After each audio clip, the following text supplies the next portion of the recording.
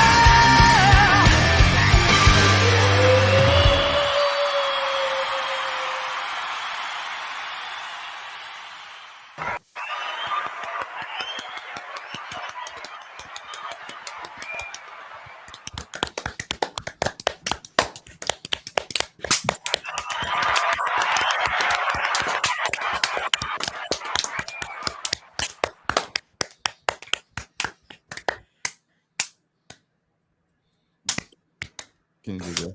The first business book loses. Can you do this? Can you do this? I'm doing it the best right now. You are doing it the best. Take my word for it. I can't do that one. Girls can't make farting noises with their hands. You know, it's why you're inferior. Yeah.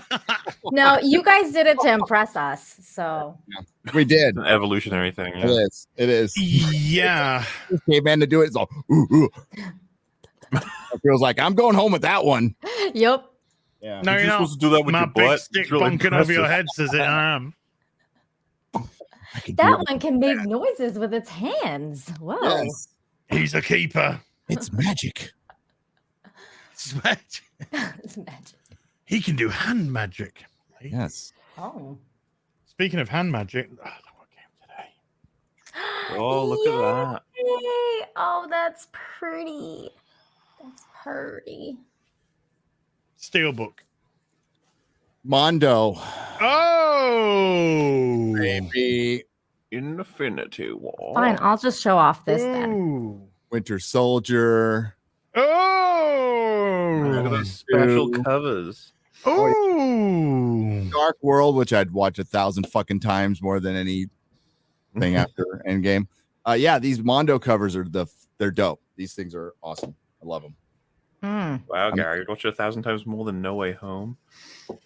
No. Okay. Home is a Sony film. It's only 25% Disney.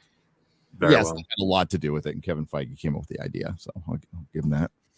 But yeah, No Way Home's awesome. It's creeping up on was it? Did they say Avatar? I hope so because there's a piece of What, shit. the next Avatar? No, what? Oh, sorry. You mean the box office is creeping up on Avatar? Yes, it is. Yeah. I was like, the next one hasn't even released one. Yeah, I know. I thought you were talking about the release date for the next Avatar. I was like, well, I don't even care. Are they still? Yeah, are they still gonna have like? It's supposed to be this Winston year. in it? Mhm. Like, was his name Sam Winston? I met him in a bar. He is a little guy. He is a little tiny guy. Nice guy. Do you mean he's a magical creature? He's a magical creature. He was really small. I'm like, what? He's out of work now.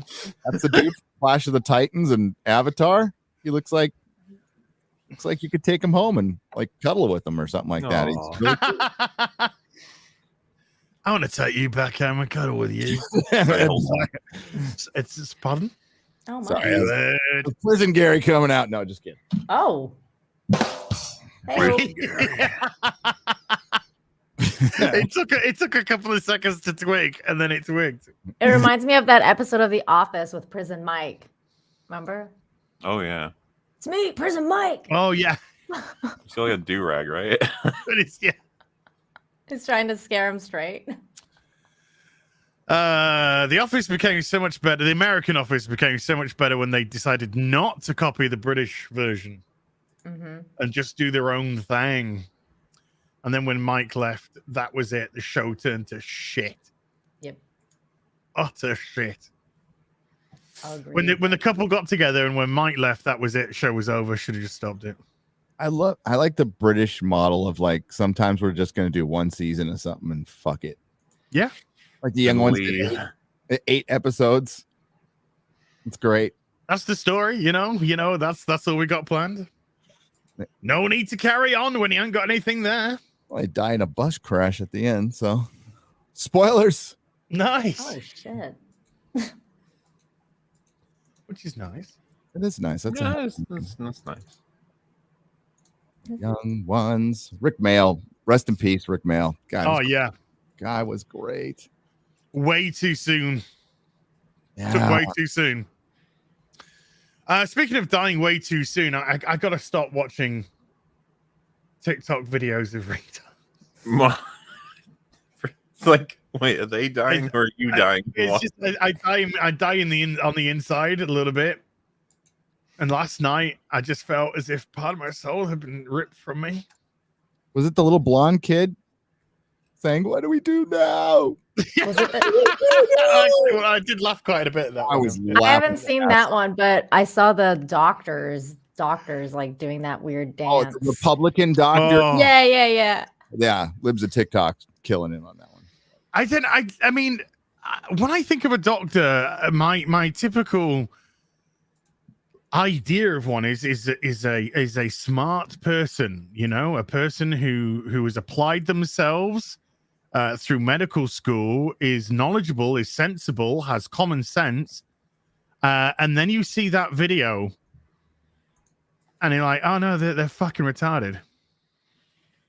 Just as much as anyone else. I call bullshit. I don't even know if they're doctors or not. Like, who knows? These people, I don't know these people. So I saw a comment underneath saying the guy just wants to fuck the woman. That's why he's doing That's probably it. true. That's 'Cause why she's like- guys do most everything. Yeah, 15 years like younger make than fart him or noises more. with their hands. Yeah, he just stops and starts going, I'm into this. Yeah, Fauci. yeah. What do you think of this?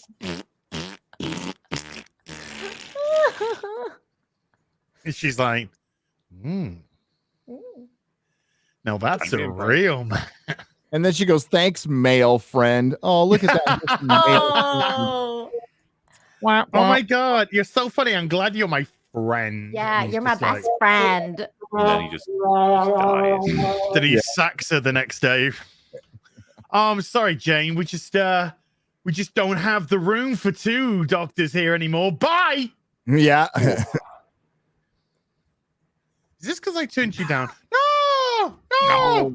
No. You get like True. really angry at each other, and he just yells out, "You're a diversity hire." And she's like, Ah. Famous last words. Love it. Oh, wow.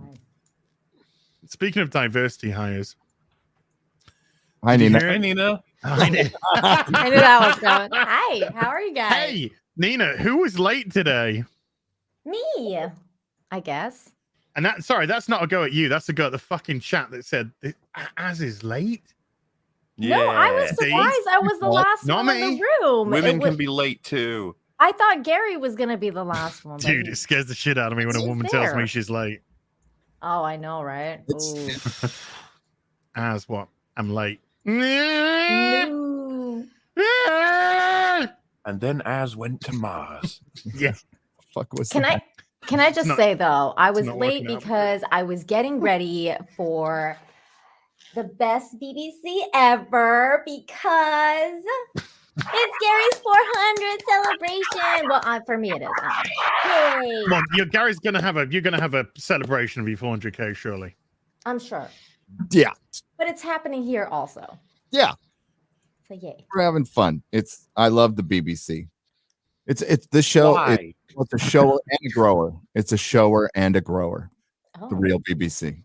That's right. like the best combo. that's what she That said. is the best combo. Best combo is when she goes, "Wow," and that's before you've even started. Yeah. Wow.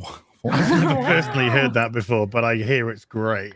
I hear, We're gonna get more than that. I hear More it's of that, really rather. satisfying to hear. Loki season 2 is getting filmed. We'll get more What Owen was it? Wilson. In summer 2022, apparently this was when it's starting up. What is? Sorry, say again. What is? Loki season 2. Oh, Starring Owen Oh Wilson. boy. Going wow. going wow! Look at that girl boss. Totally kicked my ass. Wow. A friend of mine was like, "What's taking so long to the get?" ground with one kick. Wow. Oh yeah, that's the best part. And she's actually just a school teacher in real life. Wow. I was like, "What took him so long to get started up?" And I was like, "I wonder if it was just they wanted to see the results of all the shows before they decided which they would like push further." Because Loki was the most successful one, right? Mhm. By far. By Was it? I thought a mile. WandaVision was at first. No, WandaVision started off strong, dipped quite a bit, and then ended strong.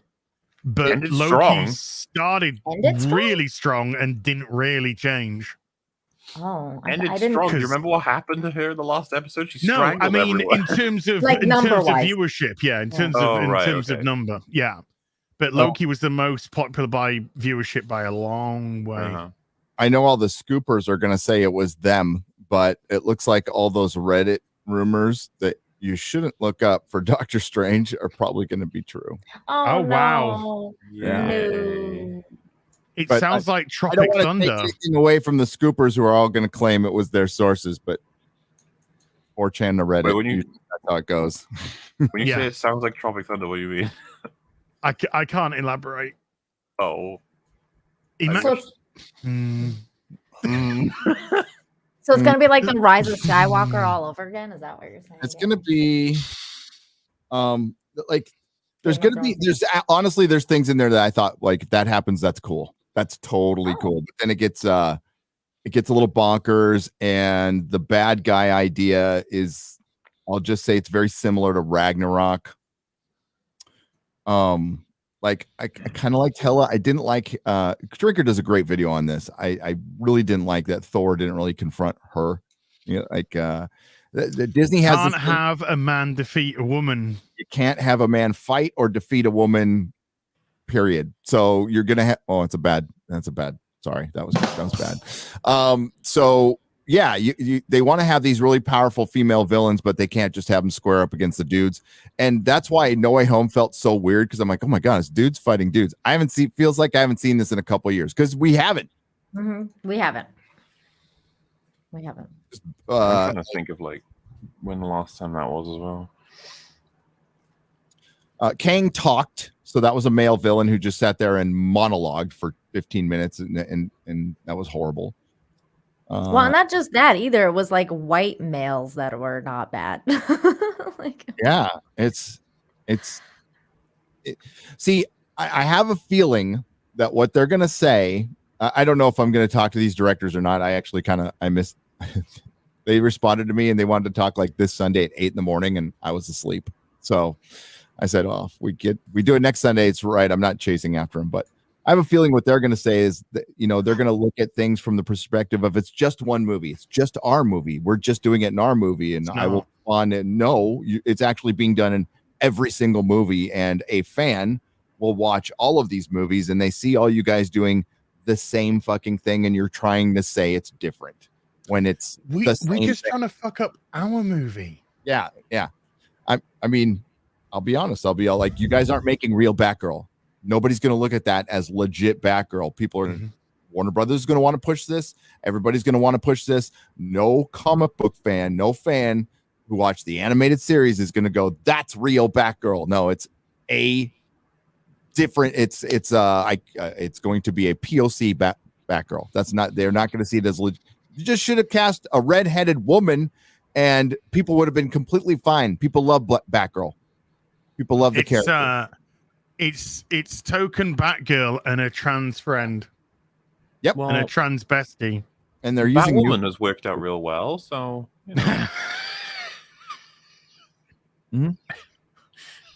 Well, you guys don't seem very supportive of that show. This is where Naomi is down to Batwoman levels of demographics after 3 episodes. So that's great. You know what WB's fucking response to why don't you have a Batman TV show and a Batman movie at the same time? Their response was always, we don't want to confuse the audience. for years and years. And always. And now they have a Supergirl TV show that just ended, and they're putting a Supergirl in a movie. They have a Batwoman TV show, and they're going to have a Batgirl TV show on their other streaming service. And they think they're not going to be confused. That's already confused like people in my community. And a Supergirl in a movie? Who's not Supergirl. It's Latino. Who's not the Supergirl. Yeah, who's not the Supergirl from the TV show, who was straight and then they turned gay. Well, and then, I may be a woman, but this is all very confusing to me. It's getting confusing. Well, that's because you got little brains. Wow. It's because you got smaller brains than the man. We store all comic movies You can't brains. process things like what you can. Little lady, leave the big thinking to us, okay? Yeah, leave the brainy stuff to us, all right? We know what we're talking about.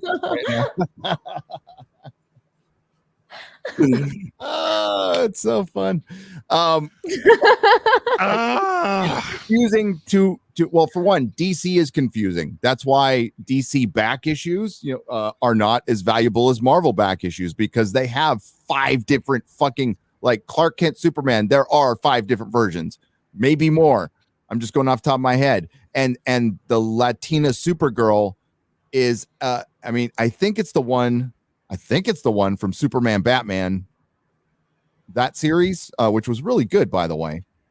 But I'm not sure, because it could be a completely different one. I know it's James Timian Supergirl, right? Hasn't been around that long. One? The one that's going to show up in the Flashpoint. We're talking about Tom Taylor's Supergirl. Tom Taylor. Sorry, why did I say Timian? Tom Taylor's Supergirl. Oh wow! Peeping Tom. Holy shit! That's awesome. That's so cool. That was a birthday present to go alongside the colored version. I mean, colored is in just color added, not blackface, by the way. In case you didn't pull a Trudeau. Okay. No, gotcha. I didn't run and hide in my house, claim that I had COVID, and then put black fucking paint on my face to escape from. He's in America. Isn't he in America? Yeah, right? That's a rumor. I don't know if that's escaped true. from Canada. Yeah, and then from Superman versus Robot from 87, is it? Robot. Yeah, 87. There has been 3 versions of Superman since this one. The New 52, then the Rebirth Superman.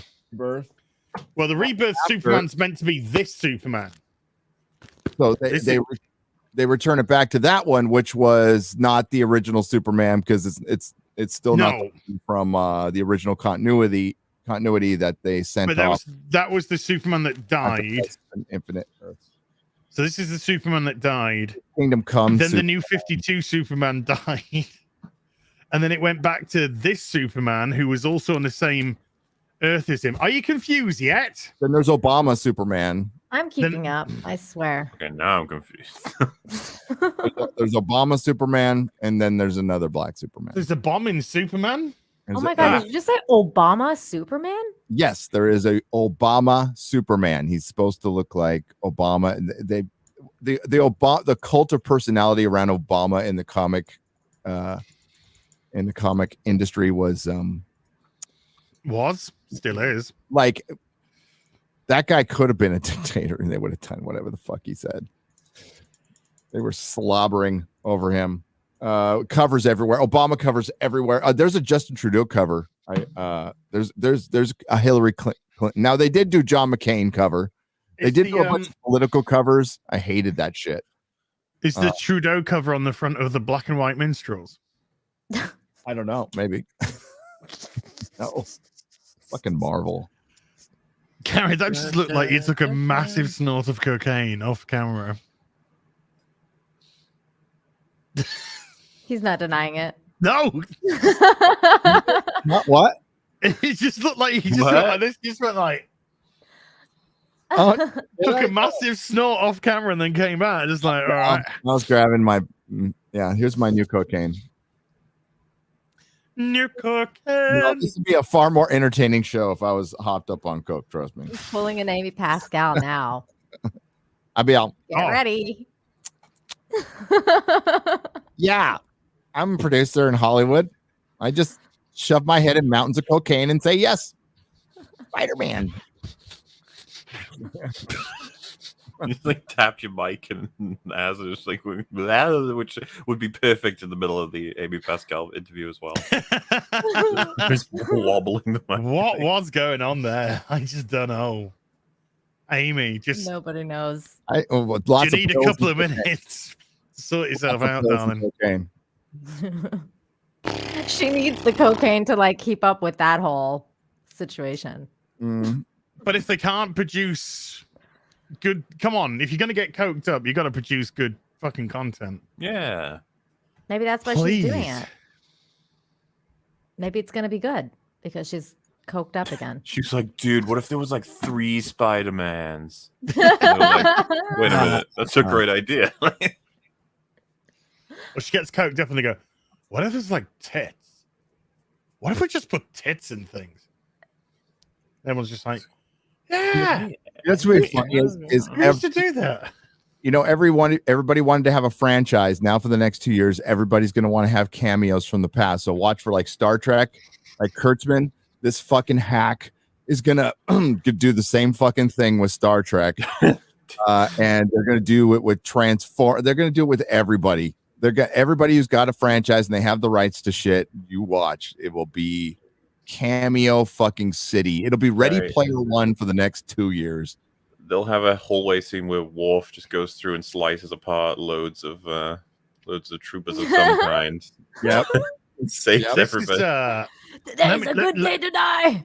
Let me just remember. This is from 2015. Melissa's a very. Oh, that's. I think that's. Oh no, we came back. Yeah. We came back and she wasn't fire retardant, and so her costume burnt off. Obviously, we didn't get to see that bit. Oh, We just got to hear about that her costume burnt off, and yeah, her bits and pieces are on fire. Yeah, and then eventually, so yeah, you won't see that on TV no more. And that was from the Progressive Supergirl. That was on CBS. That aired on network. That was on CBS. Yes. Yeah. They have a memo now that they can't show stomach Yeah. like the girls. I disapprove of Flash. this memo. Candice, what's she called? know. Candice, whatever she is from the Flash, Yeah. told that she's not allowed to show her flat stomach. Isn't that bizarre? It's like it's Puritan. That's it's Puritan. Showing off your flat stomach is like body Fat shaming. Fat shaming. It's not body positivity. It's making people feel bad about their bodies. I saw a tweet where some fat person was like, encouraging people to get thin is fat erasure and a form of eugenics.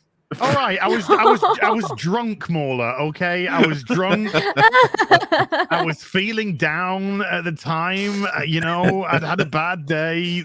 I could have just left it alone, man. Come on. Hitler probably didn't like fat people. Look at you now. And by the way, Hitler drank water. He did. Hitler breathed air, so I think you like Hitler. Yeah. Just drank water. He's currently breathing air. Well, you're not really breathing. Curious. Is that why you use a gas mask so you don't have to breathe the same air? Yeah, it's so that no one can compare me to Hitler. It's the great sort of because that never happens to me. You're really into gassing. Oh. Yeah. Oh, shit. Except for that part. Whoa.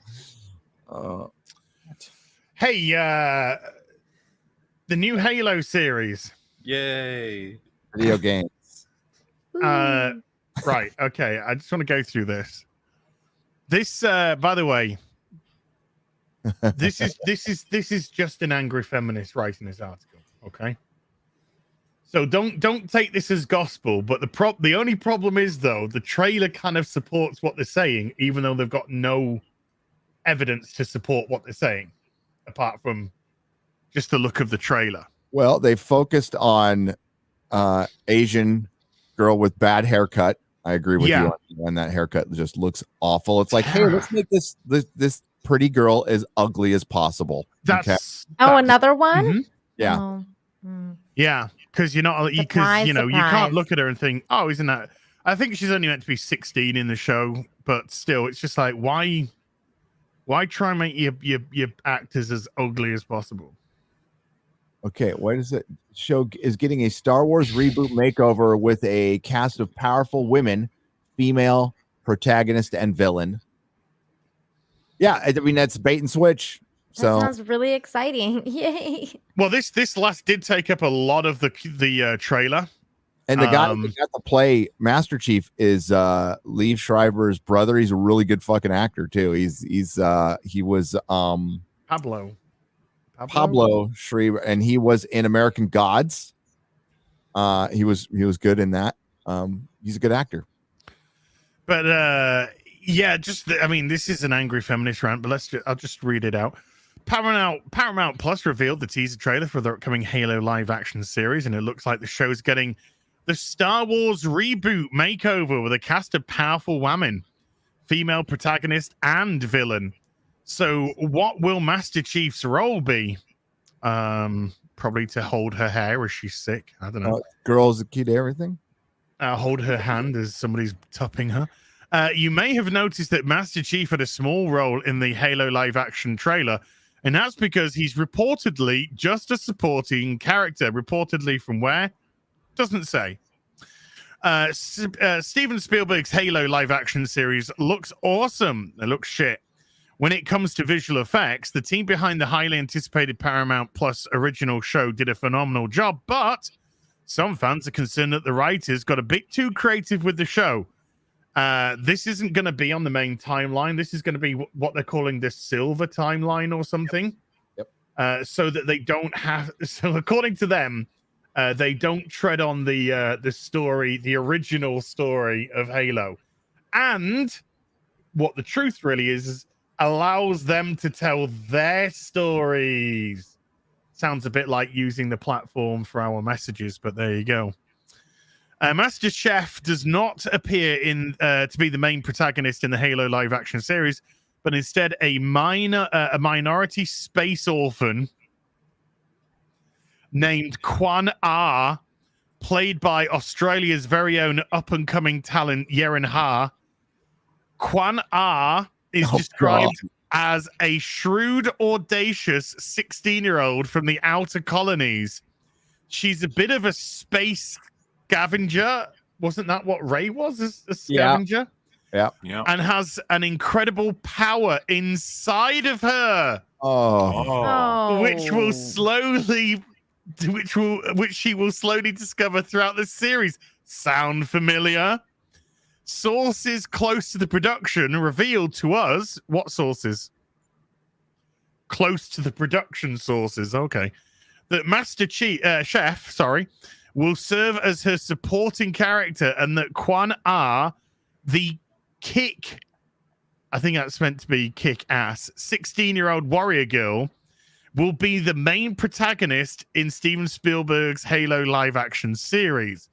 Producers also promise a very diverse cast of characters, played from people from all walks of life. However, slightly more female than fans might have expected. Yay! Her shoulders don't come out far enough to be in that suit. Is it a robotic suit? Yeah, it's not a robotic suit. No, it's like a huge bulking armor on top. Okay, her shoulders don't come out past the. I was just her shoulders are here. Yeah, her shoulders are right there. That's where her shoulders are in reality. But she's a Spartan, so she's been. It looks like enhanced. A little. What was that? Was it the Husbands of River song? That giant robot that had the with the head. Yeah. Yeah. Not only is the main protagonist a 16-year-old Asian girl at last, but finally, but 2 of the 3 Spartans are also described to be kick-ass female soldiers. Kai 125, played by Kate Kennedy, and Riz 028, played by Natasha Kolzak. So this is kind of weird because they're like literally taking like the Disney Star Wars blueprint of like the Daisy Ridley like Rey line, and then they're like also Rose Ticoing the Asian girl. Like I don't understand. Why would you take the blueprint of something that is completely just garbage and then be like, yeah, we're just Because it's about coercing IPs. Paramount Plus is it's CBS, so it's like one of the wokest places around. Like it's as woke, if not more woke than Disney. They make Star Trek Discovery. They make Picard, which is just absolute garbage. Everything they make is garbage. It's like they're really good at the procedural, boring ass cookie cutter TV stuff that 75-year-olds watch. But so they're like trying to outdo Disney with the woke trash. Okay. Paramount use IPs as a platform for their messages. Yeah. They said it. They said it themselves. Mm-hmm. It's not about the IP. It's about using the IP to tell their stories. Yes, Disney said the same thing. So they're using, which is exactly what they've said for this as well with the timeline. So sad. There's a lot of interesting work being done. I'm doing my digging once I finish the move. But there's a lot of interesting work being done looking into who's financing a lot of this, and we're seeing a lot of similarities with that BlackRock company. It's an investment firm. Its head is popping up quite a bit in a lot of stuff. It's interesting. Not everything, but a lot of stuff. Who's it now run by? The BlackRock is an investment firm that is really into that scoring system. But isn't it now being run by a former CEO of Pfizer? Yep. Yes, it is. Yes, it is. I'm sure all this is. Did you see? Oh my God, I hate to even bring his name up. David I. I'm just going to say David I and then CKE. Crazy Brit. Oh, yeah. Crazy snooker commentator. Love that guy. The lizards are coming. The lizards are coming. I listen to him on Art Bell all the time. Me too, Gary. Yes. And this guy, by the way, fills out Wembley Stadium with his talks. He's great. But his conclusions, nuts, crazy. But everything up to his conclusions has been just spot on. It's so weird. He kind of has like a steady progression of okay, yeah, and then an earthquake happens and everyone falls down a cliff and it's like, oh, you're like, I can't travel down this pathway with you any longer. Yeah. So like it's entertaining. It is so entertaining. That's the kind of thing like we can decide for ourselves. Like we're gonna go, okay, yeah, I would have stopped before the lizard people thing. It was good. That's what. See, we all decide that as adults. We don't. I don't look at it as dangerous, and it's like you don't want to shut them down from talking. It's just like, okay, thanks for your input. I'm just gonna, take what you're saying. I don't have time for him. You don't have what for him? Time. Oh. The producers decided to take it even one step further and kick the so-called patriarchy in the balls. So but who's saying that? It's the put in quotation marks, but who's saying the quote? Is there anything left of the patriarchy point? They are saying the quote. Sorry, my bad, Mauler. By having Maki, a female antagonist, reportedly easily defeat MasterChef in a battle. It will be up to Kwan Ah to save MasterChef's life and defeat Maki and save the world. Well, they literally said in the trailer, find the halo, win the war. And I just thought, save the cheerleader, save the world. I I thought it was CBS that did Heroes. Was it? I don't know because it's. Hey, I'll go check. You might Thank be. you. Little is known It about. was NBC. It's just NBC. Was Okay. it? Okay. NBC Universal. Little is known about this powerful new Halo live-action female antagonist / villain known as Maki. One word. Apart from the fact that she is played by Charlie Murphy from Peaky Blinders. Is she okay? So this character is not in the game. No. This is all set before Halo 1. Of course it is. So there is some characters which are going to. Oh god, it's going to be the girl who's the key to everything that shapes the Master Chief. Yeah. That we know now. It'll be this 16-year-old girl who's his mentor, basically. Yeah. Fucking hate prequels, man. Oh, I like this one, Master Queef. Yes, I like that one. That's the one from here on in, Master Queef. Thank you. All credit to me for that. Steven Spielberg's Halo live action series. Spielberg's got fuck all to do with this. Yeah, he put his name on it. And I think he put his name on it. Set to premiere March 24th. So there's absolutely no sources properly provided in this. But I think what the author is trying to do is follow a logical progression of what appears to be formulating within the trailer, with a little bit of embellishment on top of that. But yeah, the trailer was had a lot of the young 16-year-old girl in who didn't seem to be remotely in awe of Master Queef.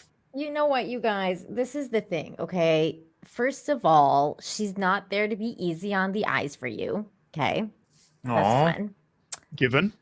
And then, and this is also not made for you. It's made for the female audience that they're trying to introduce to the Halo universe. Okay. So just stop. Just stop with your sexist bullshit. An enormous female Halo fan base. Yeah. I've been waiting for this. Yeah. They're just out there waiting. They're waiting. It's like, I want to like Halo, but I need an ugly Asian girl to follow around before I can get involved in I, you know what? I need a gender neutral female antagonist that acts like a man.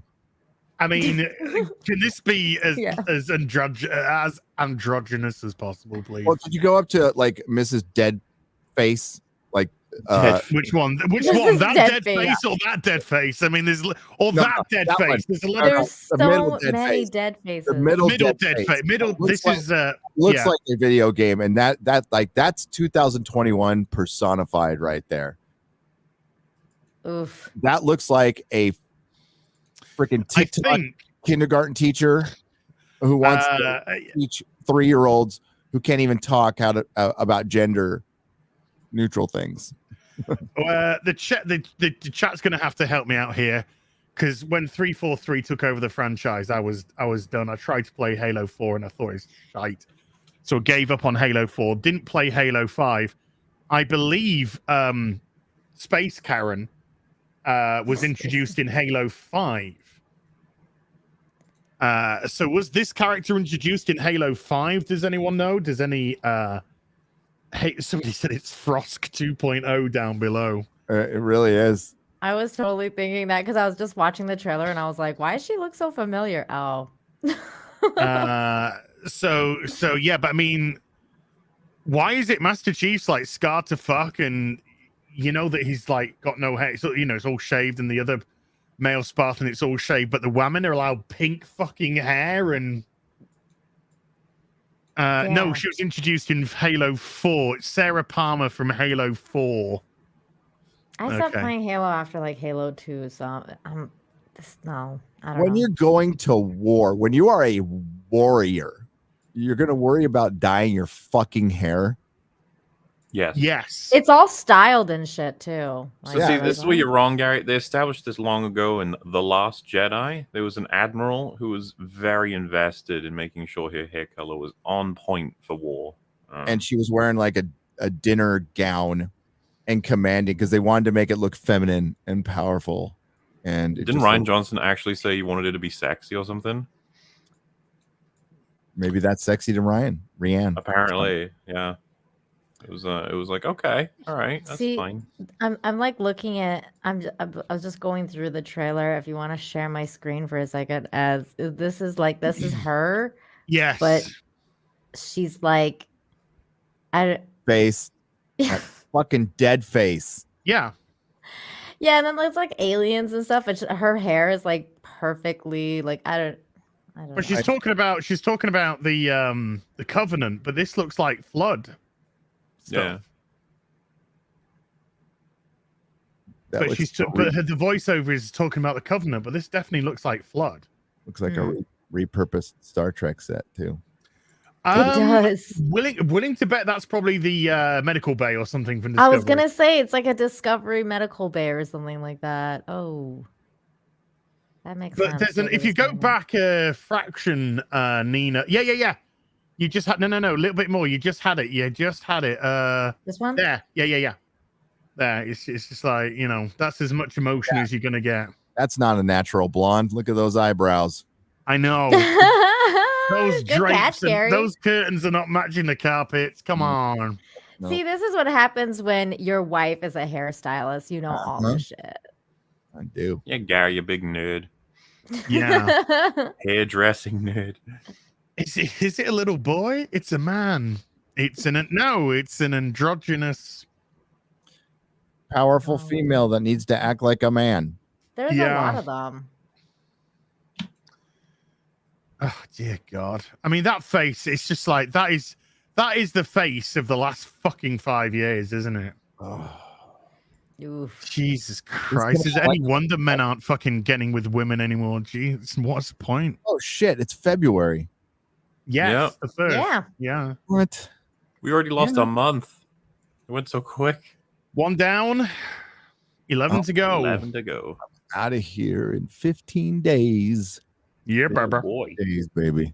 There's strong women speaking to another strong woman. What happened? I mean, there's got to be a lot of very good-looking people in Hollywood just pissed off. It's like, I've been working out to get my. I've starved myself for 5 years, and now is the other male Spartan meant to be Locke, or not? Yeah, Do we know? When I went to LA, the other male Spartan, is that meant to be Locke or not? Okay, you want to know how much I know about Halo? I thought Halo was like some Xbox exclusive because I remember it coming out with the first Xbox or something like that, or being associated with it. You're right. You're right. It was an Xbox exclusive. It was the launch title of the very first Xbox. So didn't Sony just buy the company that owns the rights to Halo right now? No, because Halo is now being run by Microsoft-owned 343 Studio. Oh, I thought as Bungie gave up the rights, sold the rights, whatever. Oh, okay. And then Bungie have gone off and made Destiny. And Sony have just bought out Bungie. But Bungie said that they're looking to create generational content for Sony. So this is a deal that's gonna probably produce a new IP at some point down the line. So they bought that company for basically 3.6 billion. That's close to what they paid for. Was it Star Wars license? Star Wars, right? That was 4.1 billion. Something. Yeah. 4.1 billion in 2013. Was it 2013? 2012. So I don't know how. Yeah, is that Locke? Is that meant to be Locke? The dude? The dude, yeah. I don't know. It looks okay, as a person who's never played the game, it just looks generic. It looks it looks very generic. It does. The games are much better looking than this, to be completely honest. The thing is though, I got nothing from the trailers. I got no excitement. I got no mystery. I got no Nothing. It can't be Locke. Do you ever Somebody see says. Master Queef's face? No, No, you never see Master Queef's face. No. that's kind of like the mystery. It's like, Yeah. Somebody said no. He's just a generic Spartan. He's not Locke. He's called something Van something blah blah blah. I like he's got Oh, no, handles. it's 132, 134. He's got handles right there on his chest, so you can pick up. Well, he's having a shit, and all the women are just dyeing their hair. Like this. Having a shit. Shaving your head is that's what you do when you're a warrior. You shave. You're free. You don't want anything getting in the way of anything. That's why Of in the killing. military they make you shave your hair. I'm pretty sure they let you grow it out a big afro and color it pink. I don't know. they do now. They do now. Yeah. Because Oh, remember, it all started with my two moms in California. Yeah, they also let you like paint your nails and wear lipstick and all sorts of stuff. 2 secs. Just carry on the conversation now with 2 secs. Mm-hmm. There was a tweet people linked to me in Discord that I thought was really funny, where the first one says, the YouTube algorithm recommended a critical review of Captain Marvel that is, I shit you not, 1 hour and 51 minutes. And I was like, oh, that's my video. And then they were like, I watch mostly trailers and song mashup videos, so I'm not entirely sure why YouTube figured I'd be interested in this. But who are the people watching a 2-hour-long YouTube review of Marvel movies? Cripes, this video has 6 million views. Well, I guess I'll see what the fuss is about. And then later on they say, okay, it's not terrible. It's kind of intriguing, actually. Turning people around. That's what Nice. we do. Yes. That's awesome. Yes. That's why. That's not terrible. See, that's not alienating your audience. That's not saying something like Trump supporters aren't welcome here. That's some stupid shit to say. But like, did you see what Elvira said on Twitter? Like Elvira? You mean Elvira? Elvira? Yeah, that bitch. Yeah, she's a stupid old bint. Is that the word? Yes. Okay, bint. Biddy? Old bint. She should be the first person protecting free speech and free expression, since she made her living off of like wiggling her fucking tits. Thank you. It's like, But now, no, there's a lot of this. I've climbed the ladder and now I'm going to pull it out from under me. That's what Patrick Stewart did. Fuck all these. That's what Peter Dinklage did. I love that the little people, the midgets, are calling them out everywhere. Go get them. Yeah, it's that's all this fucking is. That's what a lot of rich people who want to be socialist, for one, most of it's don't come burn down my mansion, and the rest of it is pulling out the ladder from behind. I don't want any competition, because in free market there is a lot of competition. There's tons of competition, and you can replace that person. And we have people like Joe Rogan rising up, and we have the entire mainstream media industry, the state, big tech coming after this guy. yeah. Just like smokes pot, does a little DMT, and talks to people. Talks about mushrooms. It's because he and got popular working enough, out. isn't it?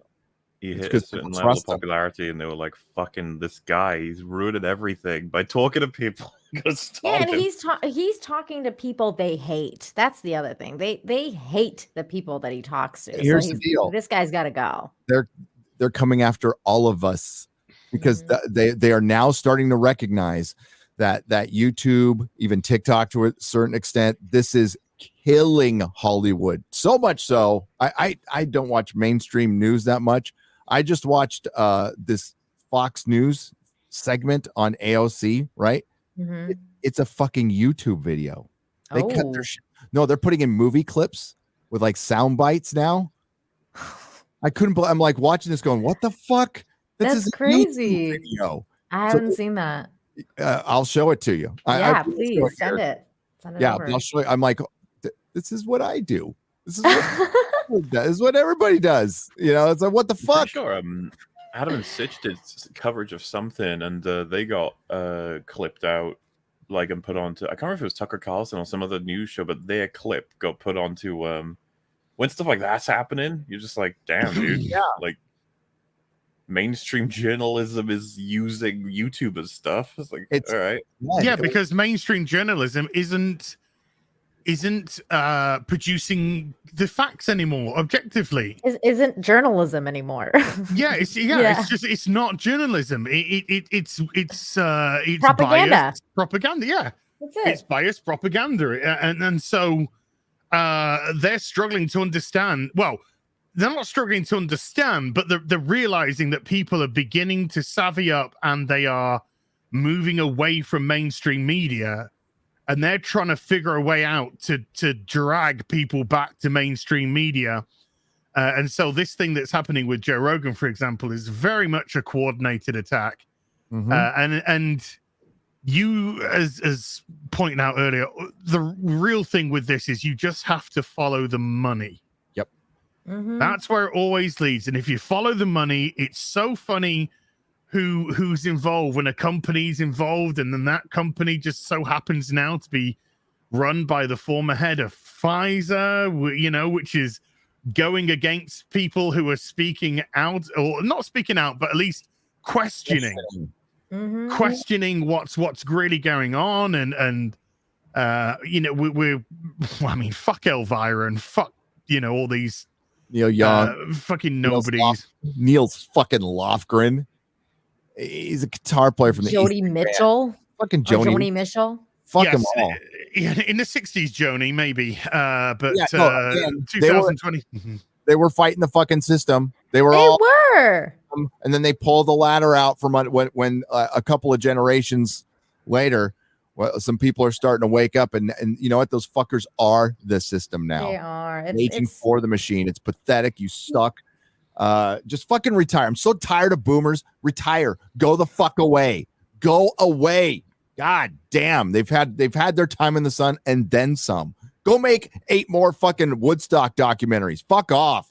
Shit. Well, and the other thing that I don't understand though, with regards to the Joe Rogan thing, is that like a lot of people thought that response that he put out on like with regards to Spotify was him apologizing, and I don't think that he was apologizing. I think that I think Joe Rogan is really truly trying to reach across the aisle and talk to both parties. And if he comes out and starts like shitting on people like Neil Young for or whatever, or like Joni for doing this kind of stuff, then he can't be that neutral party that reaches across the aisle. He's smart. Exactly. He's being smart. You have to be strategic. You can't do that. Fucking guns ablaze and going, fuck this, ride or die. Then he's off the platform, and guess what? Then he's nowhere. Then he's not. Then he's nobody. That's his whole shindig. We have to stay here. We have to sometimes create our own language. Sometimes we have to fucking bite our tongue once in a while. It sucks because you know what? Yeah, we can be as right as we want to be in our room, not talking to fucking anybody. So yeah, you're right. He's got to be smart. I didn't like the last half of it either. I listened to that. My first reaction was,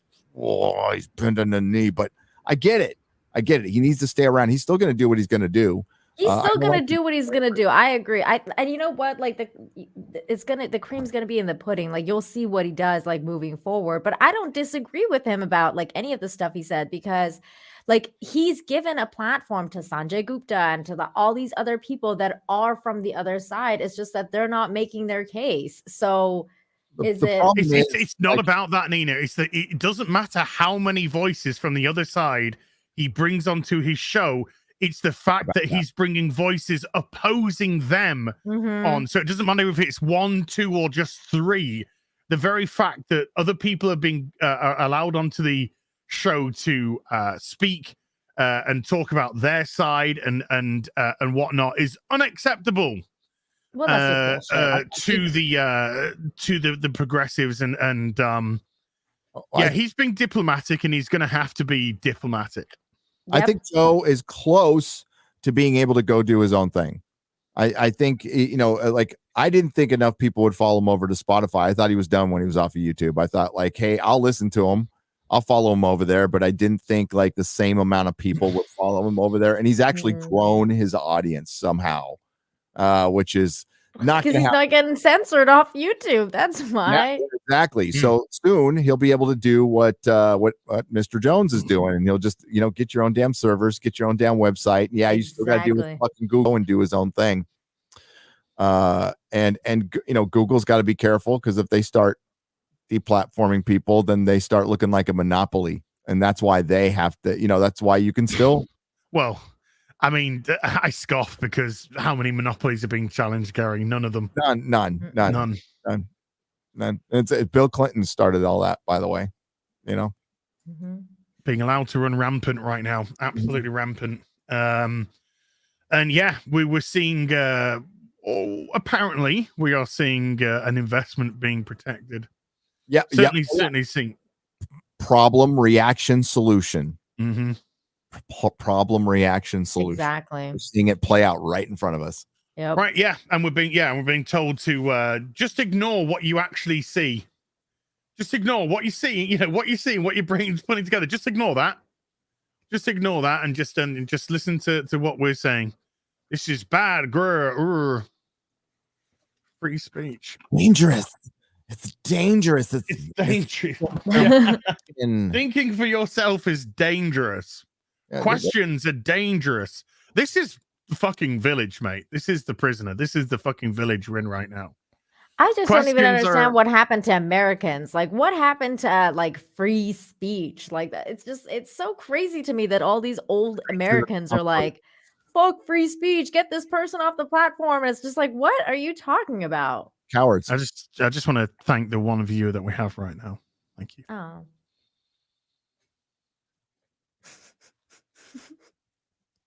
What? No, that's like, I just want to thank the one viewer that we have right now. Oh, this is awesome. That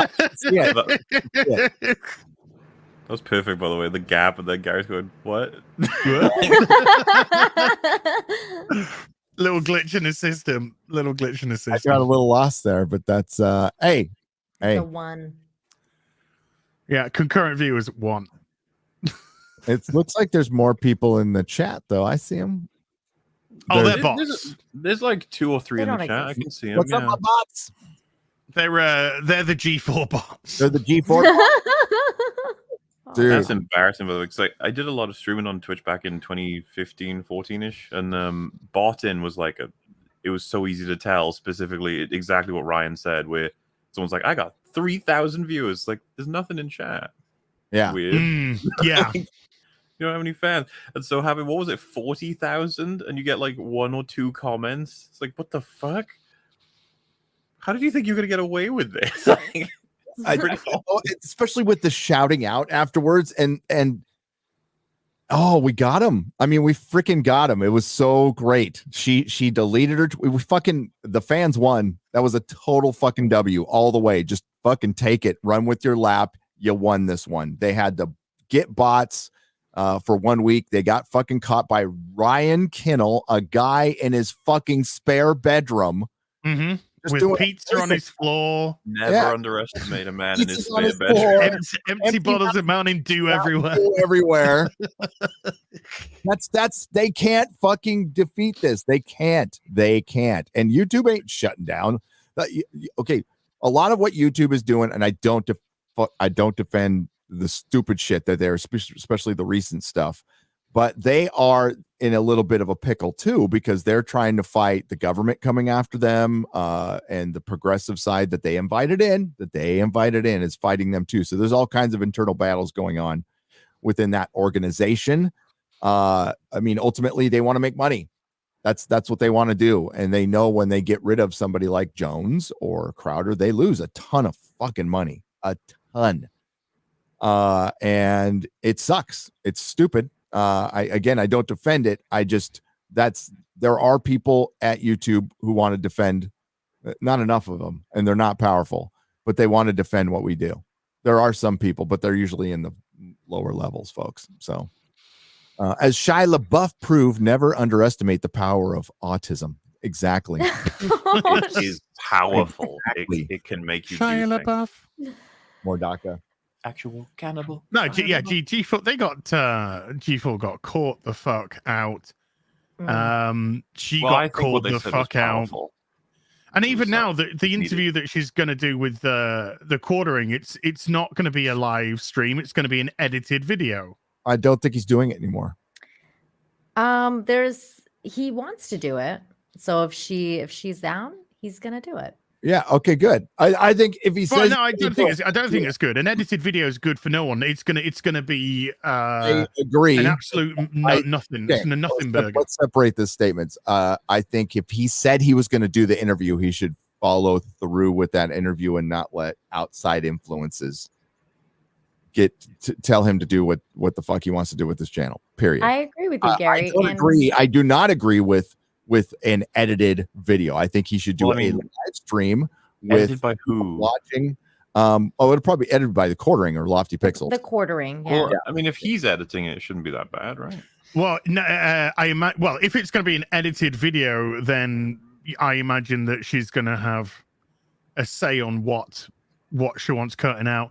But I don't know if you're going to have a proper conversation. Have a proper conversation live. Agreed. You know, I mean, I that's the way that understand what see you it guys are personally. saying, but I feel like because the situation is so,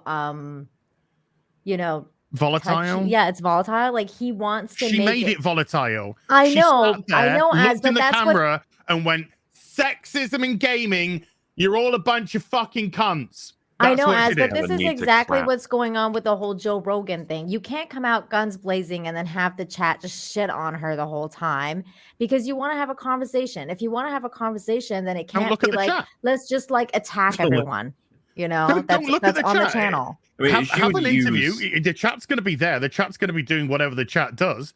But as we can see here, we just have to click that button, bang, private chat, and the chat's gone away.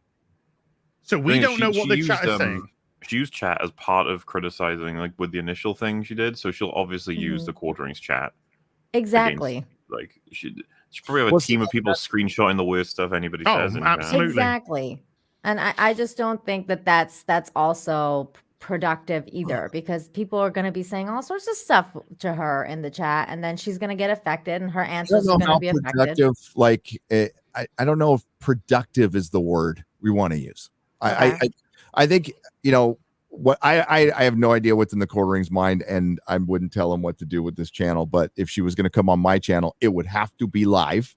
Mm-hmm. And I would, the first two things out of my mouth would be, okay, prove to me without a shadow of a doubt that there is sexism in gaming. You're the one who said it, so you need to fucking prove it, because I can probably prove the burden of proof is on you. That it doesn't exist. The burden is on you. You come out there and you flame your audience, and that's guess what? That's partially, we all share audience, by the way. That's why it's not a good idea to go after anybody's fucking audience, any other channel. It's fucking stupid. And every time a channel does it, well, they you know what? They lose a ton of traction. Happens every single fucking time. You'll always find it sexism gaming. You'll always find it. You'll always going to find everywhere. it. It's never going to go away. Categorically, quote unquote sexism in gaming. Because if they're like a girl looking sexy is sexism, I'd just be like, oh, okay.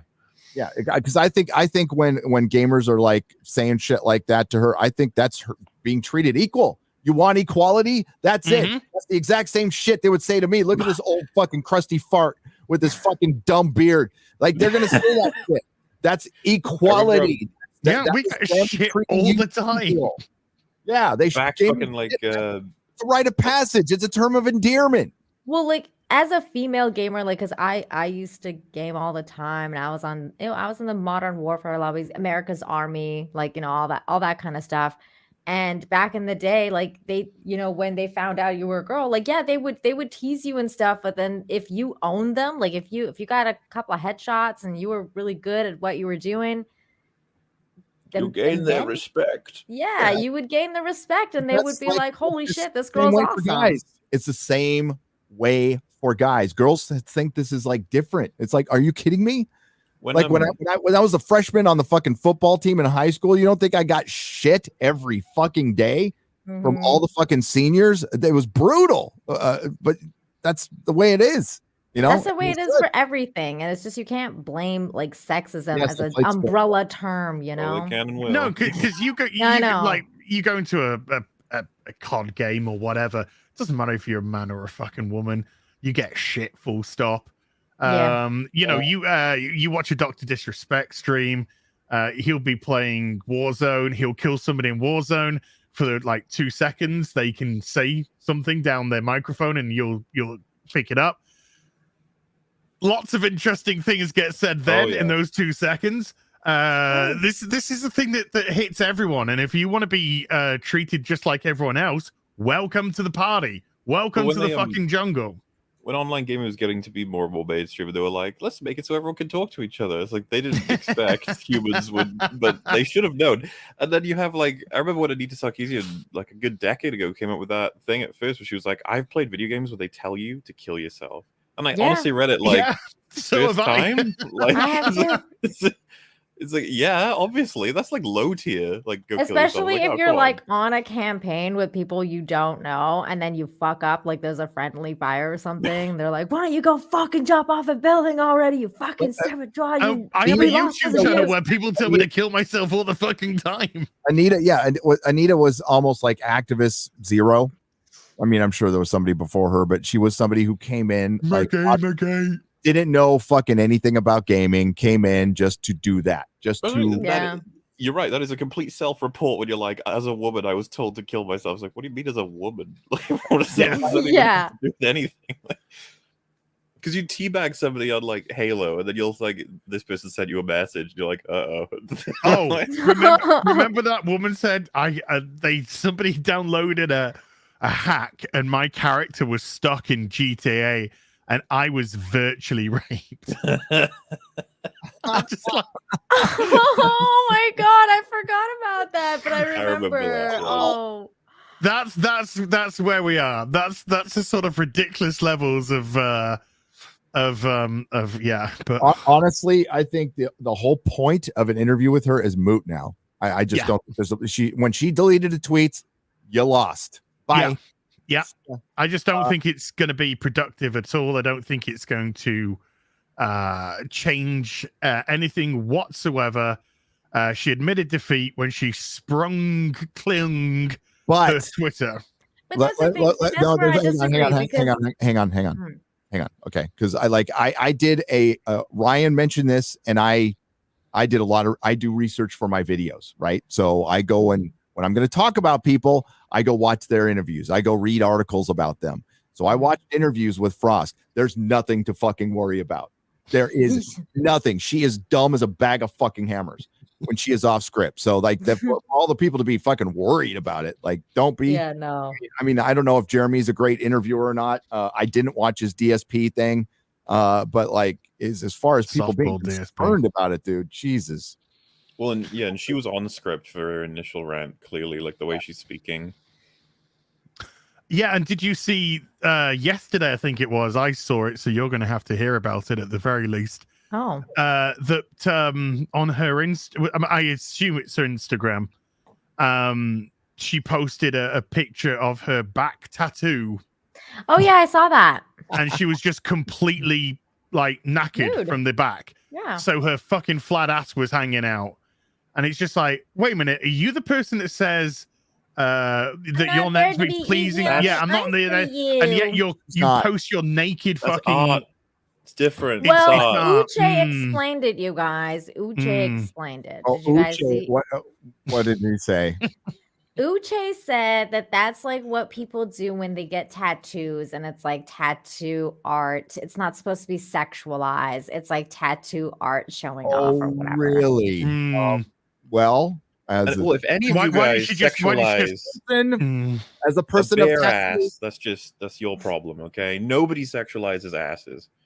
Yeah. Yeah. Well, not like that. That the fucking. I was like, man, that makes it look like Brie Larson has an ass. Like he was saying, it's supposed to be artistic, not sexualized. Autistic or artistic. I knew you were going to say that. I knew it. I was like, there it goes. There it is. Uche's young. I love Uche. He's got the best cakes. He's got the best cakes. Yeah, he's got the best cakes. Yeah, Uche, the same Christopher E. Superman, the Donner Superman is trash, and Man Could his name be brought up without Gary mentioning? No, he cannot. Take on the internet ever. That's embarrassing. It's got sarcasm, Gary. Sarcasm. That was straight. He actually thinks that. There are people who actually think my comment was sarcastic about his great takes. I know. Playing for the audience. Gary will never forget. Gary's so mad. Oh, I love you. As Donner somebody who's very easily sexualized, I get very concerned about these things. You know, Where's my body pillow? Yeah, where's the ass body pillow? The flying ass body pillow. It's got to be the one where you're flying. You know, Look, that's the one I've been saying. With, like, give these Chinese children a day or two at least. Come on, Nina. God, get on it. These are the people in the factory where they don't have the nets that stop them from killing themselves. Oh my God. So we have to treat them a little bit more carefully just in case. Oh no. Oh man. Oh God, I never want to see a back tattoo again in my life. Let's read some supery duperies because the crowd has just gone mental again. And we start off with Mikey Gusler, who of course is big Donner Superman. Big Donner Superman fan. Gotta mention that. What's the worst Christopher Lee take? Cinematic Venom saying that Sauron had no reason to turn evil, or Cosmonaut Variety Hour stating that Count Dooku is the worst Star Wars character of all time. Oh, yeah, well, the second one I would say, but I don't. Well, saying Saruman had no reason to turn is like he's explicit in the movie. Like I don't know how you miss something like that. He's like, for one, he wants the Ring of Power. He wants to betray Sauron, and he just, he's like, we can't win. There's no way we can win. They'll lose if they fight Sauron. So. And Saruman has always seen himself as above man, which they were really supposed to do. And he, like all the wizards, basically lost their way except for Gandalf. Even Radagast the Brown, which we don't know if he survived or if he betrayed. We don't. But know. Rose Tico, But Rose Tico. I'm sure the Rings of Power is going to have a Rose Tico in there. It's got to be. On the other hand, to be like Count Dooku's the worst character, it's like, dude, he's like an ex-Jedi turned political activist who hates the Republic and was manipulated by Sidious to try and create and lead the Clone Wars. That's way more interesting than anything in the sequels. Yeah. I mean, he's Yoda's former student as well. Yeah, it wasn't executed like perfectly in the prequels, but no. At all. But it's way more. Yeah, no, he's not a terrible character. He's a good character. Christopher fucking Lee's awesome. Yeah, man. Everything. Okay, he's the goal, man. Top tier. I love him. Young Ripper's shoulder hair for £5 says, Okay. congratulations and salutations, Mr. Beekler, on 400K. Yay! 400,000 misogynists, he says. Yes. See, I'm trying to get them all together. See, together we can be a force. We can Tell him Ripper's shoulder hair. Sorry, he says, I mean subscribers. On an unrelated note, hashtag where's Trudeau, hashtag free Canada. Honk, honk. Honk, honk. Hit all those truckers. That's fucking awesome. Yeah, he's run. Ashtray with a 10 Canadian says honk. Honk. Mikey Gusler again with a $20 says so. Dinklage doesn't want. I'm going to just call him Dinkleberry. That's what I like to call him. Sure. Okay. Dinkleberry doesn't want dwarves to be featured in the new Snow White movie. However, Dinkleberry himself played a dwarf in the Snow White Tales of Terror, starring Sigourney Weaver and Sam Neill. What does he have to say about that? Nothing. That was before Game of Thrones. It doesn't matter. Yeah.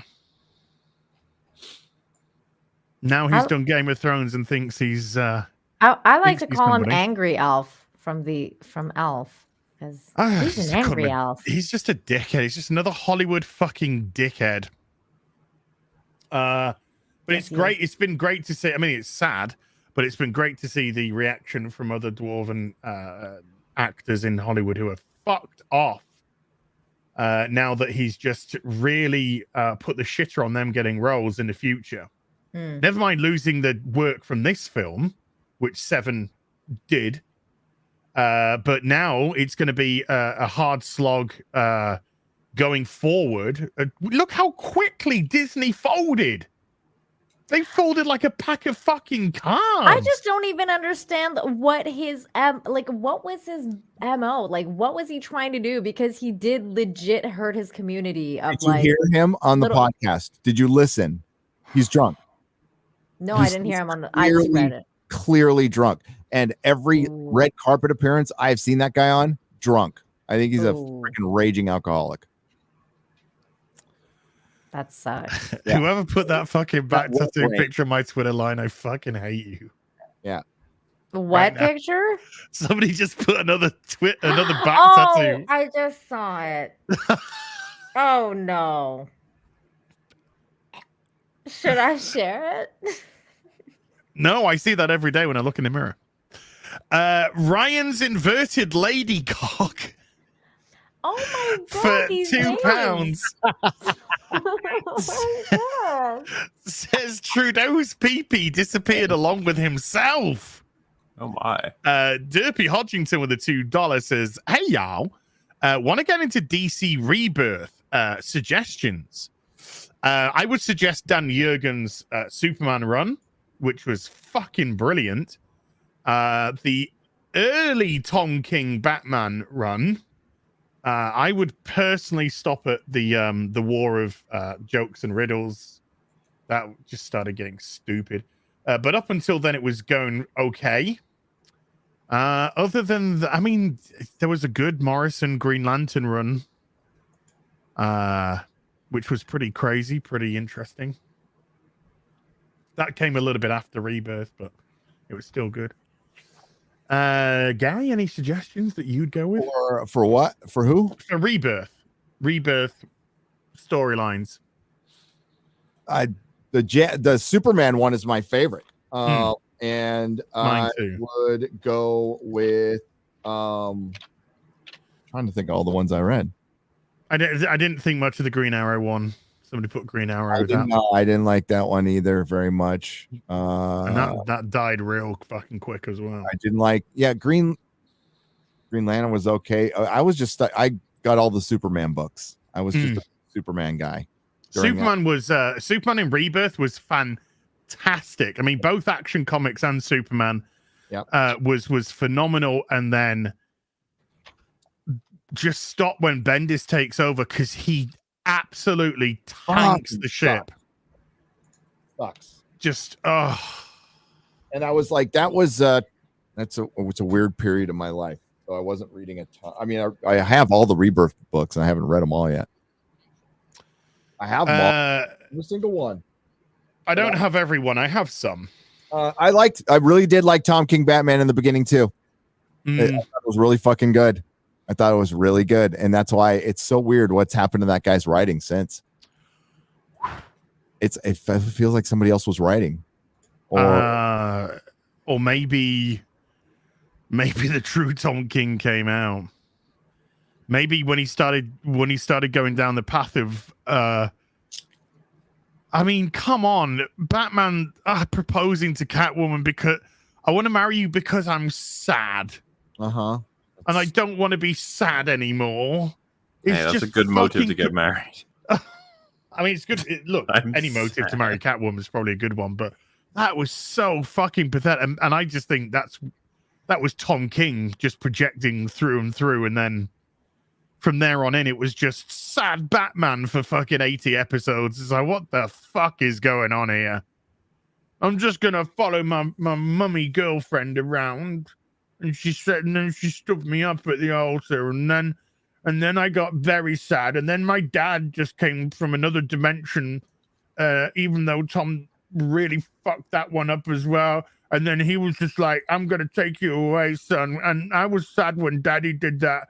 And then Bane did stuff to me, and I made me sad. Oh, fuck off, Tom King. Alternate dimension dads. They're the worst. Oh, they're big time. They're big time. It was shite. But that Jurgen's Superman was fucking brilliant. And the Action Comics and Superman, both of those in Rebirth were fucking fantastic. Anywho, Nikki D with a $10 says, now that Gary has 400,000 subscribers, he'll need a Friday Night Tights focus group analyst.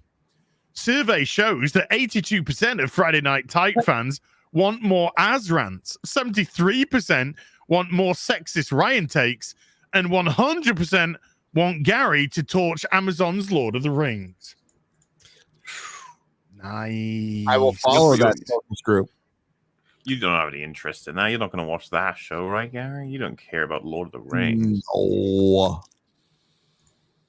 No. You didn't even watch Book of Boba Fett, you know? So why would you watch that? I watched the episode I needed to watch. It was last week. Oh, yeah, that was anything. That was hilarious. Like you said, it must have been like, you guys are going to love it. Yeah, because I don't think I've ever seen that in TV before, where they really repurposed an episode from a different show into the current season to give it some life. They did it Battlestar Galactica 1980. They brought in for continuity. They brought in Starbuck. They brought Starbuck. They did a Starbuck episode where he disappeared. But like that, no, this is totally new. We just gave you a bunch of filler. There's no antagonist. There's nothing, just so we can fit in the one episode we had time to make for The Mandalorian.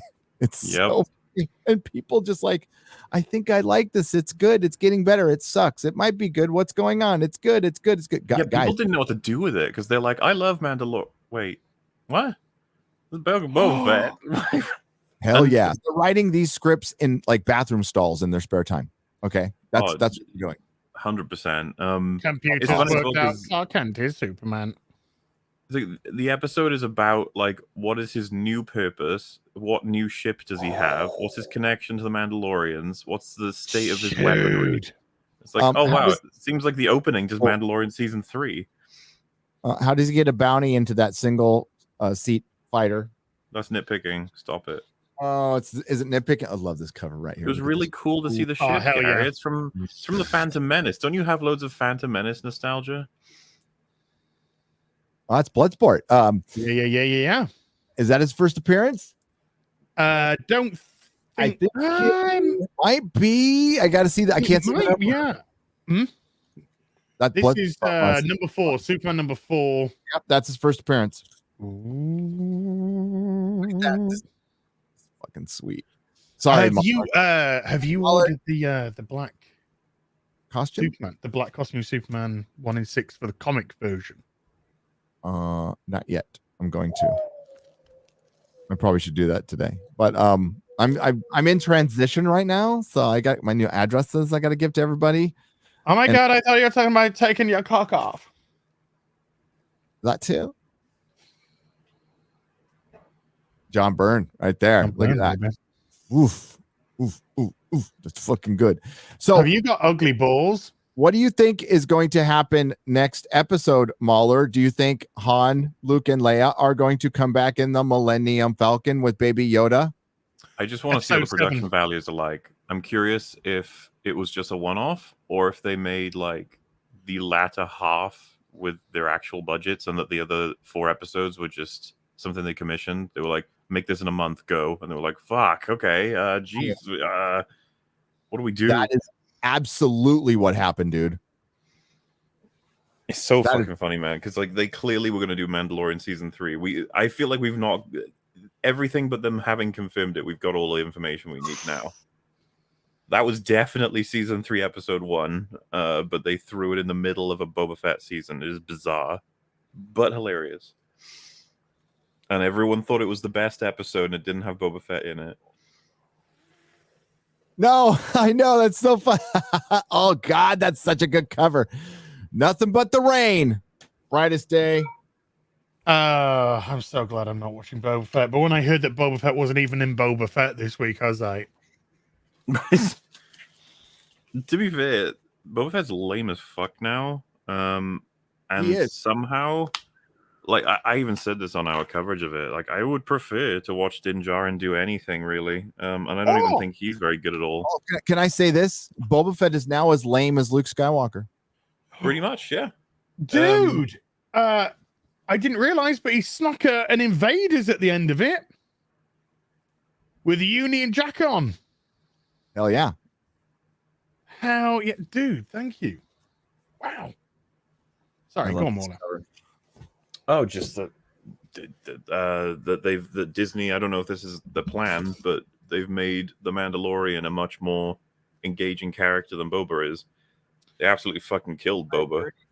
I think it's Drunk 3PO tweeted out yesterday. He was like, does anyone else think this? And I think that judging by the way that I haven't seen the episode, but I've heard about the episode, and obviously having kind of seen all the stupidity that's gone in the series so far, it definitely looks like we're going to reduce Boba Fett, and then Mando's going to come in being all fucking sexy like, and our Mandalorian's better than your Mandalorian. Yeah, no, that's exactly what they've been doing this from the start, guys. I know. Luke's been drinking titty milk.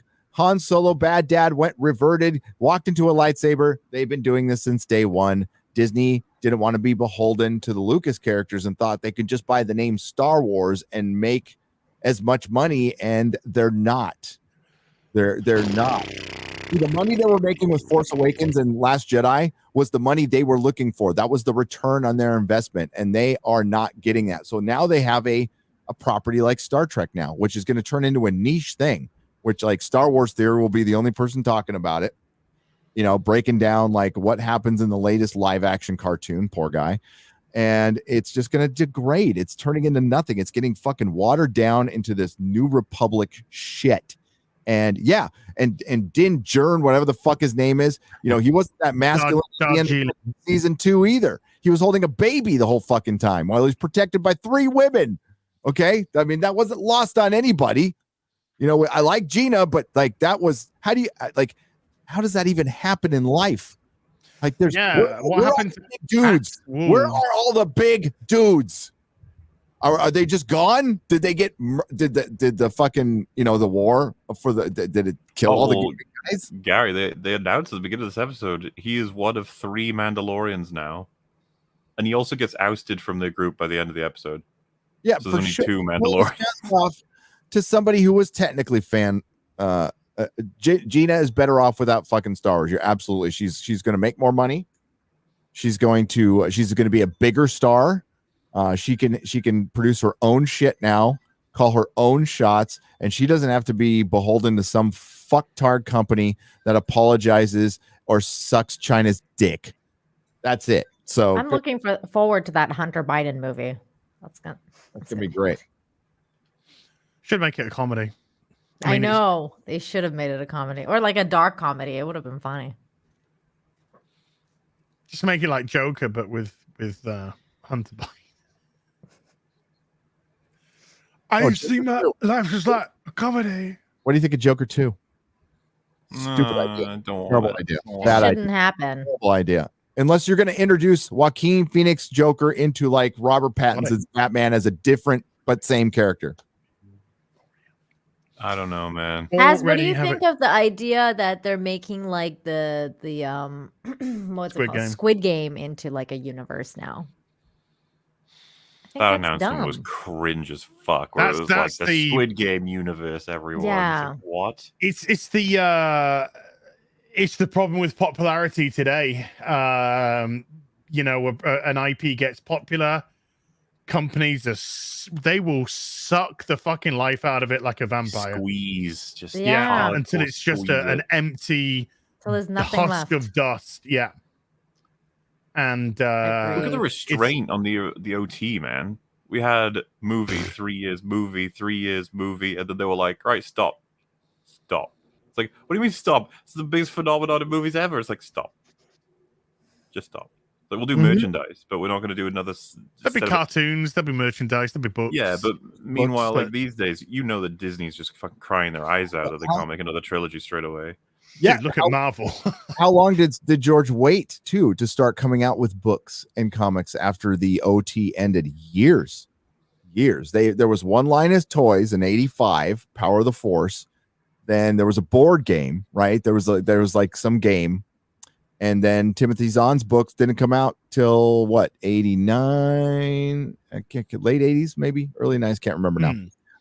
And that's when things started picking up the Dark Horse license and they started getting comic books. So he was patient. It was great. It was perfect marketing. And then when the 20th anniversary rolled around, it was like Star Wars premiered all over again. It was fucking nuts. It was great. It was so great being a part of 91. Thank you, Phantom Mercenary. So it was really well planned, like masterfully planned. And then Disney just like, let's shit everything out. No, it's a shart. It's not even a shit. It's a shart. Oh, just like that. Just like that. I gotta remember. Point towards the window on this one, bathroom on the other one. Okay. Hey, by the way, 5,000 people watching.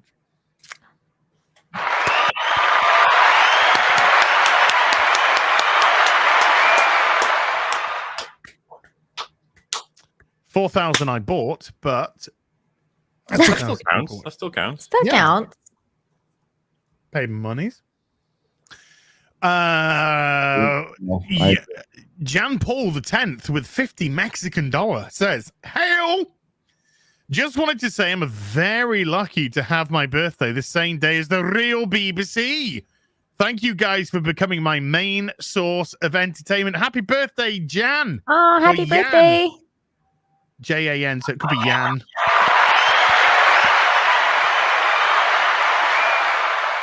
Thenon with $100 says, "Hail as Mauler, Gary, Nina, and all of the chat. Congrats on 400k subscribers, Gary. Yay. No one deserves it more. And cheers to your continued success." Cheers. Mauler, loving the Book of Boba / Mando Fett EFAPs. Thank God I don't have to watch that garbage. Oh, and hot dog. Hey, genuinely amused. Thank you, Athena. People watch like coverage of it, but never actually watch the shows. It's such a weird culture we're in, but that's where we're at. Like, yeah, I'm getting it with Batwoman. I'm getting it with Naomi. Dude, were your reactions to the Sam people's death as opposed to you guys did like all the other, the reactionary that was so authentic, and then your guys's was so fucking good. I was laughing my ass off again. Yeah, and I knew it was coming. So for context, all the typical reactors are like crying and going like, "No, the Tusken Raiders, no, not the chief." Shimmies rapists. Rapists. Well, they fucking beat Boba in their own show, and it's just like, feel sorry for them though. You're like, "No, I'm all right. I'm good. Fine." We got two. Go on, sorry. Just because obviously we were very happy when they were removed from the show, but we were like the only people on the internet in terms of live reactions who felt that way, apparently. Correct me if I'm wrong. Didn't they get killed off screen as well? Yep. Remember when the Kraken got killed off screen in Pirates of the Caribbean? That was my fucking favorite. Oh, I only watched that. That I never watched the first Pirates film. That's where I'm stopping. Yeah, that was just a stupid decision. Oh, that was so bad. I was so upset at that. We got Nina's a 10 because she's pretty and she's cool. Oh, yeah, somebody tried to roll into my super chat square up with a Nina's like a 3 and a 4, and like, listen, I can't rate Nina because I'm a happily married guy. I'll let you guys and gals do it. No 3 and 4. That's dude. simple. I know they wanted themselves some Nina, and they couldn't have it, and so they got the mad. They got a little angry. They got a little slice of Nina. That's okay. I'm here to be easy on the eyes for everyone. Wow, sexism. Azza already has that role in gaming. Wow. Just fucking pull them out. Why don't Sexism you? in comics. Oh my god! I miss sexism in comics. I missed it. Yes. Jesus, it was so great. Back when like Gamora had like a little skull on her belt right above her vag. It was awesome. Yeah. We're going down it. Oh, Pretty much- but Nina, don't get too excited because I'm a 12. Okay. So there you go. There you have fair dues. Fair enough. Yay, Hazel. Thank you. We got a two-parter, both of them for 20 Canadian. So for 40 Canadian here. JB24, part 1. Hey, Nina. Remember when you called? No, hold on. This could go wrong here. I haven't even read this, so this could be like, hey, Nina. Hey, Nina, remember when you called Canadians a bunch of hosers a few weeks ago? I did. Okay. I hope that crow comes with maple syrup because the whole world just learned what it means to be Canadian. We may be quiet and passive, but Canadians have always stepped up when the world needed someone to, and Canada just stepped up. God bless truckers. God bless Canada. God bless freedom. We are glorious. We are strong. We are free. We are Canadian. Hell yeah, man. And that's what I was saying, because I was the one that was pointing out that we were the ones, the Canadians were the ones that would go out on the ice and punch each other in the face, and they'd be totally fine with it. And they'd go out and riot because they, lost the Stanley Cup playoffs. And then they didn't do anything for 2 years. They just were like, no, we're just going to take it. And then now they're finally standing up, and I'm so happy. I'm so proud to be Canadian again. Go Truckers, Hong Kong. Yes. Wow. Let's go, boys. I like the little flag. Screw Nina. I want ads to put him on the glass. Wow. Is that like in my. a Cool Hand Luke kind of a way? I think he wants you Midnight to like Express, stick your a Midnight Express kind of a way. He wants to see your tatas.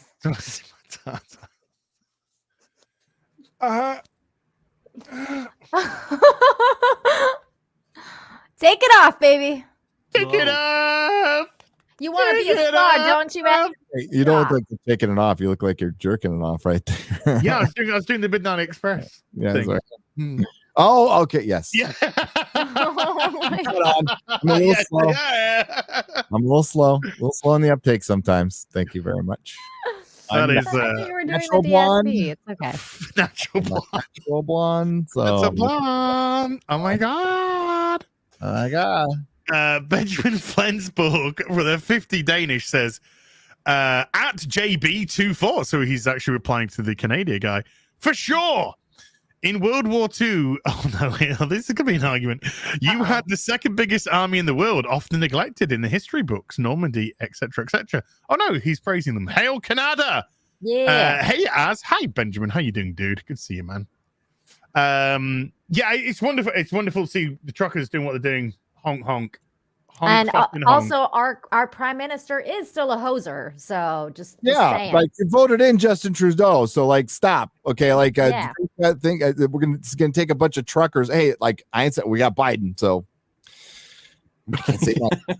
At least you're halfway through your rant. You're like, oh wait, fuck. Yeah, well, no, my guy doesn't know where he is and he's shitting his pants, but your guy is just evil and he's runs. Evil. He's a fucking dumbass pool our boy. dude knows exactly what he's doing at all times. "Quote unquote" voted. Yeah, I don't know how you guys. And our guy should have just stuck with what he wanted to do from the very start of Coof, which was just fucking leave it to herd mentality to sort it out. Did you guys see this? I thought this was funny. That I definitely didn't age well. Drunk 3PO tweeted it out.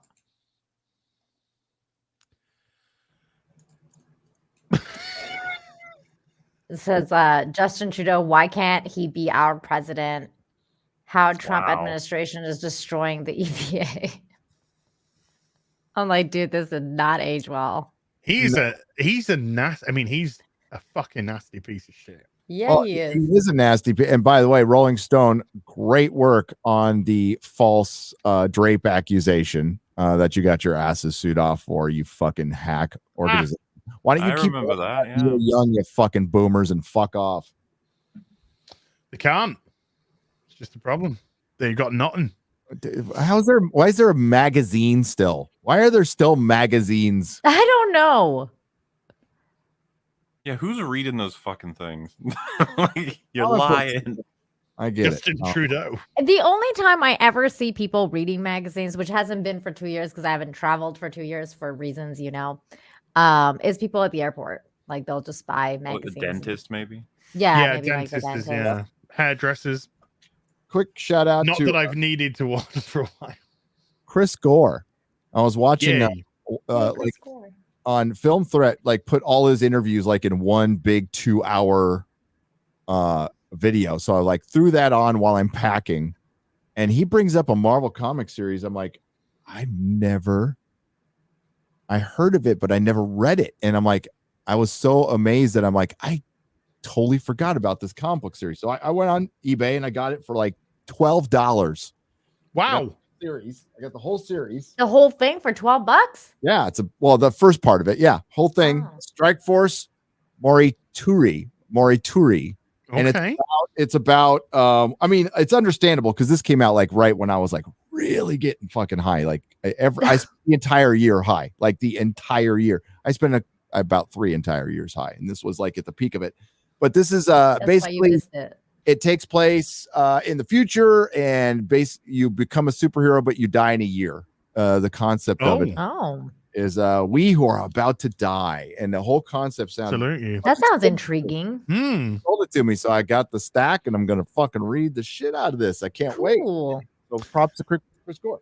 I got a question for you, Gary. Yeah. Comic question, because I've been just toying with the idea. I don't know if it's because of watching Spidey and really enjoying it and just the whole positivity around it, etc. Do I get myself Amazing Spider-Man 121 and 122 or not? Yeah. Just yes. Yeah. No. Just get them. Yes. Should I get them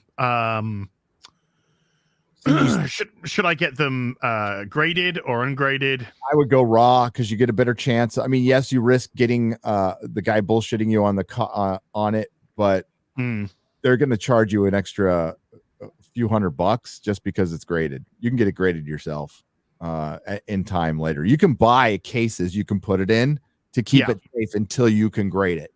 That's what I would do. Yeah, a few people in the chat saying grade it, raw and then grade it yourself. Yep. Yes, Paul Taylor. Yeah, that's the death of Gwen Spacey. Yeah. Gwen Spacey. I did it again. Gwen Spacey? Why do I keep doing that? Gwen Kevin's Spacey, daughter of Kevin. Poor Gwen. I mean, like guys on you have to be honest on eBay now, like because it's so much power is in the buyer. Like if you don't like the grade, you can get your money back and all kinds of stuff. So I mean, I kind of like that. I do kind of like because there was a lot of fraud. You know what my first eBay purchase was? Quick story. When? My very first eBay purchase was Amazing Fantasy 15. Oh, copy with no picture for $100 in 1997, and I remember when I got it in the mail and it came in just fine. I still have it, and there was no picture. There was no fucking picture. You went off a description. That was the early days of eBay, and I sent a guy a money order. There was no guarantee. That guy could have just fucking ran off with my money, and he did. Wow, money order. That's probably the craziest part. A money order that I sent in the mail with a stamp. that is how I That's used to wild. conduct my early eBay business. I used to send money orders. Yeah. And I was so ignorant of all of this. I never even fucking signed them. So this guy would be like, dude, I could have a field day with your money orders here. I could just like not fucking give you anything. Because you haven't signed it, so you haven't, so I could just take this money now, cash it, and you could do fuck all. So I was fortunate enough to get somebody that was very kind enough to tell me where I was fucking up. And I could have got done over. But I did exactly the same. I would contact them and said, I would like to buy this. Can I send you money orders in the post? And they would go, yeah. Nowadays, I just recently made a purchase on eBay, and it finished at like, I don't know, 8:00 at night or something, and I won the auction. And I was away at a friend's house that night. It was only last Thursday. That's why I was away last Thursday. was playing with Frankie the dog, and my phone went off at 1 o'clock in the morning, and it was an email from them going, "Are you going to pay for this or not?" And it's like 5 hours. I'd won the auction like 5 hours ago, and it was at 1 o'clock in the morning. And I saw this at like 4 o'clock in the morning when I saw the actual thing. So I replied at 4 o'clock, 5 o'clock in the morning, going, "Yeah, I've been away from the PC today, so I've just seen this. Yeah, I'm gonna pay for it now." And then I got an email. I go, "Thank you." It's like, fucking hell. And then we're going, "Can I send you some money orders in the post?" I know, right? It's those are the good old days, though. Those, I mean, it was a lot more fun than it is now. I'm dealing with one guy. I'm about to get pissed. I don't want to. Fucker he pulled the old bait and switch, right? So I bought some stuff. I bought some Daredevil books, right? Oh, and he's all well, it's because this is an investment. So I've already got a full run of Daredevil, but the guy was selling a full run of Daredevil, and I'm like, it's a pretty cheap price. I'm gonna buy it as an investment for the store. And then he's like, "Yeah, sorry. I know I said I was gonna get it to you this week. I actually meant I need 30 days to pack this." And I'm all, "Sorry, not gonna be here 30 days." Yeah. What you're gonna do is you're gonna pack up the books now and send them to me. Okay, thanks, because I've already sent you all the money and you've got it. I was going to say, why the fuck does he need 30 days? Either he doesn't have them. And he's getting them from somewhere else, and he's playing third party. Yeah. Yes. Probably getting it from another eBay. So. Yep. I gave him a week. I said you have until this day to send them to me, or I'll just get my money back. And thankfully, like through eBay, I know I'm going to get my money back, because back in the day, it used to be all, I'm kind of fucked right now. Yeah, eBay do protect you. Yep. Pretty good nowadays. Trucker Rob with a $20 says, "Hello, as you beautiful bald man. I'm working on something. So expect a disappointing package in 6 to 347 months." Oh, all right. Yeah. Okay. Sending one to you too, Gary. Hello, Nina and Long Man. And hail Jennifer Cisco, who's one of my moms. Jennifer Cisco. Hi, Jennifer Cisco. She's great.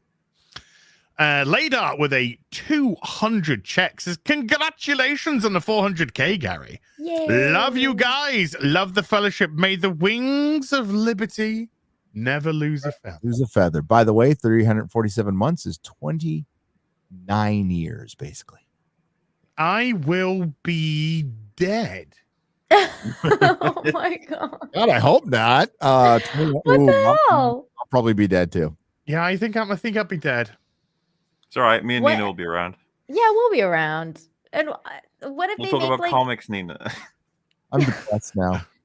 I'm really depressed now. I I'll know. finally know comics by then. Be 80. And we'll be dead. 80. I might be alive. I'll be 81.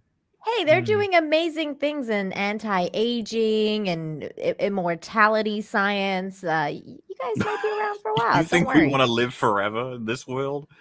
Why not? Why not? Things change. Yeah, Things change. there's got to be a nice swing. Boy, it's going to take so long to recover from this, and we're going to have to have a lot of Canadian truckers and American truckers and Australian truckers, and we're going to have to get off our ass and do something too. The truckers are starting. I heard there's like New Zealand truckers now, Brazilian truckers. Like there's Nice. convoys starting everywhere. It's We good. need to show that basically all of our countries are being run by the cities right now. We're all being run by urban areas. Mhm. And we need to, because the rest of the countries are all spread out, it feels like there are the vast majority, which they're not. Yeah, Just exactly. not, because a lot of those urban areas, people don't give a fuck. And most New Yorkers could give a fuck what happens outside of their neighborhood, much less the True. world. So we need to kind of recenter. Like the people who actually run the ones who we're too busy to deal with this shit most of the time. We're gonna have to put our stuff down and deal with it. That's what's going to have to happen. Like the working man and woman is going to have to take a week off of work Yep. and get their freedom back. Like you can't, Well, they already took a week, 2 years off of work, Gary. I think they can take a week. I would hope so, but no, a lot of people like that 2 years of work and they want to keep it. Remember Freckle Jesus and Falcon and Winter Soldier? What did she want? What was she killing people for? She wanted her free shit back. She wanted the blimp back because she wanted to be. Because when there was less people in the world. Shit. Yeah. There was less people, and she got a free apartment. Yeah. What a great show.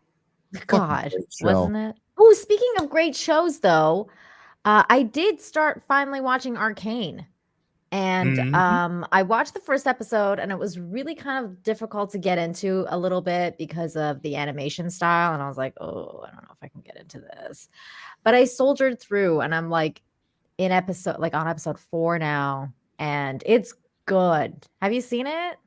I've seen it. They haven't, so we can't. Yeah, Molly's putting the thumb screws on me to watch it. Well, now I am too because I'm in. I'm okay, great. Well, that end of episode 3, am I right? Dude, man, I'm in now. I'm invested. That's the episode that, in my experience, basically everybody goes from being like, "This show's fine" to "Okay, I need to see all of this show now." Yeah, me too. That's exactly what happened to me. I was like, "Holy shit, what the fuck?" I thought the animation was very nice, actually. I didn't like the character animation. I like the everything else animation. I see fucking Pink fucking shaved side head, and I'm just like, yeah, same here. Bigotry to Pink side head. Is Quarter Black in the chat? Did I see Quarter Black in the chat? Is he in the chat? Quarter Black in the chat? I saw somebody mention him. Yeah, he's in the chat. Oh, Hail Quarter Black. Hail Quarter Black. He's like Hail putting up a Nerdrotic Studio in Texas. So nice. Yeah, thanks, buddy. He's a good man. Quarter Black is a good man. He is. Trucker Rob with the $5 says the honking will continue until morale improves. Good. It is so rad, and like that trucker got like all emotional one from the 11-year-old girl. I mean, like you just have no soul if that didn't get to you a little bit. Okay. Did you see the one that because they're trying to shut them down? Did you see the thing sent out by Rebel News where basically the truckers union were like, we're not going anywhere. They're gonna have to drag us away and cars.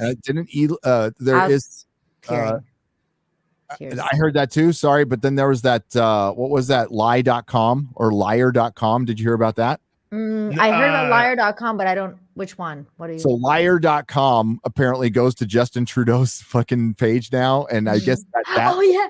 Whoever owns liar.com donated $42,000. I love that they donated $42,000. That's not an accident. That's a hitchhiker fan right there. Yeah. Guide to the galaxy. Because Elon is a hitchhiker fan. Yeah. Although Elon has some Chinese dealings that he needs to explain. He does. And Elon also wants to put fucking chips in our brains and turn us into balls. He does. They're neural link. Yeah. This is why I have a love-hate relationship with Elon, because I love him, but I also think he's crazy. Okay, so here's the deal with the Tesla. Don't ever use the fucking driverless feature. Just don't ever use it. They're awesome cars. They're great cars. You're going to be going through tires like a motherfucker. It's because of the electronic car and it doesn't have the, it's the same as a gas car. But do not use the driverless feature ever. Or like, that's just dumb. Hey, and I worked there. And I can at least say that. Look at this, Gary. I did sign multiple NDAs.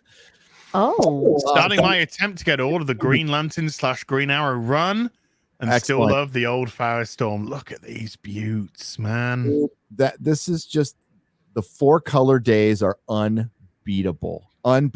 They got all the shading and everything looks like piss brown or urine or fucking urine mixed with like the weird nuded semen, fadey. Yeah, I fucking hate it. Like, this is bright, vibrant, beautiful colors. This is great. Hey, well, keep that going, dude. That looks awesome. Beautiful. Cretosis with a 5 Canadian says, finished season 3 of Doctor Who for my rewatch. Not a bad episode in season 3, and Martha Jones is my favorite companion. Built up to build up to the finale was spectacular. Part 2, which is another 5 Canadian, and Derek Jacobi was fantastic. Going so from a kindly old man to the master. Love that episode, and straight up, Martha Jones is hot. She is 10. Freeman Ackerman. 10. Wait, Freeman, did we talk about how we both watched smoking hot. Sense8? Gary, did you see? Yeah, I did see Sense8, and I saw enough of it to like. You know why I'm bringing it up? It's not at all to do with the show. It was just people who'd seen Doctor Who would have been like, "Oh, That's the look on your face when you see what Martha Jones is doing to a trans guy with her strap on. Yeah. Oh. Yeah. And they're in like so there's dude, some Jack Murphy going on. I know where they are in that part in the city. I had a friend live like right, so that view I had a friend who lived in that building, so like we would be in that building and we'd have the same view they did. It's so weird. Yeah. What Saint? Okay. The view wasn't her topping. Dolores Park. So it's overlooking Dolores Park. That's where who lives there now? I'm blank. Oh, why am I blanking her name? She was in she used to be the queen of the nerds. She's playing Ahsoka.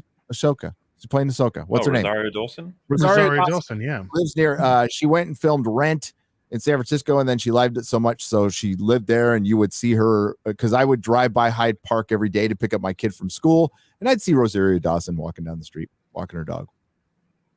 Neat. All the time. I saw Will Smith outside my house when he was filming. Was he crying? No. Oh God, was he crying and saying, "My life's fucking terrible. My wife keeps fucking other men, and I'm sick and tired of this fucking lie and pretense." This is when he was. Well, I'm sure his wife was screwing other men back then. Trans now too. Yeah, but this was. Whoa. What? His kid's also trans now. Which one? Transformer. About Jaden or who? Which one? The other one. The boy or the? Oh God! Well, that's not going to work now, is it? Yeah. The boy or the girl's now trans. Oh, the girl's now trans. The boy's now trans. Is trans, I think. No. Or is it the boy? I don't know. It's a serious movie. It's a docudrama that he did that he tried to win an Academy Award for. And I'm forgetting the name of it, but part of it was filmed in the Mission Inn hotel, which is like right down the street from my house. So I was going back from the comic store, and I hit a red light, and there's a guy standing on the corner on the phone. I'm all, oh, that's fucking Will Smith. Will Smith is on the corner in like this shitty part of San Francisco. What's he doing here? Tricks. And it was a movie about a homeless guy who builds up his life, and he's like single father, and he builds up his life and ends up getting, it's a rags to riches story, and it's called Pursuit of Happiness. That's it. Yeah. That's what he was filming. Yeah, Robin Williams came into my store. Oh, a couple times. Robin Williams. Yeah, miss that dude. Big time. Oh man, that makes me sad. Scottish Will with a £5 says, loving the diversity, bald scruffy beard, old beard, a Welsh respirator, and Persian beauty. Get the guys off. Oh. How did he know it's from Persia? We are diverse. Scruffy. Come on. Old? Okay, that's accurate. It's looking neat. It's looking nice, Come on. I think you look fantastic as. I do too. Jens Anderson with a 50 Swedish says, can we talk about Superman and Lois? I feel like they're going down a path I cannot follow. The woke came from the sky. I heard that happened. I haven't watched the second season. No, I've not watched the second season of yet. What? Of Superman and Lois. They got yeah. I didn't watch the happened. Oh, is it shit now? Yeah, I didn't watch the first season for this very reason, because I was like, I'm not getting invested in the CW shit that's going to be a train wreck in the end. No.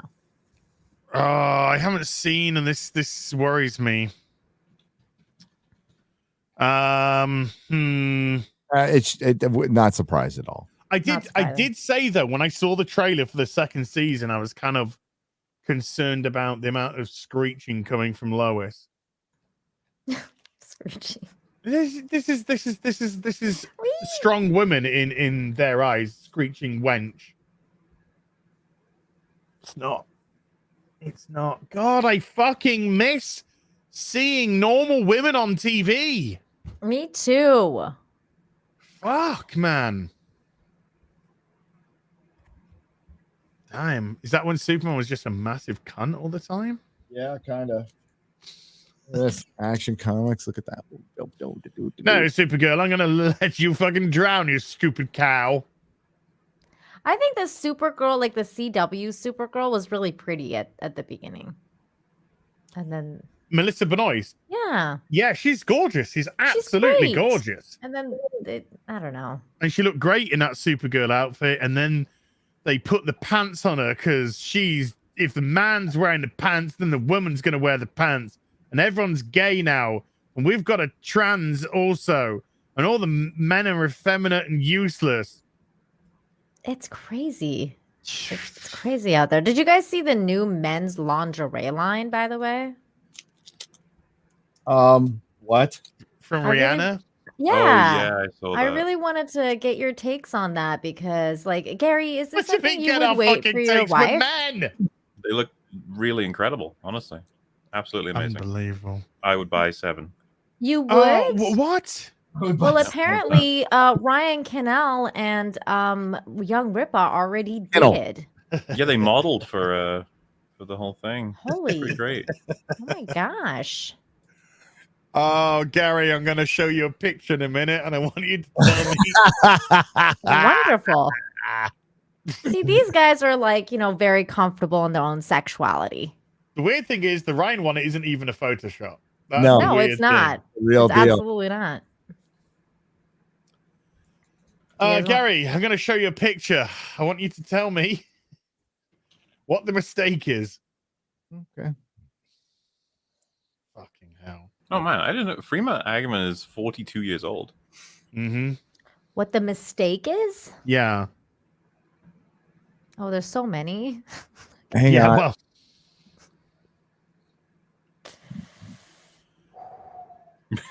He's getting inspection-y. He's gonna get his magnifying glass out. Why have we got a sub-atmosphere? Why have we got a sub-atmosphere enterprise? That's what I'm. Oh my god, that was the first thing I thought, and then oh, dude. It's so- art as you nitpicker. God, there's so much wrong. And with this yes, I picture. am nitpicking because it's dumb. A Joshua tree, but Thank you, Winky Wanky Woo. Just said it should be in orbit. Yes. It should be in orbit. Thank you. JJ. Yeah, well, okay. Maybe it's artistic. I don't know. I don't know why there's a yucca tree Is it crashing? in front, and you can see the building of Los Angeles. Is that Yeah, before? You can't see fucking Los Angeles from from the Joshua Tree. from Joshua Tree. You can't fucking see it from yeah. Like, where are we? yeah, because that's about 150 miles away. There's so many. Yeah, moons. no, this is the- Earth. I don't understand what's happening. It is. Well, it can't be Earth because we've got the two fucking planets here. We've got Yeah, there's like 2 moons. a moon and then another fucking moon here. That's Like, the what size is that? Is it Tatooine? It's a prequel series with a captain who dies, like gets Horribly, yeah. so horribly injured. He has to live a fake life with somebody. Yes. He's so traumatized, and like this The is menagerie. this is 23rd century horribly injured, like where you can usually fix people. That's how bad he's fucked up. He can only press a button and go yes or no. That's how fucked up he is. Mm. What the? And you're gonna follow this guy's adventures around. For one, what is it? 10? Is it?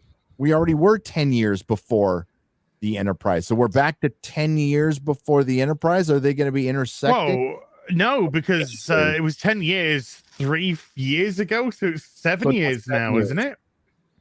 Okay. And that doesn't look anything like the fucking Enterprise, by the way. No. It looks. No. There's so much wrong with this picture. Enterprise, yeah, isn't it like 50 times bigger than the, than the other Enterprise was too? The Enterprise D is like 10. It's like Massive. ridiculously bigger than the Enterprise A. Well, the Enterprise. Well, what's funny is nobody cares. Like that Picard trailer came out, nobody talked about it. Wait, there's another trailer out? Yes, another Picard trailer came out a week and a half ago, and it didn't even trend. I didn't even hear about it. That's because this is the trailer. That's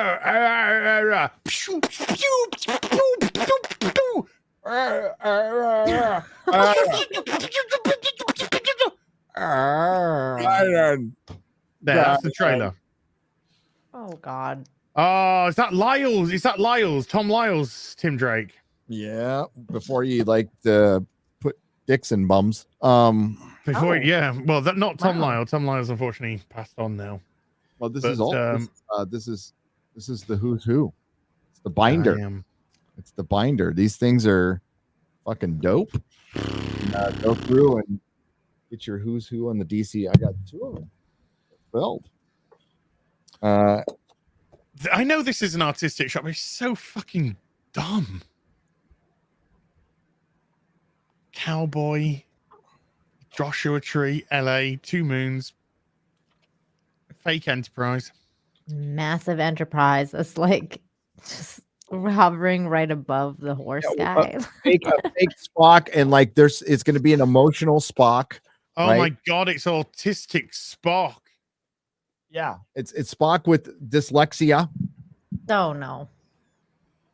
Oh no, Spock Lexia. Oh, no, they're gonna this is all going to in Picard season 3. No, Picard season 3. They're gonna be doing an Endgame thing.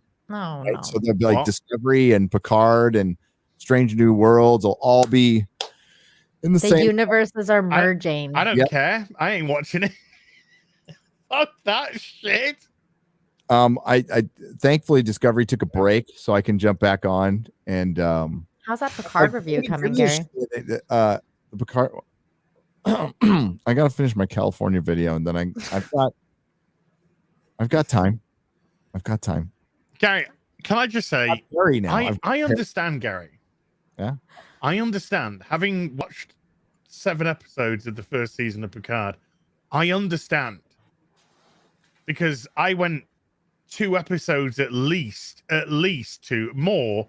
But after episode 5, I should have just thrown Picard in the fucking bin when it opened up on Egypt. But no, I understand, Gary. It's too much. Yeah, it must be like I just need to go back to Vietnam for one more tour. Just one more tour on Hamburger Hill. It's not just watching it. It's not just sitting there and watching an episode and taking notes. It is watching it in 2 to 3 minute increments, taking notes, breaking it down, like figuring out what I'm going to edit, what I'm going to put in there. And I don't write scripts. So it's format. You don't have a team of people writing scripts for you, Gary? Is that? I don't. Really? I make up all the stuff out of in my head. And that makes no sense. How dare you? I don't even. I've started writing down a framework for my videos, but that's it, which is like 7 words. Like I'm gonna do this, but yeah, it's watching that fucking show again because there's so much dumb in it. It's so much stupid compacted into 1 hour of television. Mahler could do a 6-hour video on 1 episode. Wow. On 1 episode. That's how you know it's bad. Yeah. I still haven't watched it, man. I can't do it. Just can't do it. I'm gonna do it. The first episode, it did all the things it should have done. It cheated you. It conned you. I can't do it. It showed you an Enterprise D. It did everything, and then episode 2 is just like, well, I mean, not even episode 2. Let's just be honest. About 5 minutes into episode 1, it was just like, now we're gonna tear down everything that you ever loved about Star Trek. You know where he's living now? In a rebuilt Chateau Picard, where his brother's wife and his brother's son died horribly in a fire. That's where I want to go and live. He lives by Wow. himself with 2 Romulan refugees, who are his man and woman servants, who also later on turns out that they are like super spies. Oh. And the woman is the yeah. muscle, the guy is the brains. He also has a dog, which is the only funny thing in the episode. The dog's got the biggest fucking balls. So like every time the dog walks away, the balls are just going. So I'm like laughing my ass off at that. And then he's sad. He's sad because everybody hates him because the Federation is this, like, terrible xenophobic racist fucking play. Well, he does his he's sad because he wants to suck Data's cock, and Oh. Data's been dead for 20 years. He's sad about Data, somebody he could honestly he liked, but was fine when he died. Data died in an episode of TNG. Somebody faked Data's death, and Picard was just like, "Right, we need to find a replacement for Lieutenant Commander Data." And everyone was just like, back to fucking work. So I think, was it Worf that got promoted? I think Worf had got initial promotion. And yeah, by the end of this one, it's like, I missed your stupid. I miss your lovely face. I guess they grew a lot closer after Nemesis, which, by the way, I thought was a fucking shit movie. Oh, Nemesis is I don't need it's I don't want to acknowledge it as a horrible film. No, somebody faked Data's death. Where the collector, I can't remember what the episode was called, but the collector that collected things, and he wanted to collect data. So they put various like parts of what Data was made up of in a shuttlecraft and then blew up the shuttlecraft. So when they scanned the debris, the debris would pick up like positronic. So they would think Data was in it. Saul Rubinek. And then I think it was, I can't remember. It's been a little while since I saw the episode, but they work out that Data's not dead. And Data actually goes through a really interesting transformation. Toy Soldiers. Yes. That's the episode, Toy Soldiers. That's Data a great goes, episode. Yeah, he goes through this really interesting transformation. Which kind of shows more of Data's humanity as well, and yeah, but yeah, God, the good old Picard was days. just like we need to find a replacement for Lieutenant Commander Data. And this is why I'm not watching the new one, because I just can't have the old one be destroyed for me. I can't do it. I like TNG. TNG was great. I love TNG. I try and watch. I mean, I watch it every few years again, all series back to back. Me too. This year or next year, I'm due another watch this year, I think. And I'm really trying desperately hard now to separate. It's really getting difficult, man. I know exactly what you mean. Like somebody the other day was like, you should watch this Arnold movie. And I was like, I'm really down on Arnold right now. Like, I don't really want to watch. Screw your freedom. No, Arnold, don't screw your freedom. You fucking... It's just getting difficult. I mean, yeah, sure. In Austria, yeah, I'm sure we can see what's going on there. So yeah, freedom might not be a big thing, but means quite a lot to a lot of us. It's like the other night when I watched The Kingsman for the first time and I found out that Mark Hamill was in it. And I was like, ugh, Mark Hamill. And then what happened to him in the movie was great. I was like, oh. I know, it's sad when that happens. It's so fucking sad. And a lot of it has to do with social media exposing these people, but yeah, I wish I could go back to an ignorance is bliss time. I really do. I do too. Where they could just be stupid and would never know about it.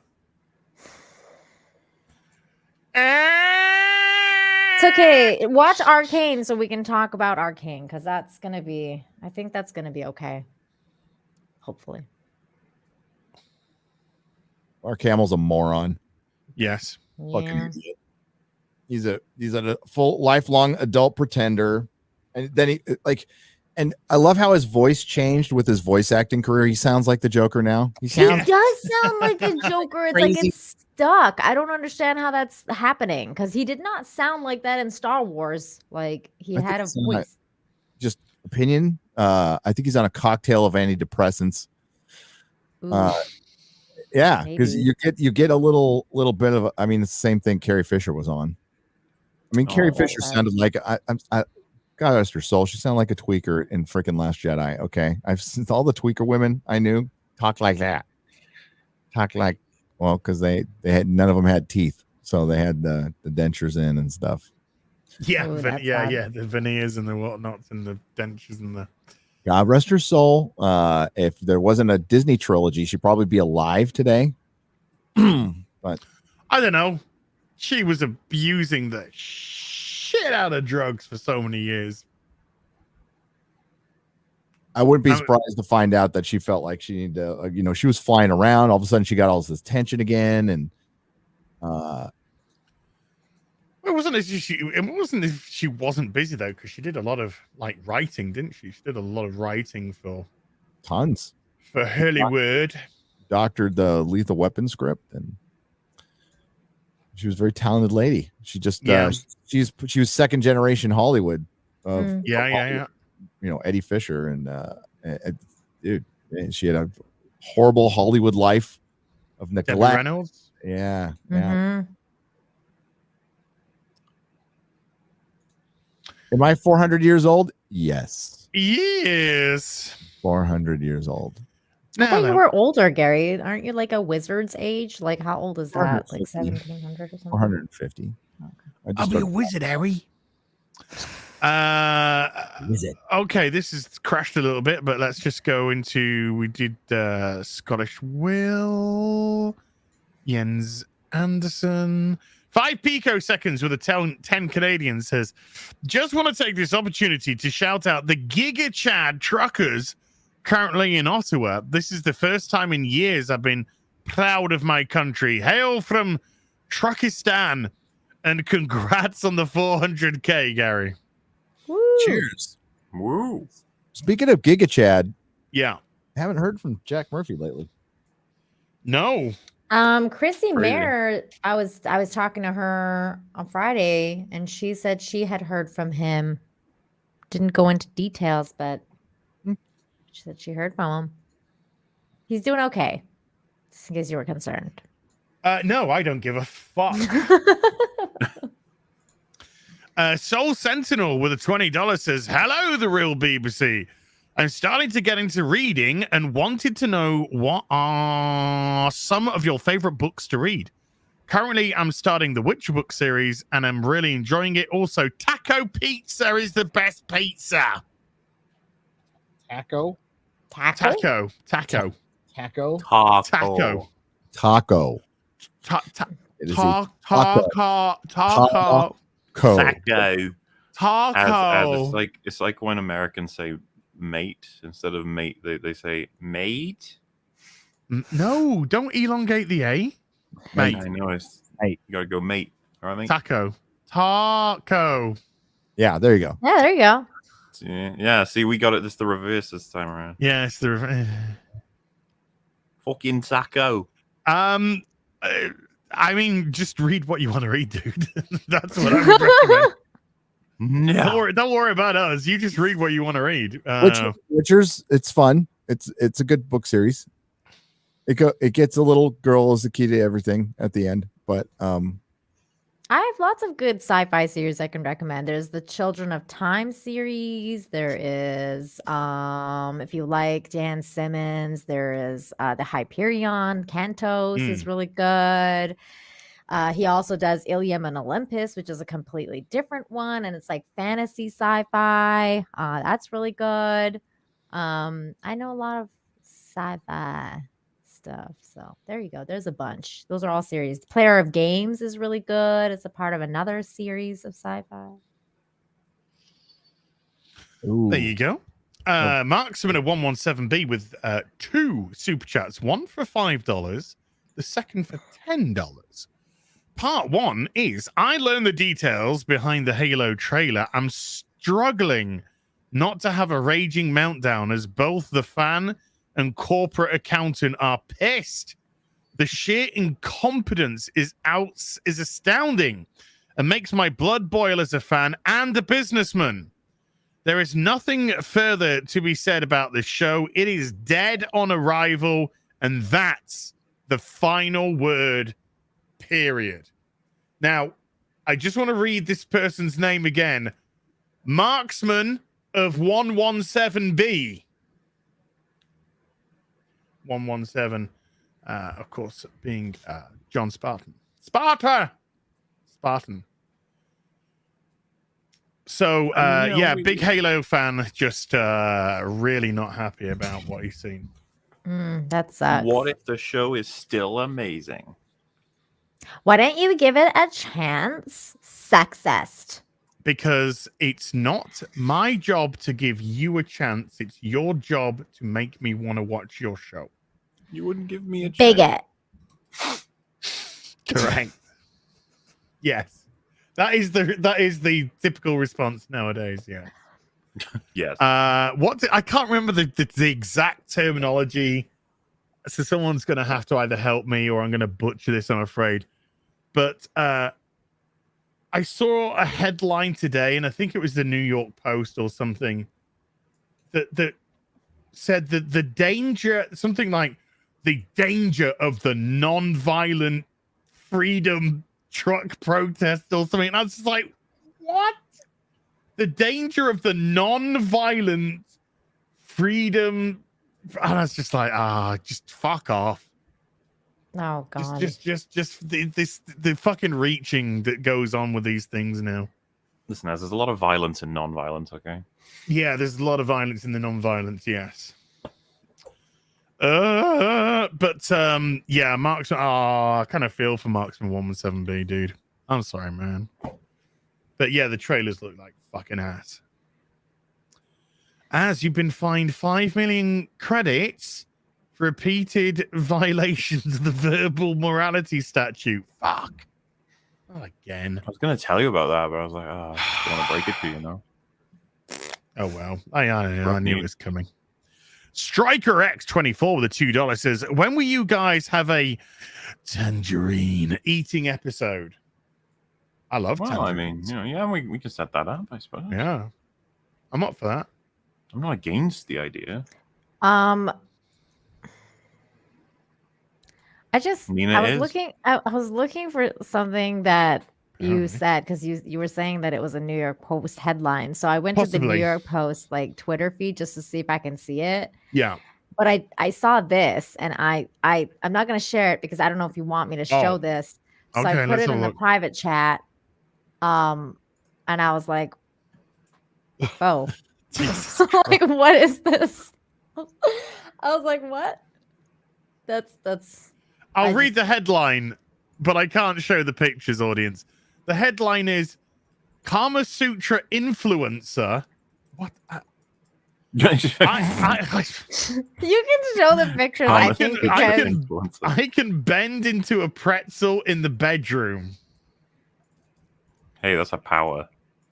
I mean, hey, I think congrats. Look, we talk about good-looking women not being shown in the media and not being, sexualized or whatever. Look, I don't know. I mean, you say good-looking. You don't think she's good-looking? No, I think she's fucking damaged her face with surgery. She has. That's what I think. That's what I really think. I agree with you. Yeah. Mahler, what do you think? Can't women be left alone, you horrible people? No. Sexism. Yeah, I mean, in gaming. Sexism in the Kama Sutra. Sexism in sex. With Chad as on this, she's got plastic face, unfortunately. Yeah, she does. She does got plastic face. It's unfortunate. Women, plastic face.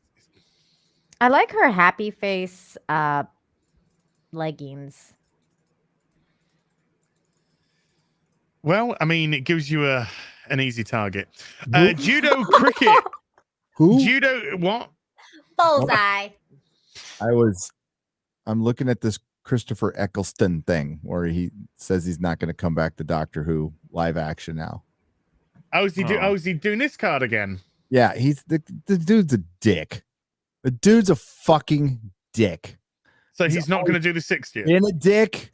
He's just a massive dick. Surely there's more money in that than there was in the Big Finish stuff. Wait. Right?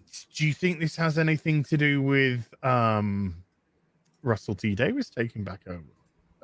I'm not really sure, but he's always done this to the fans. He's like, this is but the fans remember when the fans got on me when I called him out because the first thing he does when he comes back is had his hand out for fucking autograph money. Like, so that's the first fucking thing he does. It's like, fucker, you should come back and sign fans' autographs for fucking free. And then you could charge after that, after like just ignoring it, not having time for Doctor Who fans at all. And then he comes back and everybody's like, oh, look, he's taking Instagram pictures next to flowers. And it's like, oh, fuck, are you kidding me with this guy? And then nah, he's always been like this. So he went back to Big Finish. At least he was honest. He said it was just a paycheck. He didn't really care. It was just a paycheck.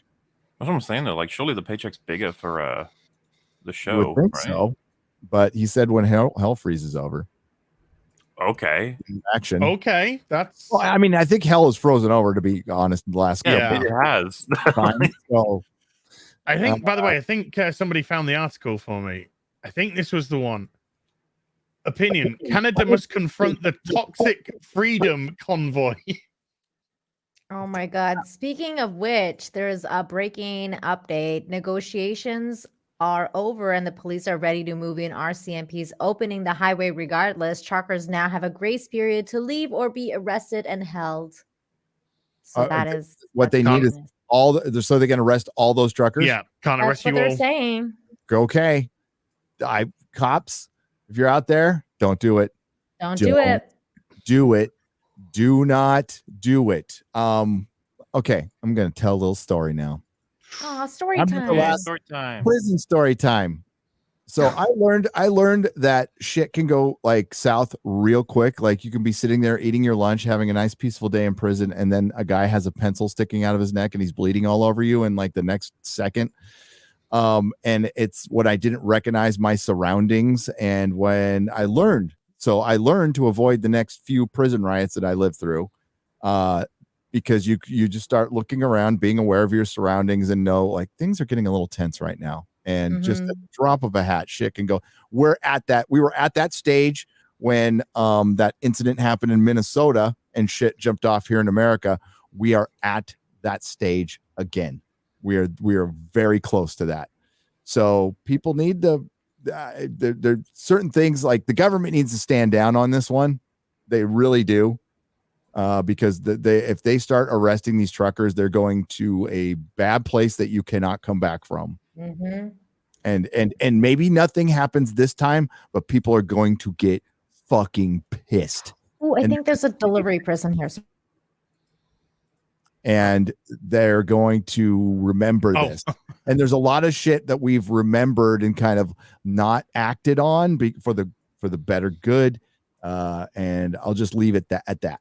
I'll just leave it at that. Things are getting tense. They want things to get tense. They do. I don't know if they really thought it through, though. They might want that, but they haven't thought it through. I think one thing's very clear is that there's a lot of stupid people. Yes. Who think they're intelligent. So stupidity will shine through.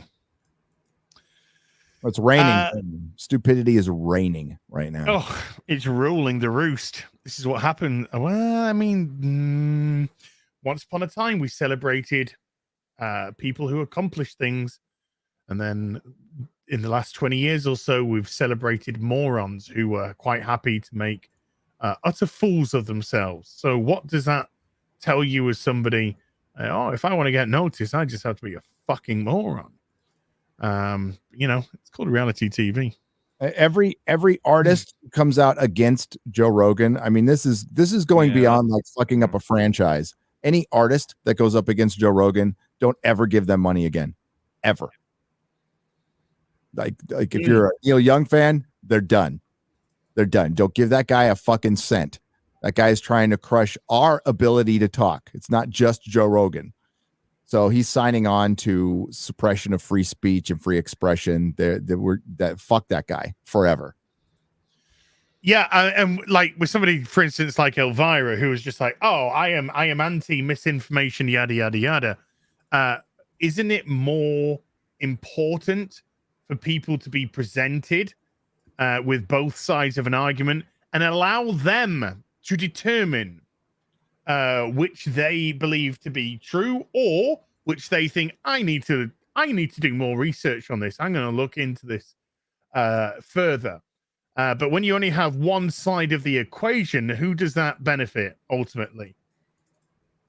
No, it doesn't benefit anyone, because then we get into the authoritarian position that we're in now, where people are just screaming to comply, basically comply. Fuck your compliance. Do not comply. What if we complied back when Elvira was shaking her tits and like her stuff was being, sold to children? Mm-hmm. And what's so scary about making decisions? What's so scary about having people question, having people I'm just so I could start fucking screaming right now, but I want to keep my YouTube channel. All the people who were fighting the PMRC back in the day, they are the PMRC now. They are. We are getting so scarily close to a certain point in history right now. Scarily close. And if we get to that point, folks, it doesn't matter what comes out of your mouth, unless it's conforming.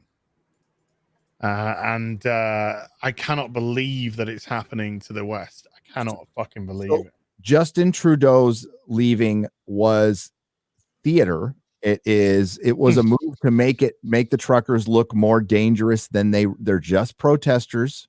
They're just protesters, but the act of him leaving was to make them look dangerous. It wasn't. Trudeau knows what he's doing. Yeah, but did you also see like Jagmeet Singh's tweet about how like the protesters are like anti-Muslim and stuff like that? Like, yeah, Trudeau was trying to push that, and then but the act of him leaving, I am scared for my family. Yeah, I'm so scared. He was trying to paint them as revolutionaries, basically, instead of just protesters. Trudeau is a fucking pussy. He's a pussy. He's a coward. He's a fake. He's a fraud. He cannot stand up. He cannot lead. This man is a fucking disgrace. And all these people who are trying to turn this into something that it's not, who are trying to equate anti-Semitic or anti-Muslim or white supremacist rhetoric to what's going on in fucking Canada. These people want their fucking freedoms back. They've been locked down for 2 fucking years now in this joke that's going on. And we're getting this bullshit. Oh, they're just white supremacists. Oh, they're anti-Semites. Oh, they're anti. I mean, Trudeau. Look, you I say you. I can't have a go at everyone, but he was voted back in recently. Yep. But there again, look, from what I've heard, the opposing side but that's what I'm saying. There's Canada no is pretty much the opposition. same. Yeah, it's essentially the same. There's been no opposition at all, and that's why some of the stuff that's coming out now from the opposition leaders that are like, even remotely trying to throw him under the bus. It's like, come on, you guys have like been, his champion for like 2 years. So like none of what you're saying sounds genuine either. It's like finally the Canadian people have just had enough. And now if the cops are going to go in and start doing this kind of shit, I don't know, man. I don't know. It's not going to bode well. Okay, let's just change the subject. Ooh, did you see that Granny Justice video from Libs Up TikTok? Because that one did make me happy. Oh, yeah. But I just want to show this. An actor on the Walking Dead has been found dead at the age of only 31 years old. Damn. Oh shit. This is what this website decided to post. No. Jesus Christ, what is? Well, that's what he played in The Walking Dead. That's so bad. No.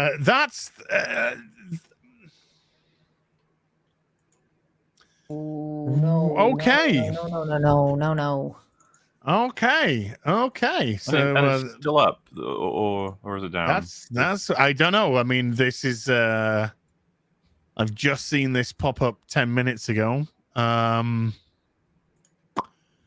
Yeah, and it went up today. So I don't know if it's still up or not, but that was a decision. That's in bad form, man. That's terrible. That's what people saying tone deaf. Well, it's just like they probably used to like grab a picture of whoever he played in the show, and then they didn't realize like that's fucking inappropriate. You understand that, right? Yeah, but they didn't, and they did it anyway. When he could have just had that first picture of them. Yeah, I mean, I just don't understand. Like half these places, like, do these people not have editors? Like, I don't get it. Half the time, I'm like, what? Did like a human see this at any point or no? Yeah, I don't know if editors exist anymore. That's what I'm saying. It really doesn't seem like they do exist anymore. It's crazy. Yeah, somebody said 12-year-olds in charge. It's children that run these fucking websites, and adult children half the time as well. Right, let's go into a few more super duperies. Judo Cricket with a $10 says, so who's excited for Snow White passing and the 7 magical creatures? Oh my god. Oh no. The magical creature. I'm so happy about this whole woke on woke crime with Snow White, because number one, the bitch that's playing Snow White's a bitch. She's a horrible person. She was not a great person either. No, vile fucking person. And then Dinkleberry's now come out, put a bunch of fucking dwarf actors out of fucking work because, well, I mean, these guys pissed on an interview and had a fucking woke rant. And then so now they're out of work. This production sounds like it's going to be an unmitigated disaster. So yeah, instead of Snow White and the 7 dwarfs, we're getting Mocha Skin Woman, and the 7 magical creatures. Ugh. Remember that fairy tale? I do. I do. Do ya? But do ya? Do ya wanna? Ay. 25 Meep with a $5 says, have y'all had the newbies read Jim Sterling's Batman Cult so they know how badly it was adapted into Nolan's The Dark Knight Returns? Look, do you mean Jim Starlin? Jim Starlin. I was really confused for a second. Not really. Yeah. Big difference. And it's very good. Batman Cult is awesome. I think it's awesome. I think Batman the Cult is awesome. Look what they did to my boy. The Dark Knight Rises has nothing to do with Batman the Cult. The Dark Knight Rises is more of no man's land than it is. Got nothing to do with Batman the Cult. And you could tell like a bunch of that shit was rewritten and put together because they had something else planned. The Cult's Deacon Blackfire, and it's about Batman being basically broken down and then controlled the way that Deacon Blackfire was controlling what started to be the homeless people in Gotham. And then Batman had to break the programming. So the Batman The Dark Knight Rises is like elements of Nightfall with the breaking of Batman's back, and then elements of No Man's Land with the disintegration of Gotham. Yep. So that's what it is. But no, it's nothing related to Batman the Cult. I did see a drinker get put a interesting Batman tweet out last night. It was about like the whole like there was like a thread going on about Batman's use of violence. And I thought that was entertaining. I don't know if you guys saw that. I don't think I saw that one. I'll Somebody send said it I've to watched you. Batman Begins 278 times. Nice. Wow, That's a lot. that's a lot of times. That is a lot of times. Not enough times. Maybe. I haven't even been able to go through my Twitter timeline from last night yet. Here I just put Critical Drinker's tweet in response to this one guy's about Batman in the private chat. The poor criminals are the real victims here. Batman funnels his wealth into beating poor and mentally ill people to the edge of death. Yeah. Those poor criminals are the real victims here. That's what he says. Yeah, that's why you can't have activists come in and take over your hobbies, because they're not fun. These aren't fun people. And activists want you to think about activism all the time. Mhm. I have a quote from an old Tolkien interview. It's in one of my Lord of the Rings videos, where they talk to a guy who's anti-Tolkien, and the guy just straight up says, fantasy is bad. Fantasy makes people forget about the problems of the world. We can't have this. We need to That's be thinking insane. Does this person know what escapism is? Like, he thinks escapism's horrible. He thinks it's a Okay. fascist. It's something. It's a tool of fascism. Fascism. Oh, isn't that what fantasy is supposed to be? Like, is Hitler like loved the his whole fucking point? escapism. Yeah. These are fucking crazy people. People are fucking insane. Yeah. I can't handle it. Just because I might not be here for when it's asked, someone super chat is saying, Molar, I'm surprised you and Efab didn't notice the key jangling moment in the recent Boba Fett episode for the droid from the Fallen Order. Like, I haven't played the Fallen Order. I don't know if you guys. I'm I've going to assume fallen- Gary has not. I've played it. But Rags actually pointed that out, and Fringy helps me edit those now, and he put a visual in for it because I don't know. So yeah, it was cool. It's they're trying everything. They've got nostalgia Wow. from the prequels in there for like half the episode. It was honestly surprising. Like, I think like that game. Disney are just they're trying everything. Oh, I'm surprised that wasn't Anakin's fighter from the Phantom Menace. You know, Mm. I was looking at the writing on it. I'm like, it might be. You never know. I don't fucking know. But yeah, they are trying everything, and that's what this is going to be now. This is going to be nostalgia bait to bait and switch. Yeah. I mean, is anybody excited about? I mean, Flash outside of seeing Michael Keaton waste his comeback in crazy Ezra Miller's movie. I mean, listen, I'm gonna sleep safer tonight knowing that my family is safe, your family is safe, because Ezra Miller is going to take out a South Carolina chapter.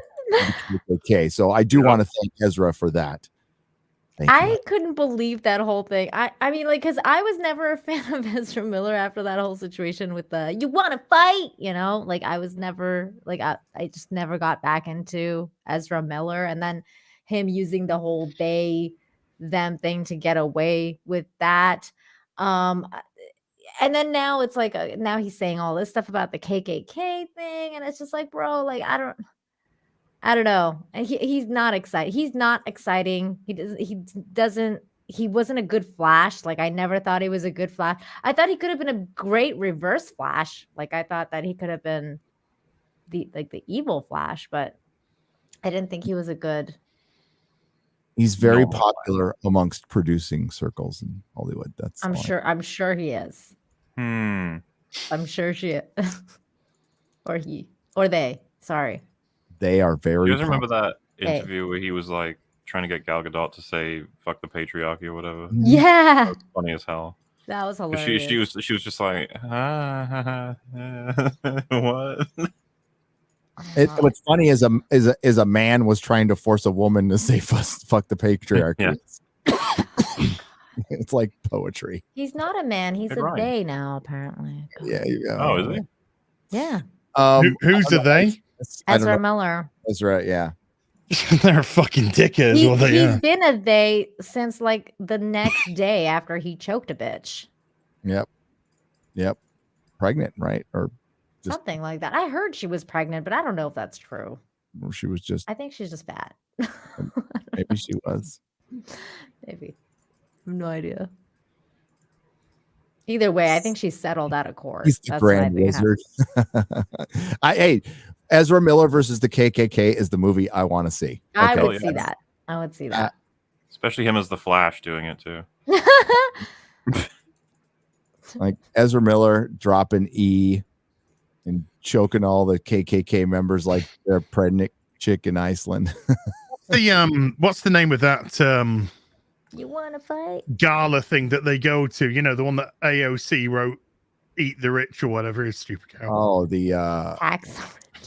It's the Met Gala. The Met Gala, yeah. Is it the Met Gala? And I want Ezra Miller to be dressed up how they dress up at the Met Gala taking on the KKK.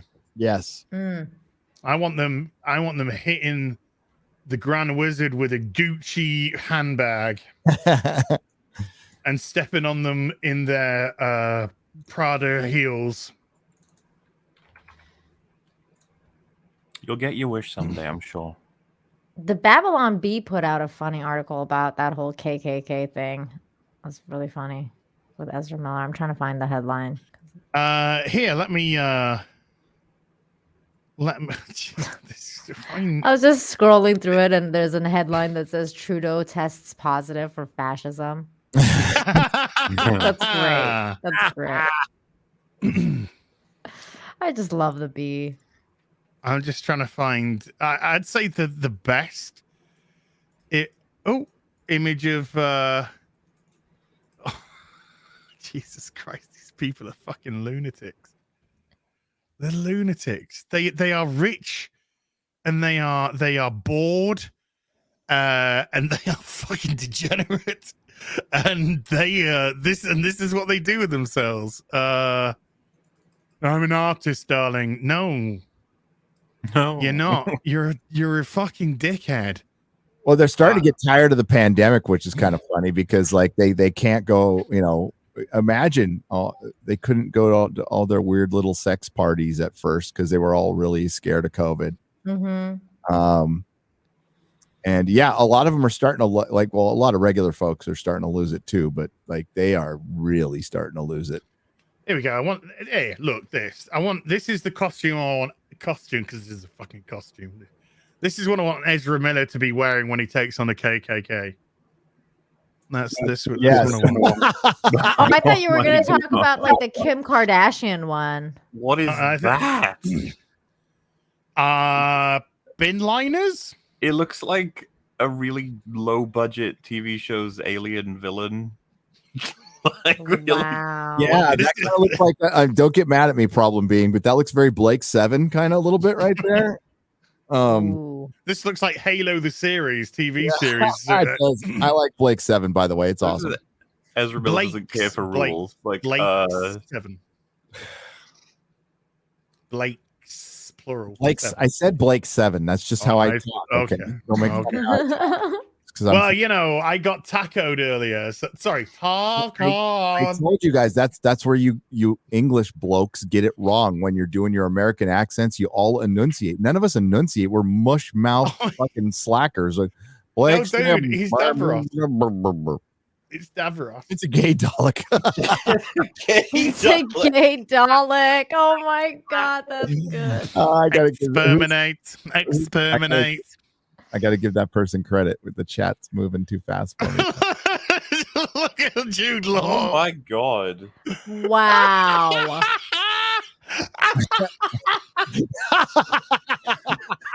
Jude Law's face is hilarious. He's like, what is happening right now? Jesus fucking Christ.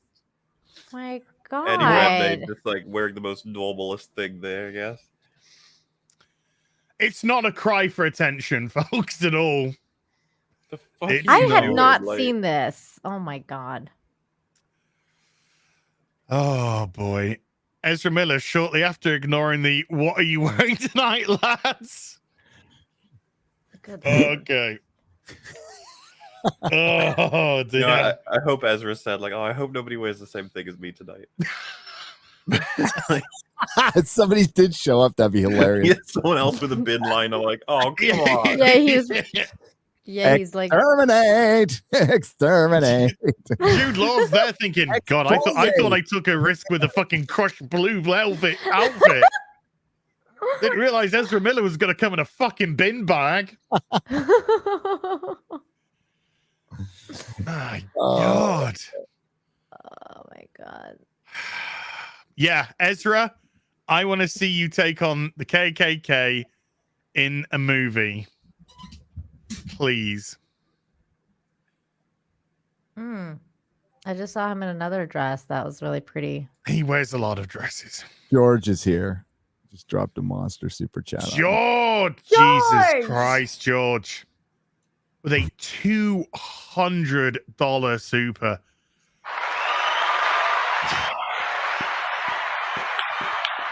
George!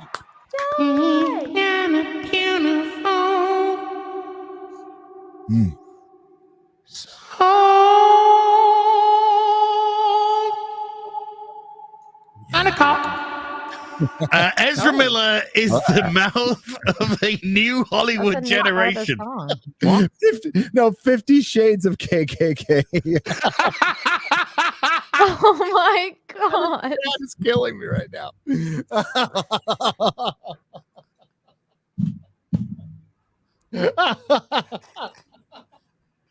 Wow. Sorry, Ezra. You're not wrong. Please, somebody do not mock up a movie poster for that. That would be terrible. That would be horrific if somebody did that. Wow. Ezra Miller is the mouth of a new Hollywood generation. He'll single-handedly choke the life out of the KKK, one long squeeze at a time. The huddle hero Hollywood has been waiting for. All hail to Gary Az. We've got a couple of all hail to the all hail. To Gary, Az, Nina, and Mauler. All hail to the amazing panel of the real BBC. Thank you, George. Insane. Okay, so I'm sorry, but we have to talk about this other outfit that Ezra Miller has because I thought this was a Photoshop and then apparently this is not a Photoshop. This is something that he actually wore. Yes, they are drawn on eyes. What the fuck? Daddy didn't give him enough attention. I don't understand. This is art, darling. It's art, darling. I'm so confused, you guys. What the fuck? He's got a corset thing on. I don't get it. I don't get it. I don't want to get it. I don't want to get it. You don't get it. You just don't get art. Fine. But he has made a mask of himself and he's, oh my God, like you guys, like this is way too, like this is just way too out there. Like, it's like, okay, clearly you, like, there's something wrong with you. Like, look at this. He's licking his own face mask thing. See, yeah, there's Bowie art and then there's Ezra Miller who's just like on bin bag. Yeah. He's on drugs. Like, a lot. Boy is on cocktail all the time. A cocktail. As share this one. Oh my God. Look, he's licking his own cutout. Well, I'm glad you said cutout.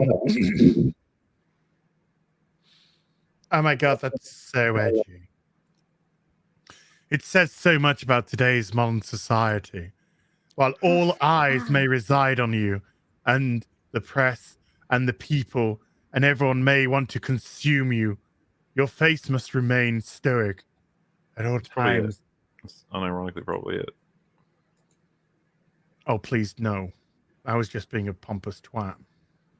They're all that as professionals. They are definitely pompous twats. I mean, sometimes I think like they can't outdo themselves, and then they do, and you're like, "Whoa, okay." Bob says Ezra Biden 2020. Oh my god! We did Hey, it. he wants to fight the KKK, so he's got a good chance. Let's go, Miller. Or Ezra Miller. Where's this beautiful woman? My running mate. Whatever happened to Makala Harris? Kamalama. Caramel Harris. What happened to her? She used to suck my cock at least. Oh. What am I talking about? Where is it? Hairy She used legs. to smell really good. Shia LaBeouf. Ezra Miller is the less gay Shia LaBeouf. It's less gay Shia Shia LaBeouf. Less gay? LaBeouf. Would Shia now ever wear a bin bag? No, he Well, just I don't know. I mean, he was into Shia LaBeouf was into his performative art. He was into some weird stuff. Yeah. Yeah, remember he booked the room and just sat in the room and let people come in and do whatever they wanted to him. That was bizarre. Why did he All do in the that? name of art. And then sometimes he would start crying. Yeah, That's just called depression. that's called I something. think I think he was diddled all the way through Hollywood. Ezra Miller is Like, the Michelin Man.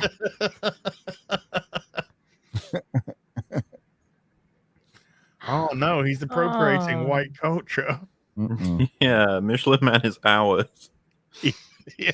He's a white icon. Viva la Michelin Man. Oh my god. Andrew Sadler for a $5 says, "You guys should add Nina to the intro. It's happening." Stetson's Gold with a £2 says, "Justin Trudeau is such a great honk." Honk honk. Andrew Clark with a $2 says, "Thoughts on YouTube's new popularity censorship?" I'm not even sure that that's legit. I don't know if that's real. Yeah, Popularity censorship? What's that mean? There's an image going around where YouTube is saying this video has got a lot of attention in the last 24 hours, so we're going to limit the amount of views on it that people can see. I don't think it's legit. I haven't seen any source that's shown it to be legit. Yeah. And we both. I'm going to talk to my partner manager. I'm sure you can too. I've already sent the image off. Yeah. We'll find out. Sassamatas with a $5 says, "Hey, real BBC." Also, hi Mola. Just caught up on the EFAP. Just caught up on EFAP, and I'm about an hour away from Trongos. Say the word, and I'll visit there this weekend. Oh, Trongos. Is this? We were doing the EFAB, and someone just let us know there's a restaurant in America called Trongos. We just thought it was hilarious. They sell the chickpea grumbo. That's what. Oh, okay. Grumbo or gumbo? Where is it? We talked about it for like half an hour. We said if anybody is within the area, go ahead and have a meal there. What's it called again? Trongos. Trongos restaurant. Yeah, they didn't put an apostrophe, so it just looked like Trongos on the. Leesburg, Virginia. I have no idea. Is it TRUNGO? Trungo? Yeah. And then Yeah, there's one in Leesburg, Virginia. I've never been to one of those. Let's see. I don't know why they named it Trungo. Pulled pork nachos. That sounds kind of good. Pulled pork platter. Okay. Style Sounds barbecue. good. No thanks. No, pulled pork nachos sounds fucking awesome, dude. Let's do that all day long. Pulled pork grilled cheese. That sounds great. Ooh, that sounds good. Trungo's Reuben. The Reuben is made with what is it? I can't read. What's a GRUYE or E cheese? Gruyere cheese?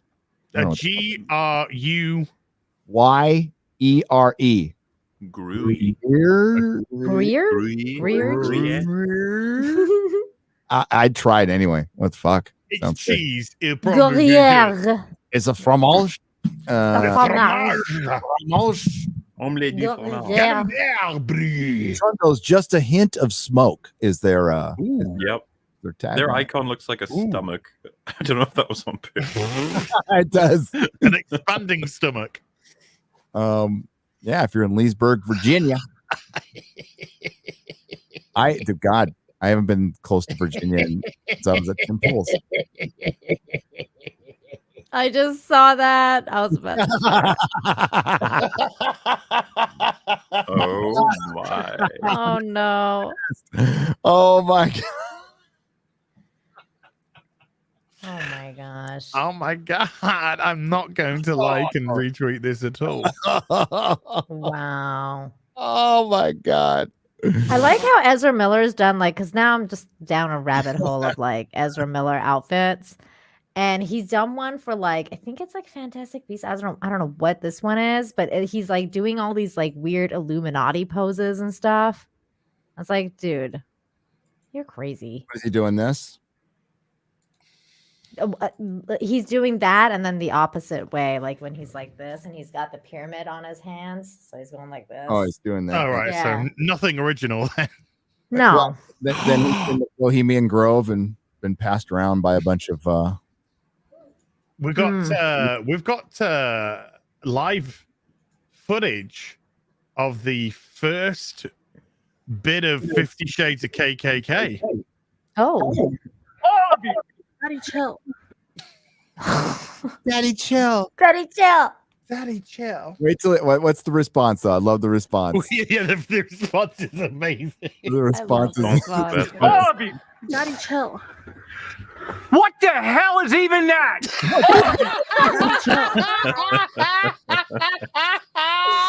Oh, it's so good. I love the pause as well. He's accepting what's just happened. It's like, what the hell is even that? What the hell is even that? God. What the hell is even that? Gotta put that in my video rotation. Oh man, I do too. That's Barry, clip great. that, baby. Put that in the Gary, you rotation. gotta put it in your soundboard. It's What in. the hell So is even good. that? It will be in what this the hell Friday. is even that? Daddy, chill. Daddy God. That guy's got the most lovely voice I've ever heard. Daddy, chill. What the hell is even I like that and the one that Jeremy uses all the time from Geeks and Gamers. Who is gay? You is gay. Who is gay? That guy's hilarious. Have you? You are man. gay. Have you seen some of those interviews? I mean, It's so good. They're are hilarious. crazy. I know, but it's just fuck. Oh, I can't say. I get thrown off YouTube. No, you're gonna get thrown off YouTube. You can't even say half the shit. But they're out there. Ladies man 727 with a $5 says, have you guys seen Black Cat and MJ Beyond comic? Black Cat at the end of it comments on MJ's large badonkadonk. Oh no, Oh but I'm my. so interested in this. I know. Mm. Depends when it was written. But I'm already invested. Matthew Sparthis with a 2-part super, each of them $50 each. Matthew, thank you, sir. Part 1. As it's pronounced Sparthis. I got it right. I got it right today. I got it right, dude. Oh, and you can't tell me what to do. Okay. So when I did the Super Chat Square Up on Sunday from my birthday, I said, please, you've already Super Chatted. This is just going through them. So just sit back, relax, and, just don't do anything. And people just started Super Chatting going, can't tell me what to fucking do. You can't, I'm gonna do that from now on. Thanks, Az. you just can't tell. You can't tell chat what to do. Chat's chat. Mhm. Chat will do what the fuck it wants. Yeah.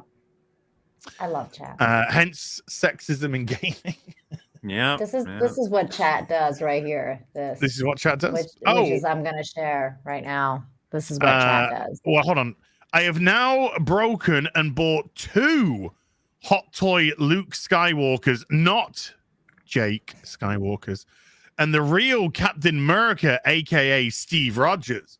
Gary, thought I may not agree with you on everything you say. Jumping to part 2, I will defend to the death your right to say it. Hell yeah. Mauler, I want to know your opinion on them giving Boba Fett the Luke Skywalker treatment, so we think the Mandalorian is better in every way. That's the theory. I don't know. It could be explained by them just being fucking idiots anyway. Hey, and by the way, likewise, I'll defend your right to disagree with me or disagree with anybody to the death. Let's do this. But they've definitely made. They actually had Din Djarin kill people. Boba Fett's not allowed really to do that. He has to respect everybody and sue for peace, while Din Djarin is like, this stuff I want, gimme, which is just automatically. Are they going to kill him at the end? I don't think they would kill him. But fuck me, I can't believe I'm at the point where if they did, I'd be like, well, there he goes. Who the fuck gives a shit anymore? Wow. Yeah, Boba Fett's not getting a season 2, is it? I can't see how nobody's talking about this show, really. Okay, what about this? Boba Fett doesn't get a season 2, but Fennec Shan does. Oh my God. She gets a season of her own. Or she's going to be in every show, at least. I mean, but I would not be surprised to see that at all. That's not surprising. I don't know what the hell their plans were, but this season's butchered, and I'm very curious about this next episode in terms of is it going to be a Boba Fett produced episode with Mando, or is it going to be a Mando produced episode with Boba? It's going to have major dude like Han's coming back or somebody. They've been saying that.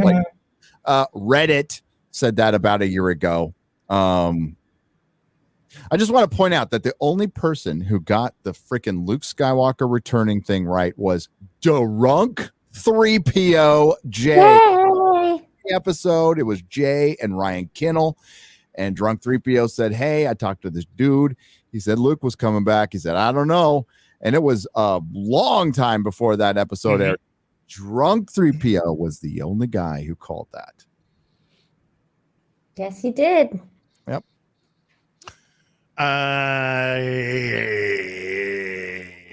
The Uber Geek. Thank you, by the way, Matthew, for 2 stonking supers, man.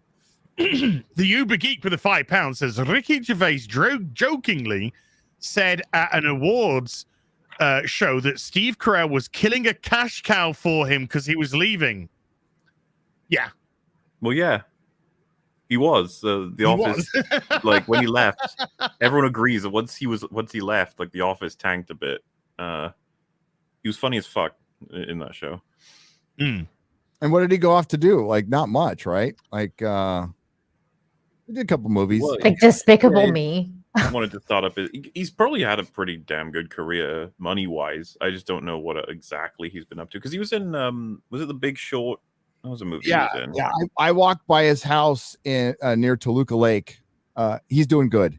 He's doing real good. He lives right next to Melissa McCarthy. I was doing. Oh, he's not not that good then. Not Well, that great. Yeah, not that great. a very modest house. She lives in like a normal suburban house, but a friend of mine knew both of them, and she was taking me on a walk. She was she's a girlfriend to another friend, and we were going on our little walk around the neighborhood. She's like, "Yeah, Steve Carell lives here, and it's fucking massive fucking house." I'm like, "God dang, he's doing good."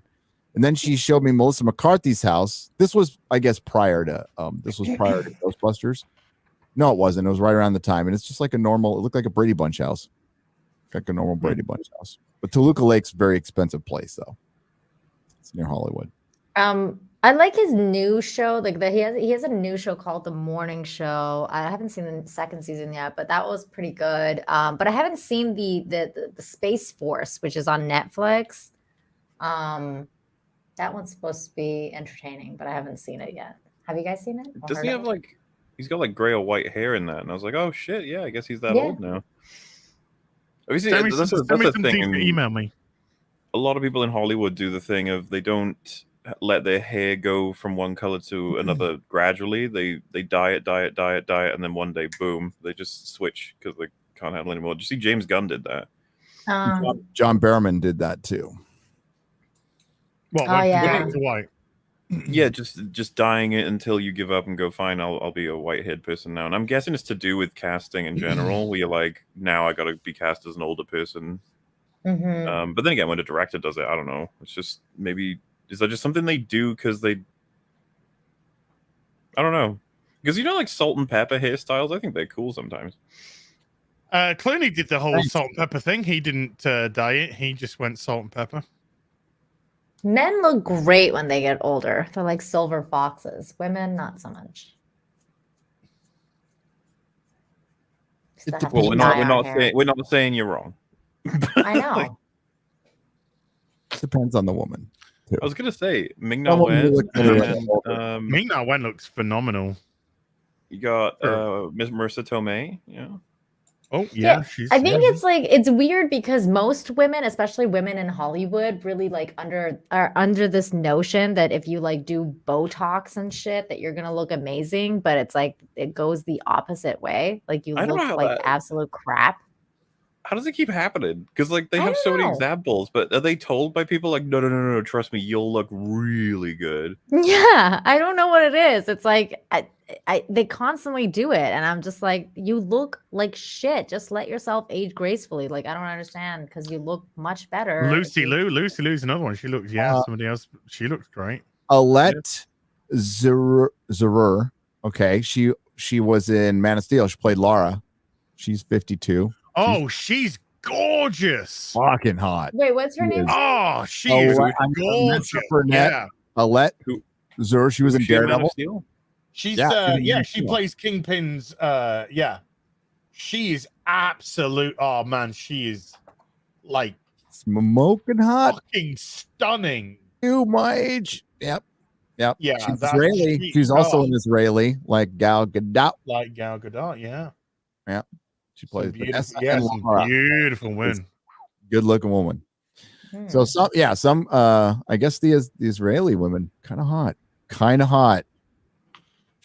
Middle Eastern women are hot. Women. Yeah. Do you know who I like?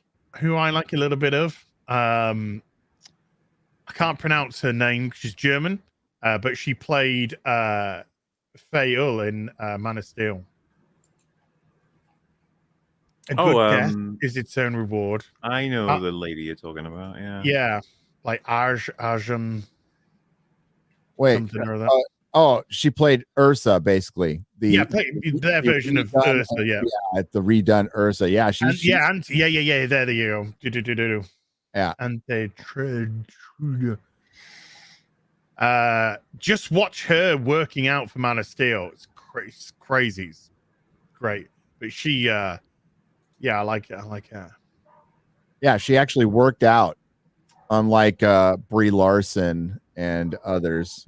Hey, we have seen Brie working out, Gary. She posted proof. Yeah, she did yoga on and YouTube. weights. Yeah, Gosh, she Gary, did bigotry. Gary. She showed her. She put her asshole into the camera lens and said, I'm sick of "Look, your sexism, Gary. give me a thumbs up for fuck's sake. I'm trying everything in my power to be likable." Oh, I'm sorry. Like you can pick up you pick up a 5-pound I almost said Wow. dumbbell. I almost said dildo, but I was gonna say dumbbell. Wow. You can pick up a 5-pound dildo too. Pound dildo. That is. Hey, you can kill 2 birds with 1 stone right there. Multitask a little bit. You get your workout. Oh my God. You can kill more than that, Gary. I'm an entrepreneur. I think of these things, okay? Bruh. Oh I'm my always thinking God. of an idea, man. You can work out and flick your bean at the same time. Sign me up. a dill bell. We'll call it a dill bell. A dildo. A dilbell. Ding-a-ling-a-ling. Flicker. Yep. Pump until you. Oh, okay. No. What? Whoa. 5 Wow. pounds. Damn. That's right. Yeah. So what? Brie Larson pushes a Jeep up downhill a little bit. Pushes a Jeep downhill. And she deadlifts what 150 pounds or something like. Anybody can deadlift that. Okay, anybody. I don't know how much she did. I mean, when you look at how do you pronounce Anjan? I don't know how you pronounce it. I just follow her on it. Or sorry, I was going to say I stalk her on Instagram, but I'll change that to follow her. I'll follow her on Instagram. But when you just look at what she was going through to work out for that, crazy, absolutely fucking crazy, man. And if you look at like who is it? Fassbender's wife, who played Lara Croft in the latest iteration of Tomb Raider. Yeah, she's good looking. Alicia Vikander. Mm-hmm. Yeah, Alicia Vikander. So. When you see her working out for that Lara Croft movie, she's hot.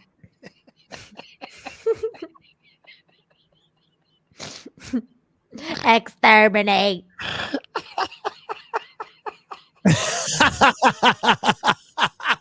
I mean, it's uncanny. I love the plunger. Wow.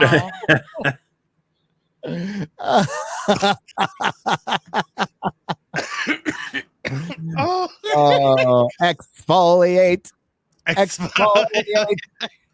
Oh my god. Oh my god. Oh man, what were you thinking? Ezra and his mate's about to take. He's exterminating my eyes. God.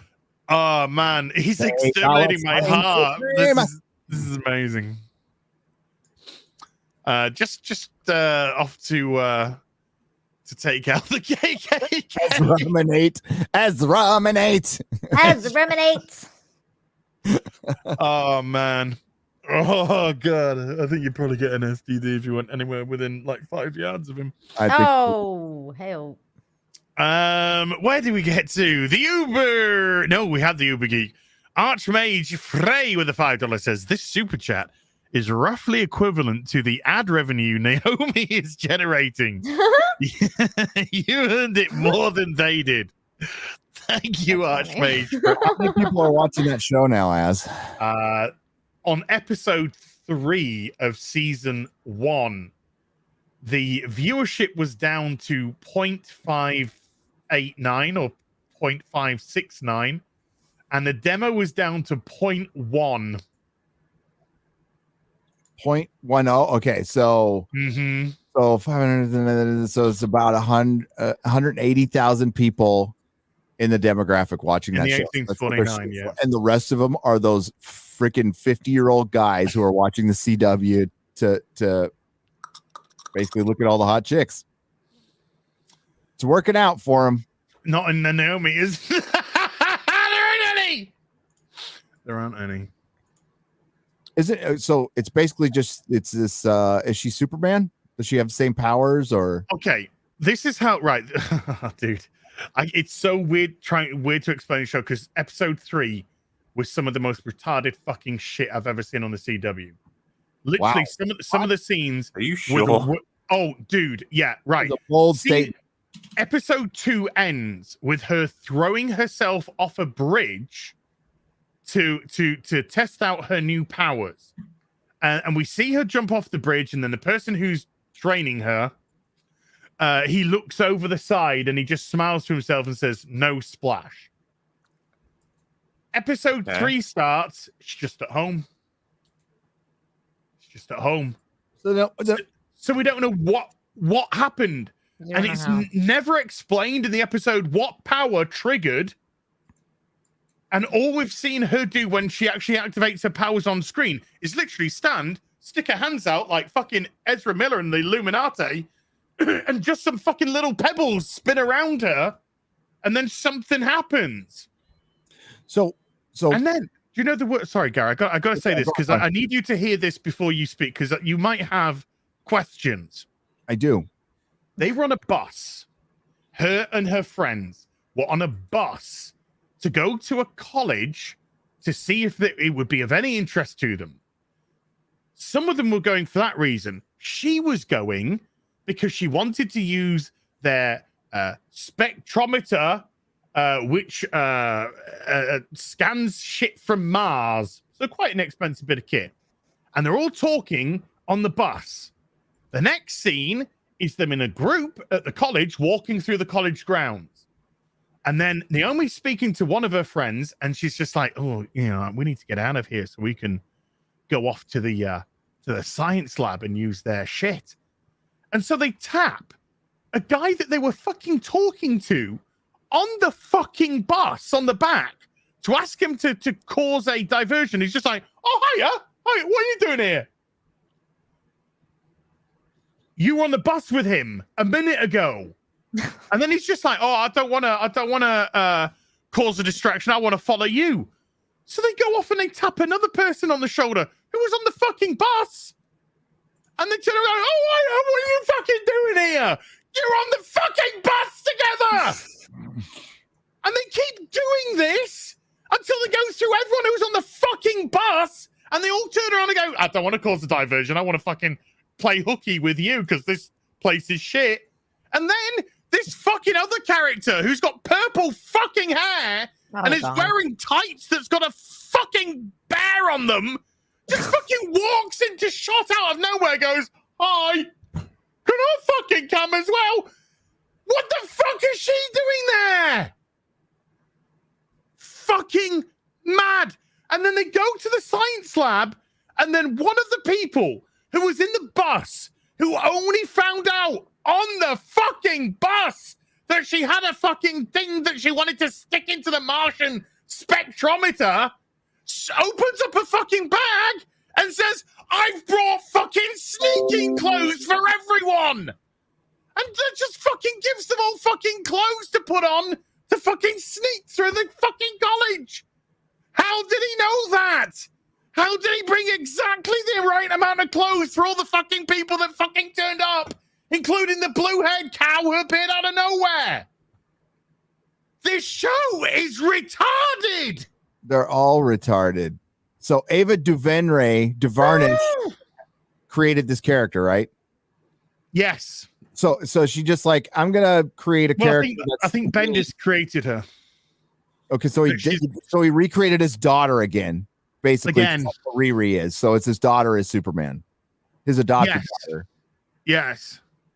Is it obviously his adopted daughter? This is because everything has to be done for virtue. Yeah, I'm gonna go there. I'm gonna fucking go there. Somebody who like really thinks about that stuff. Like if you genuinely did it, it's a situation you came across. You're like, I want to save this person, give her a better life. That's fine. But what if it was the other case where it's like, what's gonna make me look best? Fuck you. That's all I gotta say. Gary, my review of Naomi with the awesome Jane theory, by the way, was 1 fucking hour and 7 minutes long. Holy shit. The episode was that fucking retarded from start to finish. And I say we, as in Jane and me, could not understand the levels of stupidity we were fucking seeing. Okay, let me just give you a little example, right?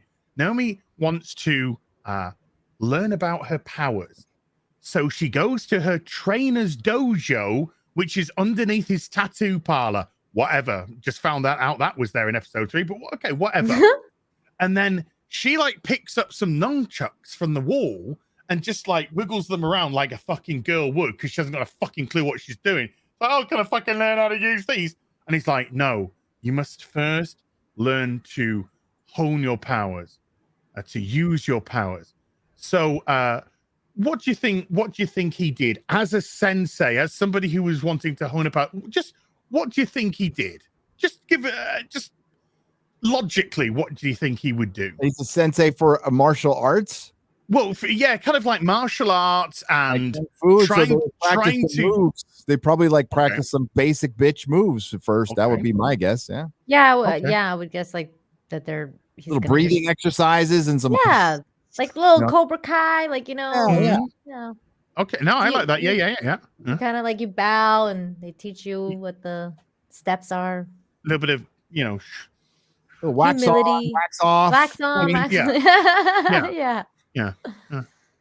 He gives her a tennis ball to bounce. Okay. And that's it? Mm-hmm. What the fuck? Is it supposed to be like a metronome or something like that? It's supposed to like that's No, Is it like, she's just got to bounce the ball and catch the fucking ball. it's not one of those tennis ball things that shoots at you and you have to like dodge it and shit? No. Oh. Just bounce the tennis ball, catch the tennis ball. poisonous things don't come out of it or something like that. No. No. Bounce the tennis ball, catch the tennis ball. That sounds like a tennis lesson. Fuck it, go down. I don't know what's... Snatch the tennis ball from my hand. Bounce the tennis ball, catch the tennis ball. Yeah, this is Was she able to do it successfully? Yeah, that's the question. She bounced the tennis ball. She caught the tennis ball. Okay. All right. Well, at least she's got She hand-eye talked about coordination. that she was a lesbian after that. Oh, she is. She's interested in anything. Oh. I'm not joking either. In the first episode, we were informed that she had split up from her boyfriend of 5 weeks without a real reason, and he still doesn't understand why they split up. And then she went to a comic shop where she bumped into the purple haired fucking weirdo. And then she said, then she gave the purple haired weirdo girl her phone number and said, call me for any reason you want to. Then a white guy, the next episode, asked if she wanted to go out for pizza. And then when she realized that he meant pizza but a date, she was like, oh, no, but maybe. She's a slut.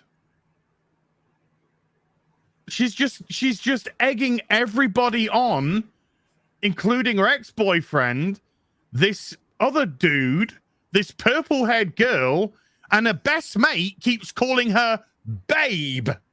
Because I guess that's like new Babe. progressive feminism, is that you're a slut and you can just get with whatever. What's the term for it? When you just fucking everything. Polyamorous? No. Polyamorous, that's the one, yeah. Yeah. So they're trying to so she's 16 years old in the show. Oh no. Yes. And they're and she's just like wanting to fuck everything. Oh no. You know who got busted as being a perv? 90% of the internet. Ryan Kinnell. Ryan Kittle. I was looking at the same thing. What? I just responded to Gundam's tweet. I said, that's the guy who looks like he wants to I burn. put it in the something back. down It's in the private chat. It's in the private chat. I don't know if we should give this guy any oxygen, though. That's the deal. Is this one of those ankle biter fools? Oh, let's have a look. What you mean? It's a Gundam is or the other No, guy? no, it's a Gundam. No. Gundam's already done it. Yes, Gundam's fucking awesome. We love Yeah, Pop Gundam, but the guy who made a video about Ryan calling him a sex pervert is a Oh, straight of course. ankle Of biter. course. Yeah. Frost sends pervs into rage. I think I responded to this tweet. That's the guy who looks like he wants to burn something down in Portland. What's it? Is it creepy sex perverts big mad? Yeah. He makes videos. Creepy sex.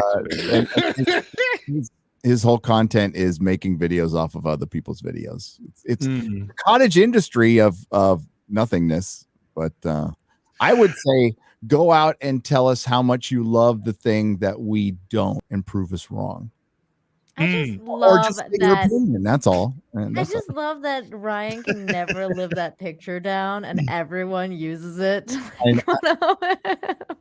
that's my boy. Baby boy Ryan. My baby boy. I'm so proud of him.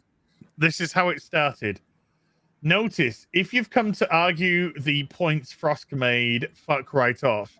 I don't want you here, just like G4 doesn't want you here. Society doesn't want you. This person sounds perfectly normal. Wow. If you're just going to quibble and try to weasel around her, totally fucking valid points. Jesus Christ, dipshits, I take it. Touch grass and learn to listen when somebody sets boundaries. You goon. Big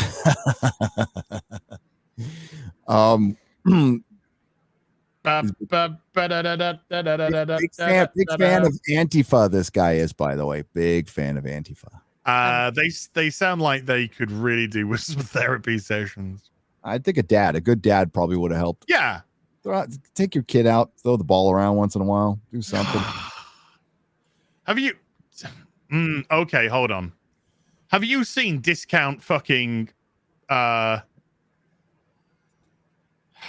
Cortana from the Halo trailer?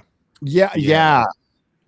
Okay, so Cortana, I like the first images of her look like Phoebe Cates, who was one of the hottest women alive back in the 80s. Once again, fans do it better. Yeah. See, I don't watch the show. I don't either, but that's beautiful. Well, that looks very much more like Katana from the actual games. Well, they've toned her down since, right? Since the company. Oh yeah, now she's in a burqa. Yeah. Oh my God, are you serious? No, I'm not serious. No, I mean like they've toned it down a little bit in the games, but it's not that, you know. Everyone's being put in a freaking burqa. Hi, I'm Katana. No, you're fucking not, darling. Moving on. Yay. There was another thing that Yellow Flash posted that was like that, like the fat fans do better. It was a picture of what is his name? Finn. Did you guys see that? That was really cool. But it was, I mean, this is what we wanted from the movies. 7 years too late for that one. No, we wanted a character for him. Yeah, we wanted this character. Like this is what we wanted from Finn's character. Yeah. No, didn't get it. We didn't get. So we could have gotten like a whole thing about like stormtrooper lore. How were the new stormtroopers being recruited? It looked like they were stealing children. Yeah, what were they doing with the children, etc. There was a lot. There was so many things they could have played with, but so many things. I'm assuming, like, when you guys saw the blood-smeared stormtrooper mask and like someone having sorrow for another stormtrooper, it's like, oh shit, okay, is this what we're doing? All right, I'm game. Let's do it. And then they didn't do it at all for the rest of the movies. They made him the pet. Yep. Race. Well, and they didn't know what they wanted to do because they're so racist. They were like, they knew, let's stick him with the white girl. No, Never mind. They knew what they wanted to do. They wanted to tone him down for China because he's black. Yeah. Yep. That's what they wanted to do. Absolutely. Because they wanted to break the Chinese marketplace, which doesn't even fucking like Star Wars. Yeah. Has never fucking gravitated towards Star Wars because Star Wars never fucking came out in China. Mm-hmm. Until many fucking years later. Not, a little, a lot. So it's never had the underlying lore of Star Wars and its history. Something fell down somewhere. That was so they they haven't gravitated towards this. And fucking John Boyega got done big time, man. Yeah, totally. No, that looks really good. That looks really good. Tell he was aware of it by the end as well. He was yeah. They all were. I honestly think he probably feels used like completely. He does. He wrote about it. They were extremely racist towards him. Let's be real. Yeah. I mean, like that they straight up made him a stereotype. And you're so right. They did it for China. They did. That's why they stuck him with they were like, okay, we're just gonna stick you with Rose Tico. All of a sudden, like, here's the Asian girl. She's gonna be your girl now, and it's like, oh, yeah, never but mind. they didn't understand that China and fucking Vietnam, who she's Vietnamese, hate each other. Vietnamese. But of course, Disney's so fucking racist. Just like, well, all fucking Asians are the same, aren't they? They're all fucking the same. Well, and to be fair, they do that to us too. Like Middle Easterners, we all look the same to them. To be fair. Well, to the ethno state of China, yeah. It was do you remember like the amount of catching up Rise of Skywalker tried to do, where it was like, look, they're on an adventure as a team of 3. It's like, you haven't done this throughout the entire fucking trilogy. And it's like, look, Rey's getting trained. It's like, shut up, JJ. It's like, exactly. You know, it's funny is like there is a shitload of market research that goes into these films, but it was all for merchandising and distributing. Like no thought was put into the story at all. No. That is good. Oh God. Wow. He's so into it in this picture. Yeah. Oh, Ezra's like he's so into it. There. He's there. Very Sorry, popular amongst seriously, circles. Hollywood. I'll never quite get over the fact that the film practically opened with her being trained. Is such a like response to the criticism. Oh, it was 100%. Like that's exactly what it was. It's fine now. She trained the whole time. Small minority vocal group of fans worth listening to. Oh shit! It was everybody. Well, let's be honest. Everybody. It was almost Mark Hamill spearheaded that specific criticism. Every interview is like, she hasn't even trained. Like, oh shit. Well, Luke is only a Dagobah for the Empire Strikes Back.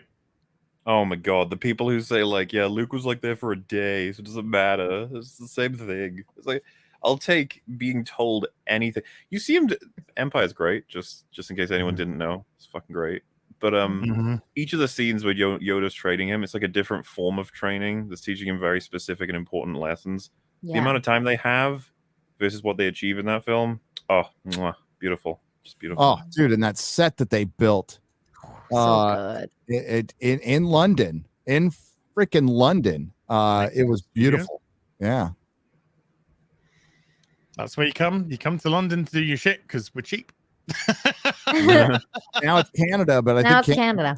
Canada now it's Canada. Yeah, the mandates are gonna hurt Canada. Now I think, but maybe the truckers will help. We don't know. Maybe hopefully, because I think the studios will pick up stakes and bail and go somewhere else. They'll probably maybe I wouldn't be surprised they come to Texas or Florida. Wouldn't be surprised. Oh, yeah, because it's like you don't have to wear your mask and shit there, and you can actually do some work without being bothered with all these regulations. Hey, whatever happened to not filming in Georgia anymore? Oh, they kept filming in Georgia. Yeah, they didn't care. They didn't really care about that. It's just red versus blue. That's all it is. Blue versus red, red versus blue. Major Kusanagi from Ghost in the Shell. Standalone complex version. We're just going to be against this thing because my team said to be against this thing. So truckers are fascist. Do you see that fucking cartoonist, a political cartoonist? Fucking truckers fascist. I did not see that. Oh, Clifton shot. Clifton's like the Twitter monitor now. So he shot back within 2 seconds going, you don't know what fascism means, do you? No. Oh my God. I love Clifton. Yeah, Clifton's fucking brilliant. I'm supposed to talk to him today. I still haven't met him. I would love to meet this man. He just speaks my mind all the time on Twitter. Yeah, he's smart and he's clued in, and he's been blowing up on Twitter massively recently. I'm trying to find this political thing that you're talking about. I can't talk to him today. I hope they didn't schedule it today. Studio Jake with a $5 says, who do you think the new Doctor Who would be, excluding David Tennant? Which is a good exclusion. I honest to God, in today's current climate, I couldn't even begin to guess. Well, I really couldn't. Okay, everybody wants a male doctor between the ages of 25 and 45. And that's what everybody wants. But they are way more worried about the 5 people on Twitter who are going to call any pick for the doctor that could possibly be even like, if they don't, see, you don't have to say what sexual preference the doctor is, because we just assume the doctor's asexual. You don't have to say anything. Just, we cast this male part. They're going to pounce on it. They're going to absolutely pounce on it. And what they have to do is ignore that shit. And once you see more companies ignoring that shit, then because the companies gave them power, fucking Disney just gave all the fucking SJW's power by caving into Peter Dinklage's drunk ass demands on a fucking podcast that nobody listened to. I would.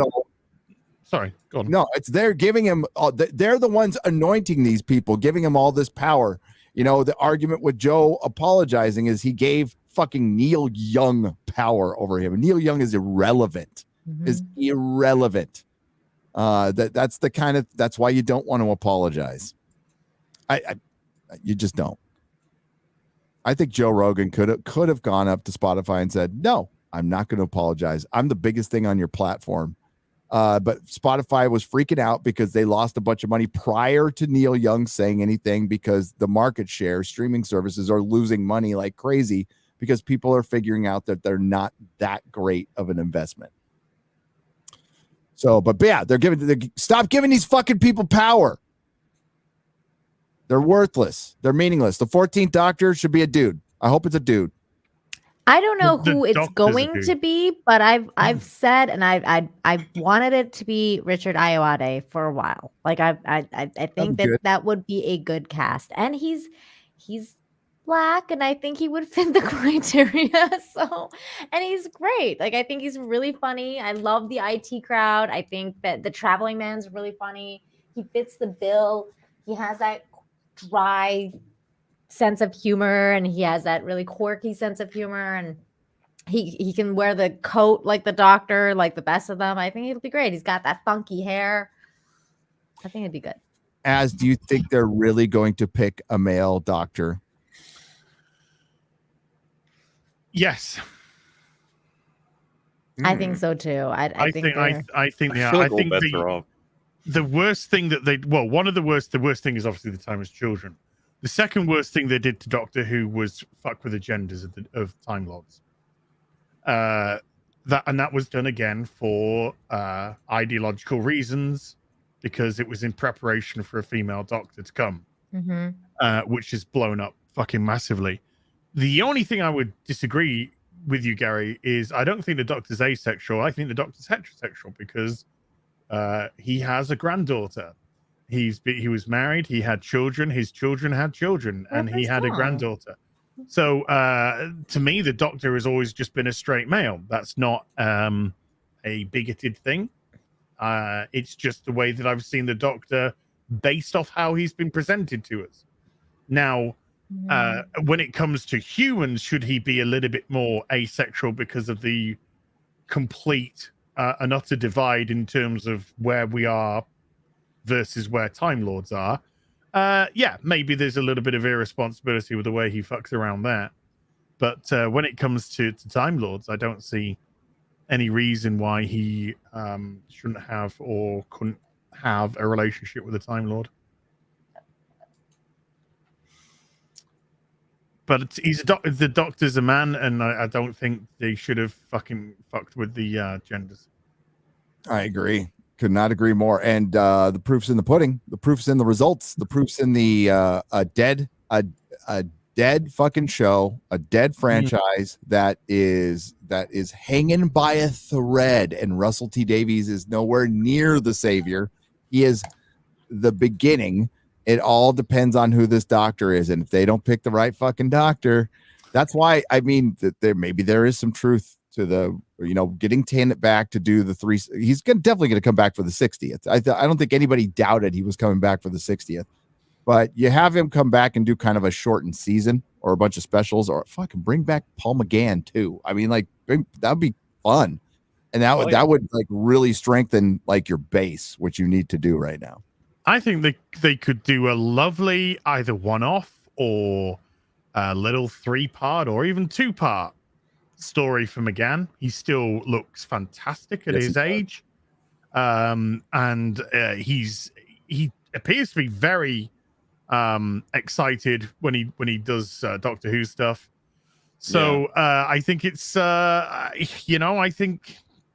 think he's earned it, but we're looking at it from the perspective of Doctor Who fans, and the BBC's looking at it from the perspective of ideology. So, well, the thing is that there is a lot of rumors coming about like David Tennant and like previous doctors. I almost wouldn't be surprised if they did it, because then they'll be like, oh, this is a new thing we've never done. Like the Doctor regenerates in like a previous host that he's been in, and blah blah blah. Like I almost can see them doing it. Writing potential, honestly, they could make it amazing. Like, because there could be really big, grand reasoning for why that's happening related to the Doctor's personality. You could even, I know they won't do this, you could be like, what the fuck was that prior incarnation?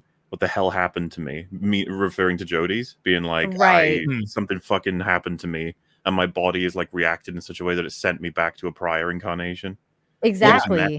Be the new set of regenerations that they got after the 12. That like maybe there's something wrong with it, or maybe the Master fucked with it, or maybe Rassilon fucked with it. You got to bring Rassilon back. And you could do a lot. You could fix it, but will they? If you wanted to entertain, you could do a lot. You could repair the damage. But the BBC is now an ideological vehicle, and they can go fuck themselves 7 ways from Sunday. They need to bring back the Time Lords. I think we've had enough time away from them.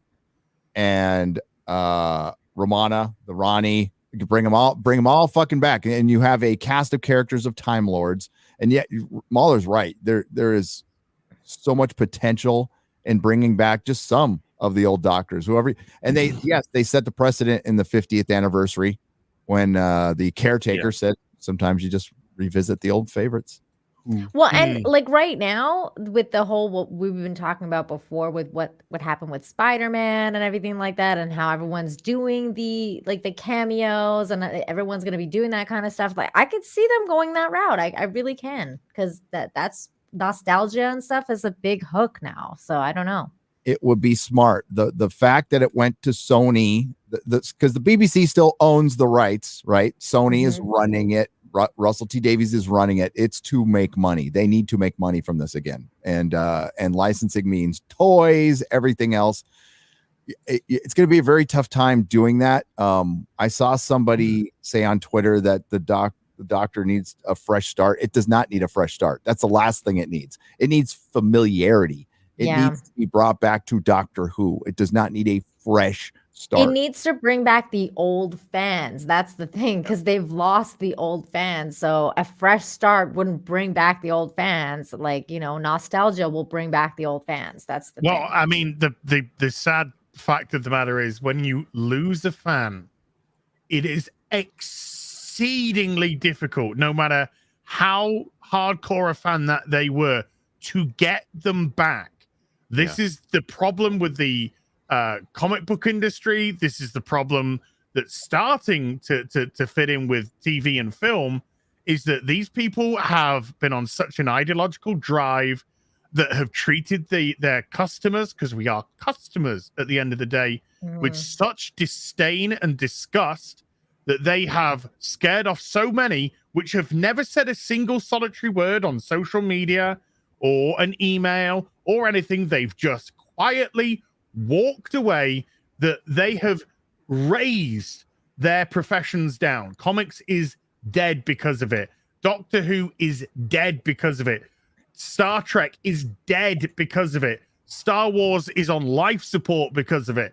This is what they have done. And so even with familiarity, even if they brought David Tennant back, they'll get some people, but the amount of people that they have lost still because of that won't come back, that have now found something else. They might have found another hobby, another place which isn't treating them like shit, or that has just grabbed their attention. Those people, they're gone for good. And this is what happens when you drive away people from your franchise, when you gatekeep, when you push them away. I mean, I totally agree with you, because that's where I'm at with Star Wars. Like, I'm not into Disney Star Wars anymore. I was done after The Last Jedi. I was like, you will have to do a lot for me to come back. But a lot of people went back after that whole Luke Skywalker scene in Mando. Like, and everyone was like, really happy. Not everybody. But you're right. I'm sorry to interrupt you there, Nina. Definitely not everybody. You're absolutely right. I mean, a lot of people came back and it was like, wow, it was a little disappointing. Like, let's be real. But people can choose what they want to do, but it's like right after, and I know that caused the schism, but not everybody came back. Like me, I didn't go back. I don't think we'll see until a new Star Wars film comes out the damage. Yeah. When a new Star Wars film comes out, that's going to be really interesting to see what the box office will be for that. Because all that we've had at the minute is Mando. I think that's it. We saw TLJ's damage in Solo and Rise of Skywalker rather than TLJ, you know? Yeah. So that movie still made a lot of money and everyone was really proud of it. And it's like, well, yeah, but it's running off of TFA's hype generator, which, let's be fair, those people were like, I can't wait to find out more about Snoke. I can't wait to find out more about the Knights of Ren. I can't wait to find out what Rey's history is. All of it was crap. And then you realize the TFA didn't offer anything as well. So it was like, uh-oh. Well, and then there was another franchise that just brought back fans again, and that was Ghostbusters. Because they lost a lot of fans with 2016 and feminizing the Ghostbusters and making a really shitty movie. And then now they brought back like the Ghostbusters, and there was people like me that was like, I was expecting a little more because I was expecting like a movie like, Spider-Man, where you actually had the Ghostbusters in the movie the entire time, not like just them showing up for the last 5 minutes. But it was still something. Like, they brought back a lot of the fans, and people were really, really happy with what happened with that new movie with Afterlife.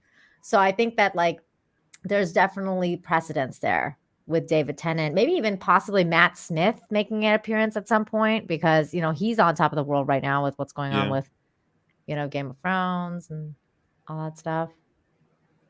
So also, I'm afraid I have to leave you guys. I am almost. I have 9 more minutes, but I don't have them to spare, unfortunately. But it's been fun having chats about this, that, and the other. And, well, we must hang out and talk Arcane soon, Mahler. Oh, well, you'll just let me know. Okay. I'm quite fond of that show at this point. Okay. I hope you enjoy the whole thing. But yeah, thanks for having me on, of course. Gary, congrats.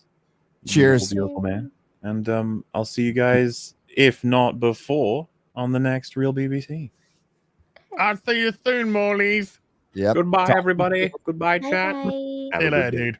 Later, brother. We are coming up to the 4-hour mark. Nina, do you need to? I need to go soon, but right now I'm okay right this minute. So right?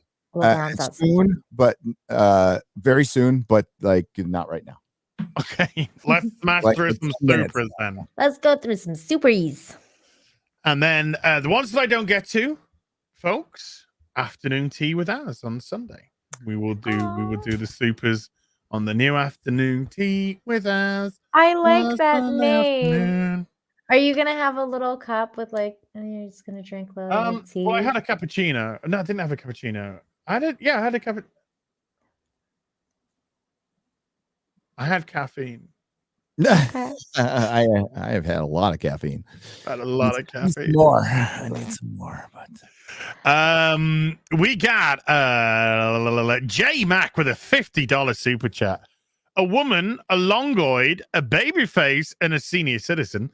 This podcast sets the gold standard for representation. Mm-hmm. Take notes, world. Thank you, Jay. No Zaku Boy with a $50 super chat as well says, who sees into the hearts of men and the undergarments of women? Peeping Tom. Tom is in a race against time to stop a martial artist from committing a dirty deed. Can Tom interrupt the master of the hairy palm, Hong Lo? Oh my God. Are you Hong Lo, Gary? I'll never tell. I'll never tell. I had to stop wearing. Never mind. I'm just gonna leave it right there. Yay! Jobs McGee with a £5 says, so how bad was that Halo series trailer? Last Jedi vibes. Remember Cortana used to be blue and not Avengers game Kamala Khan? Yeah, it looked. She did look like it. Yeah, she did look like. She did. Oh, that's a good point. Oh, well done. Yeah, it did. Yeah, it looked bad. And I'm absolutely sure that they've literally just like mapped an actress for that as well. But Yep. it looked bad. Yeah. I think we had a good discussion about it earlier. Jobs. Yeah, it looked. I mean, I ain't. If I watch the first episode, it's to see if I can make some fucking money off it on a video, folks. Just call a spade, you know. But if it just looks like, you know, Jesus, it looked terrible, fucking terrible. I ain't anything that comes out of Paramount right now is just like it's like, oh god, I can't say that analogy. That's really bad. Can I say? Let's just use a slightly better one. Dead on Arrival is apt, but it's just like pouring out dead bodies, and it's look what we've got. Yeah, it's deceased. It stinks. Yeah, but it's about the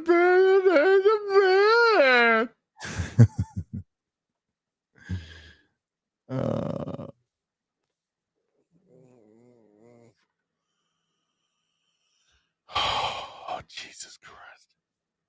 Double down with the $10. Says, legendary crew, congrats, G, on the 400K. On the day Boba Fett is low-keyed out of his own show, Fennec will blow up the next Star Killer Death Star, just like the Sarlacc, and Luke and Han will watch in awe. Oh, God. I mean, I know the super chat's a joke, but that is literally what's happening. Mm-hmm. I heard that Boba Fett crashed his Slave One spaceship into the Sarlacc pit. I heard he did too. Was he able to recover it though? And didn't Fennec Shan come and save the day? I think she saved him. Yeah, because he's absolutely incompetent. Yeah, he's a fucking fool.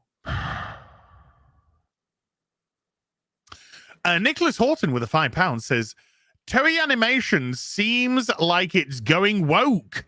They'll be partnering with certain authors to produce animated projects based on NFTs. Oh, good luck with that. Good luck with that. You got any thoughts on NFTs, mate? I ain't got one. No. No, NFT? Yeah, any thought? Do you have any thoughts on NFTs at all? FNT. FNT. Not NFT. You don't need an FNT. You need an FNT. Friday night tights. There you go. You don't need an NFT. You need a Friday night tights, baby. I think those things, I know some people are excited about them. There's no such thing as getting rich quick. It doesn't exist. And there's nothing digital that you will be able to say that is your own. Once it gets on the internet, it'll be everybody's. I think it's a gimmick that a very few people are going to get really rich off of, and then it'll go away. Oh my God, I had to run back because you guys are talking about NFTs. I wanted to tell you something. It just sounds like a scam. But dude, I was totally thinking of you, Gary, because every time I see NFTs on Twitter, I read it as FNT, and I was like, Gary needs to make NFTs for FNT because that is a missed opportunity if you don't. I will give them away. Can I just give them away? Yes, of course. Yes. But it's just funny because it's like every time I read like NFT this, and I'm like FNT, and then I'm like, no, wait, it's NFT. Oops. So it's like an image or something you own, and there's a blockchain on it, so nobody can like get it. It's weird. It's like this like cryptocurrency image of like whatever drawing people do, and then they put it's very weird. FNT, NFT, TMNT. TMNT, yeah. Yes. Yay! Acronyms going on here, man. Adam Wooford with a $5 says, ask Mauler. Hey, Mauler. How he feels about CW being sold, and that might be the end of Batwoman series. He really enjoys that trash show. Well, unfortunately, Adam, I'll just have to correct something. Even if it's sold, they would still have proprietary status to produce content for it as well. That's part of the deal of the sale, that they still make content for the channel. So it wouldn't necessarily kill Batwoman or anything. But the very fact that the CW is up for sale is fucking hilarious in itself. Because that thing apparently hasn't made money since 2006, is it? Something like that. Or it hasn't made money in like the last 14 years or something. David Stowe with a $5 says 1:20 p.m. Eastern on a Tuesday, and you are doubling G4 TV's live viewers on their main show on a Friday. Hail, ladies and gents, and as hail. Yeah, didn't think about that. They did about 2.8. We were at 5.1, I think, at peak today, which is fucking amazing, awesome, guys, and thank you very much. And that's their Sunday show. Do you guys think I should do this? No. Don't you freaking dare. Well, it was nice. No, if you want to present here, no, but okay. Yeah. I think I should do it and take it back. Like, shouldn't we take the hairstyle back? I think I can't wait till they're over it. I know. Please get over this. That hairdo's done. It's done. Yeah, it's done. It's like no claiming that back. We're already getting to the point where, and it got reset again because of 2020 and the riots and everything. But 10 years from now, everybody's going to be making fun of SJWs, and everybody was going to be they'll have all called them out. It'll be just like there's a thing from the 60s is everybody says they were at Woodstock. Everybody they called out SJWs. Yeah, that's fucking. If you don't want to be easy on the eyes for anyone, do this hairstyle. Yeah. That's basically it. I'll tell you what, that is an erection killer right there. That's great birth control. Like, just get that hairstyle. You won't get laid.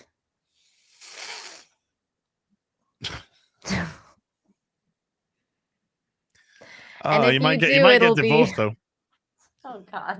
Ranji with a $5 says, "Yo, Gary, you got me to go watch Daredevil on episode 7. It's amazing.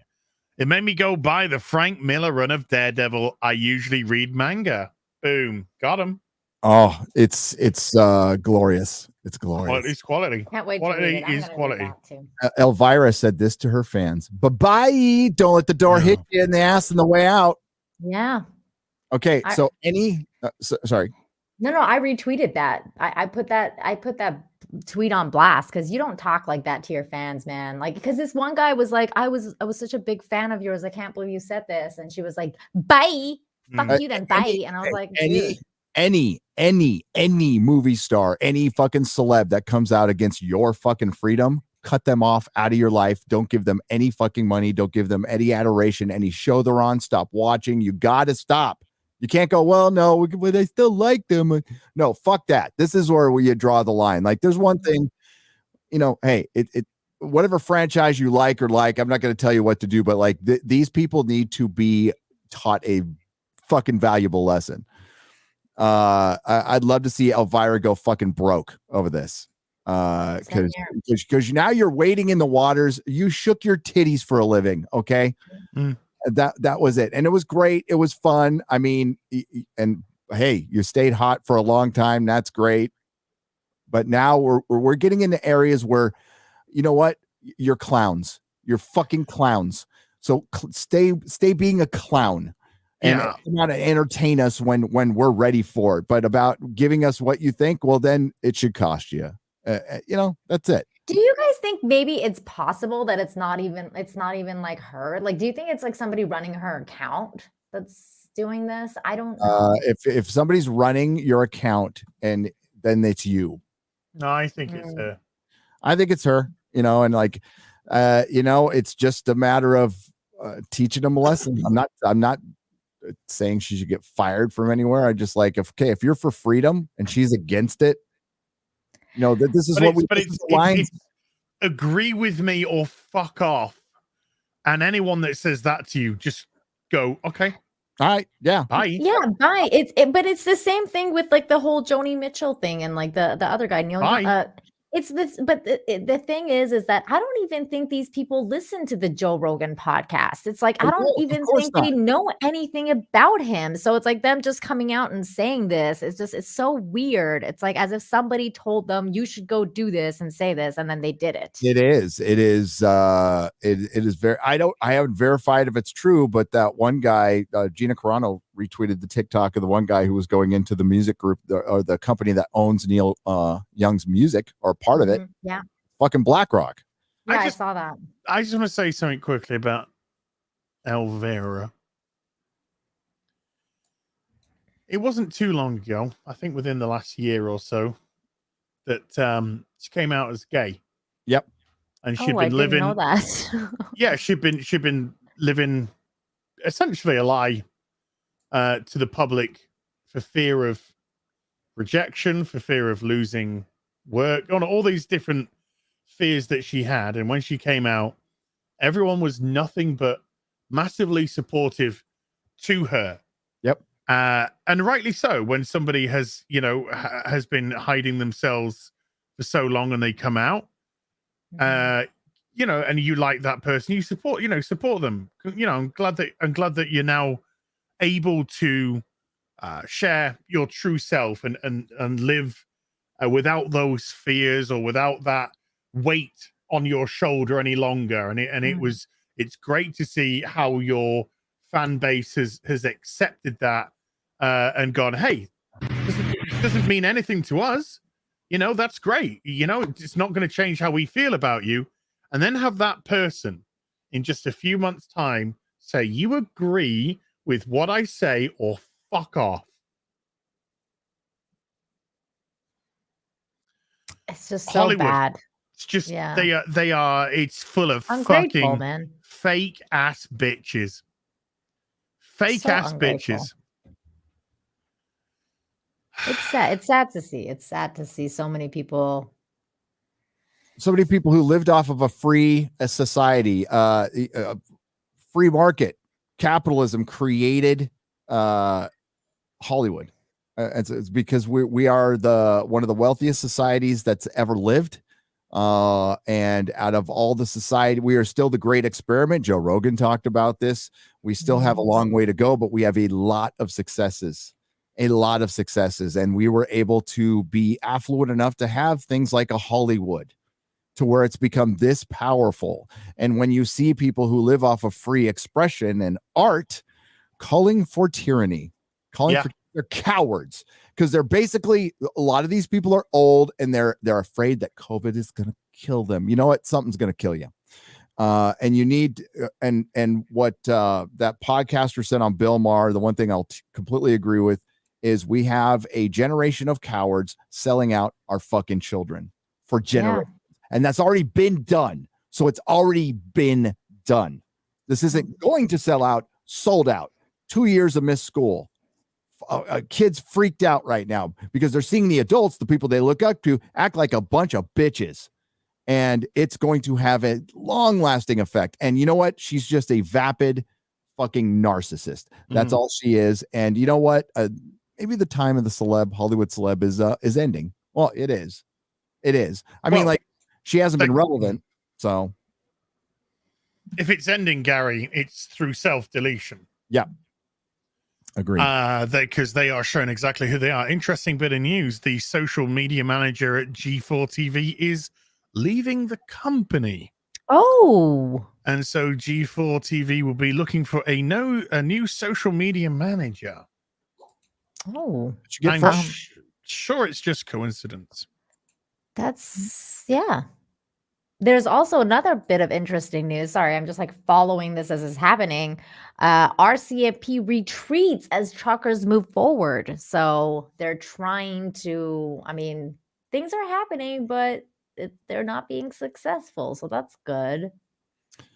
Not arresting anyone yet. Adam Sussler's tweets about Republicans drinking urine still up. Pretty sure they still up. Did he delete those? I knew they were up the last couple of days. So. Up. Yeah. Yeah. No. I don't like that sentiment, but thanks. Because that obviously helped a lot of our channels over the last couple of weeks. Mm-hmm. It really did. So thanks, because everybody's welcome here. We'll have fun. Come watch Friday Nights, watch Real BBC. Yeah. Have a good And time. feel free to disagree with us if you want to disagree with us. Yeah. You'll probably find none of us have a problem with some good ribbon at our own expense as well. No, as long as it's all in good fun, right? Like, I mean, it's just whatever. No, like this. Look at this. You can just insult me if you want to insult me. How many fucking great emails do you I get great emails. Like some guys are like a couple paragraphs long going, hey, I like this, I didn't like this, but they tell me why. And it's not like, oh, I freaking hate you or anything. It's just this one thing. And I listen to it. I absolutely I mean but that's constructive criticism. I mean, I'm open to that kind of stuff, but if you're just gonna be like, rude and call me names and whatever, that's awesome, like, by the way, hey, but no, somebody taking the time to do that is brilliant. That does not lost on me that somebody took time out of their day to and they felt passionate enough to tell me about it in a way that, so I just, definitely make sure that they're heard. Not going to agree with you all the time, but you're heard. Absolutely.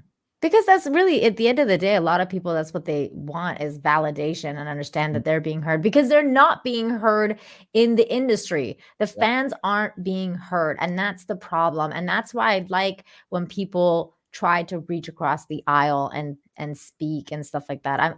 I'm a big advocate of communication and conversation and all that good stuff. So I'm here for it.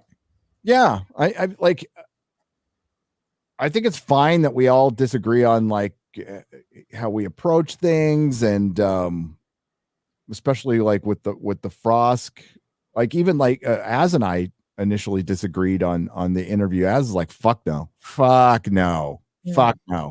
And I was like, for one, when I reached out, never thought for a second she would get back. So I saw it as like she's calling us out, and there's two ways to think of it.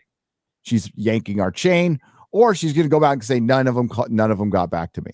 Exactly. So I'll get back to her. I'll call her bluff on this one, and she deleted her tweets. Yep. And what did I say? I said, this is not being done in good faith at all. And what did she do? She deletes it. And that's what my thing is too, is that if you're gonna have a conversation, even if you know it's gonna be in bad faith, like you think it's gonna be completely in bad faith, still have the conversation and leave it up to the audience to decide whether it was in bad faith or not. That's the whole point of having that neutral ground conversation. So you're not like, and I think that's a lost art. Like a lot of people have just, you become so emotionally connected to the subject. I think it depends on the person, though. I believe there are certain people that you're like, okay, no, let's have a dialogue. Right. Frosk is a stupid fucking cow. She's an absolute fucking idiot. She's a moron. She doesn't know. She's a person who opens her mouth first and doesn't think of the consequences of those actions. And then when she gets some bite back, she's a fucking pathetic coward, just like the rest of those fucking pathetic people at G4 with their fucking urine drinking fucking tweets and their go Frost. But I'm going to fucking talk about women sucking my fucking dick on my channel because I'm a hypocrite. And fucking tweets about, I don't care if my fucking family dies. If they vote for a different fucking person than me, I will sit back and drink bubbly. These people are filth. fucking filth. Yeah. And that's why I didn't think she deserved a fucking time of day, because she's a fucking moron. And the only reason why she wanted any fucking attention whatsoever was to try and claw back a little bit. If she was intention from the start, and the fact that she deleted all the fucking tweets showed that she wasn't. Absolutely wasn't. But I've got no problem. All the people that Gary went back, I've seen, because we've got our own little thing. I've seen that we've contacted them. Yellow Flash contacted them. Quartering contacted them. And just the fact that they contacted them was enough for her to fucking run a mile. Run a fucking mile. And I think it's interesting now what you said about the social media person, because I think that like that all goes hand in hand, because I don't think it was her necessarily deleting all the tweets. I think it's like her social media manager being like, you need to delete all these tweets. Like, in fact, delete your entire fucking profile. Like, yeah. Okay. Her agent probably told her to fucking do that. Her agent. But when you're tweeting out things from the social media manager, like, you're my favorite, that is passive aggressive shit, because they have themselves tweeted out. Adam Sessler and Frost themselves have tweeted out, I don't want Trump followers supporting me. And Sessler's, Trump followers, or Republicans, are racist, drink piss, but they show that they don't. You're not. They don't. They want a fucking nodding dog. They want a fucking complicit nodding dog that agree with absolutely everything in their fucking little echo chamber. G4's not going to be around for long. It's going to fucking fall down. Who is going to fucking support that esport business when that gets going? Fucking losers. Fucking losers, the lot of them. Deserve everything they fucking get. Go fuck yourselves. Yeah. I say that to your face if you want, Frost. Yeah, I would.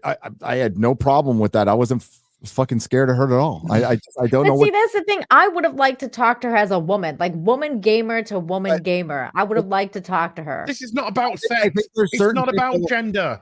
I think there's. I think she made it about gender, though. No. She said the words, but it's not about gender. Sorry, Gary. It's a fucking idiot. It's a fucking moron that fucking went and exposed the company for what they actually do, who didn't do the work, who didn't do the research, who got called out and then wanted to play fucking victim. This has got nothing to do with sexism and gaming. This has got nothing to do with having a fucking vagina. This has got everything to do with the fact that I don't want to get called out because of my prissy little fucking ego. Because this person has been ego, wherever she's been by the looks of it, in the LOL community, the way that she's spoken about people then. These are the people that cry sexism and cry victimization because they don't want to take responsibility for what they've actually done or said. They never do. No. Sorry, Gary. Apologize.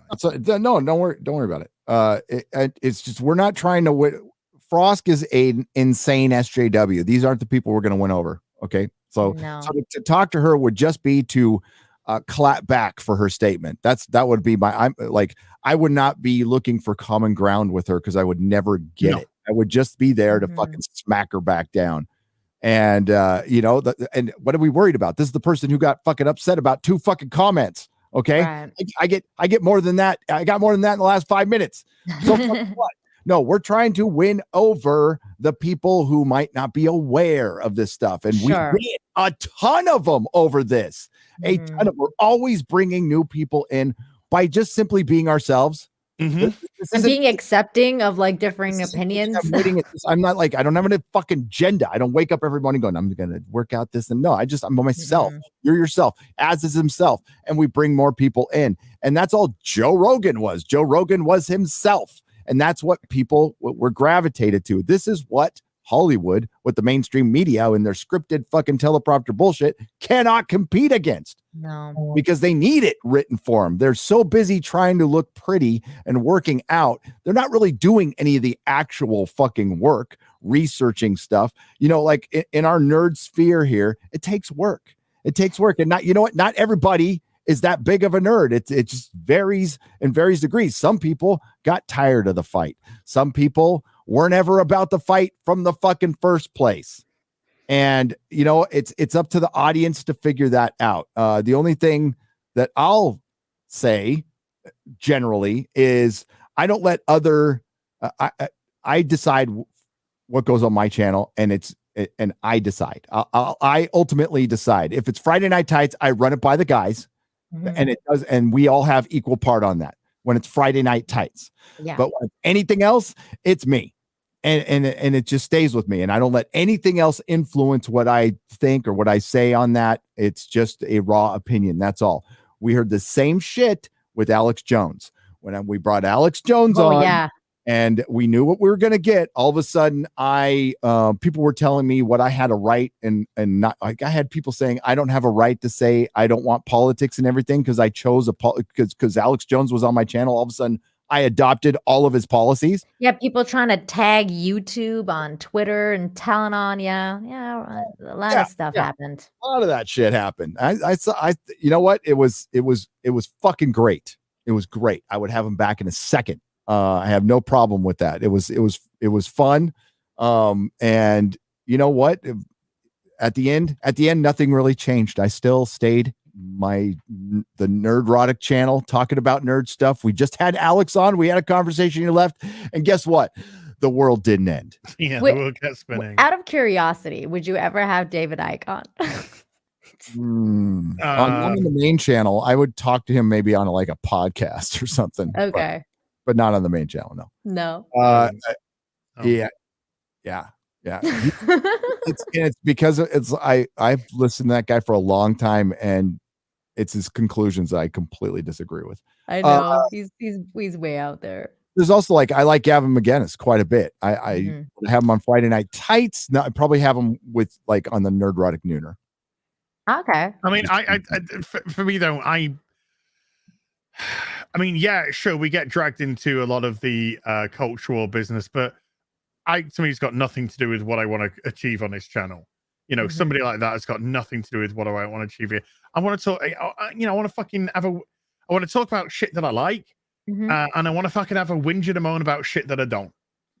And with what you were talking about earlier, Gary, look, we are ourselves, and we put ourselves out there, and we try and be as authentic to who we are as possible.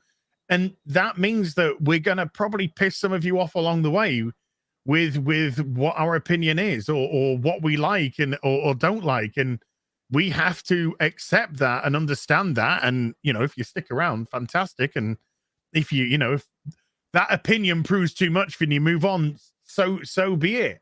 But it's not about compromising. It's not about compromising oneself, and it's not about putting a fake facade forward, because ultimately, if you do that, then you're not yourself, and you're not properly being true to your audience. And to me, it's about having some fucking respect for them. There's a lot of people out there that are putting on a nice little facade. They have no respect for who the audience are, and I don't want to be that person. No, you get principles are important, especially when we're, we are in this cultural fight. We're in this fight. We're in it. I don't think Az intended to get into it. I don't know about you, Nina. I didn't. But we're in it now, and I'm in it to win it. And, Az and I have had this conversation a few times before. Like, maybe we're big dummies, but we believe in this shit. Yeah, I believe in this too. I mean, it's weird because when I started it, I didn't intend it. In fact, it's weird because for example, with Jeremy from The Quartering, I started watching him even before you guys. And I saw his videos and the culture war. I was introduced to that kind of stuff through him. And then, it's weird because at first I had no courage to come on this platform and say the stuff that I did. I was kind of I didn't want to put myself out there because it's scary. It's scary to put yourself out there and say some of the stuff that you really believe in. And I've always been a genuine person too. When you meet me in real life, Gary, this is me. You'll be like, oh, that's Nina. That is the person that I see on, YouTube every day. I'm not different, but some people are. That's an act for them, they're, and that's never been me. So I think that's part of the whole success of what you guys are talking about is how genuine people are and how really they feel about this stuff, because I truly feel bad about what happened with Star Wars and Doctor Who and all these different things. And I think it is part of the culture war that is happening, and it's madness. And then of course you equate to like what is going on outside the world too, like because it wasn't happening, like COVID and stuff wasn't happening before, and now it is, and now it's just all kind of merging into one crazy clown world. And I don't know, it's just getting wild out there. Everything we've been doing, Nina, and I know you know this, but this is just for the sake of anybody who's new.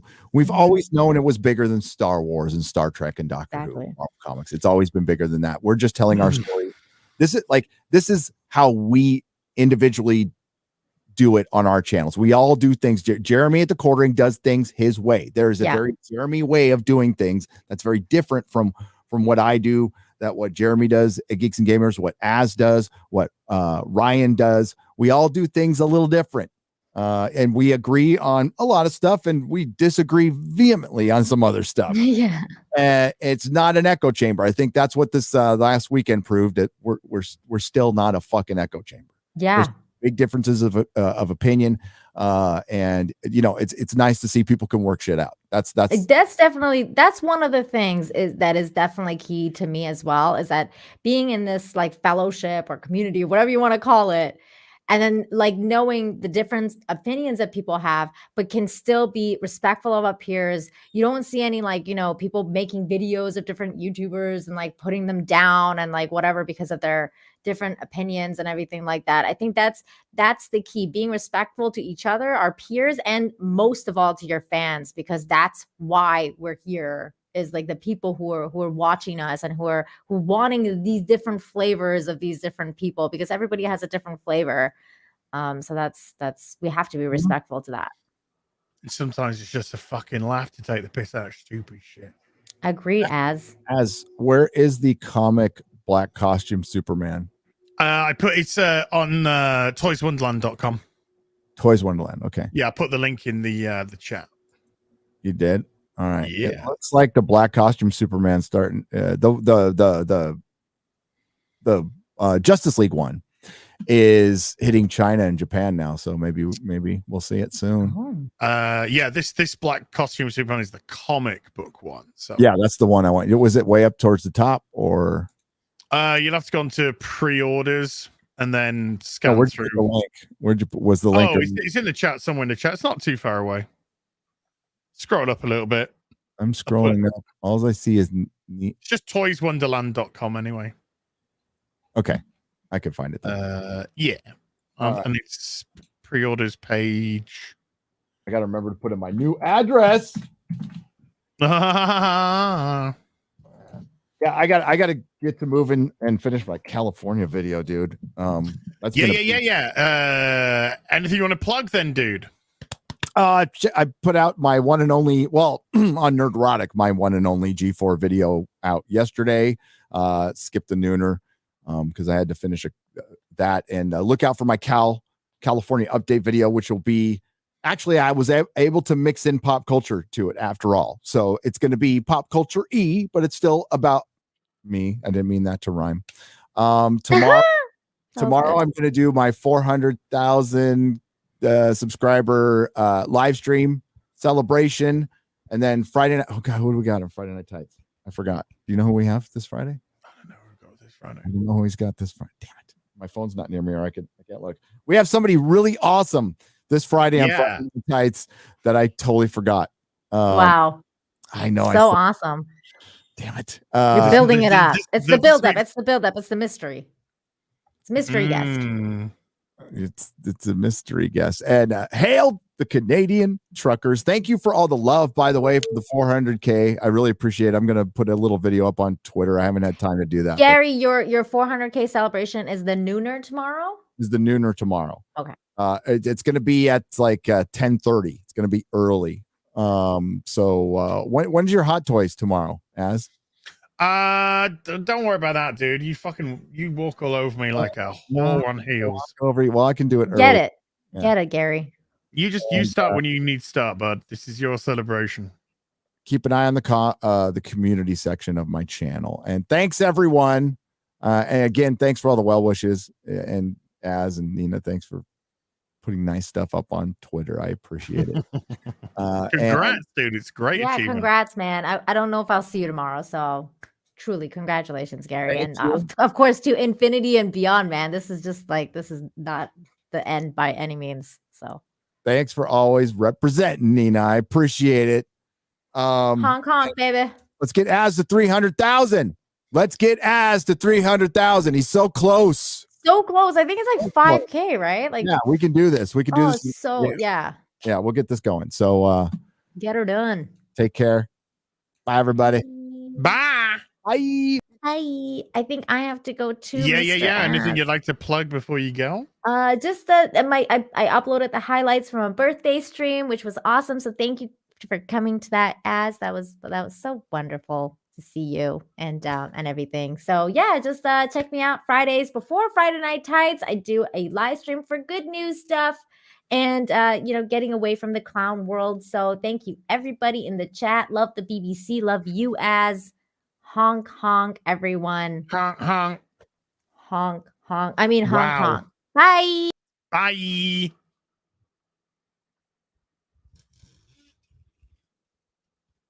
Hello there.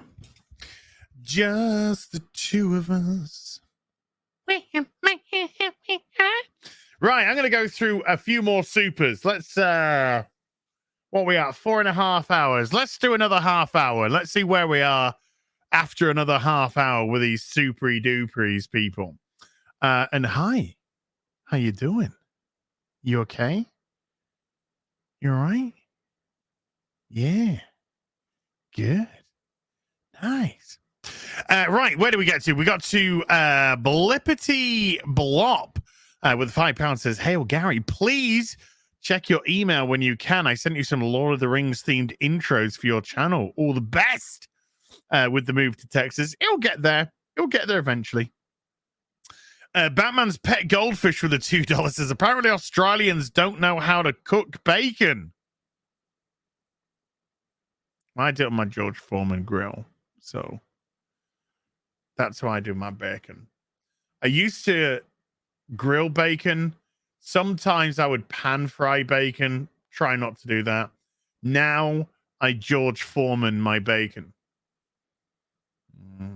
Bacon. Lord Chaos Monkey with a $5 says, "MCU news you'll never see. Don Cheadle steps down from playing Rhodey. RDJ to replies Tropic Thunder Roll. And Blackface up to play Rhodey." Oh, wow. No, you'll never see that. Correct.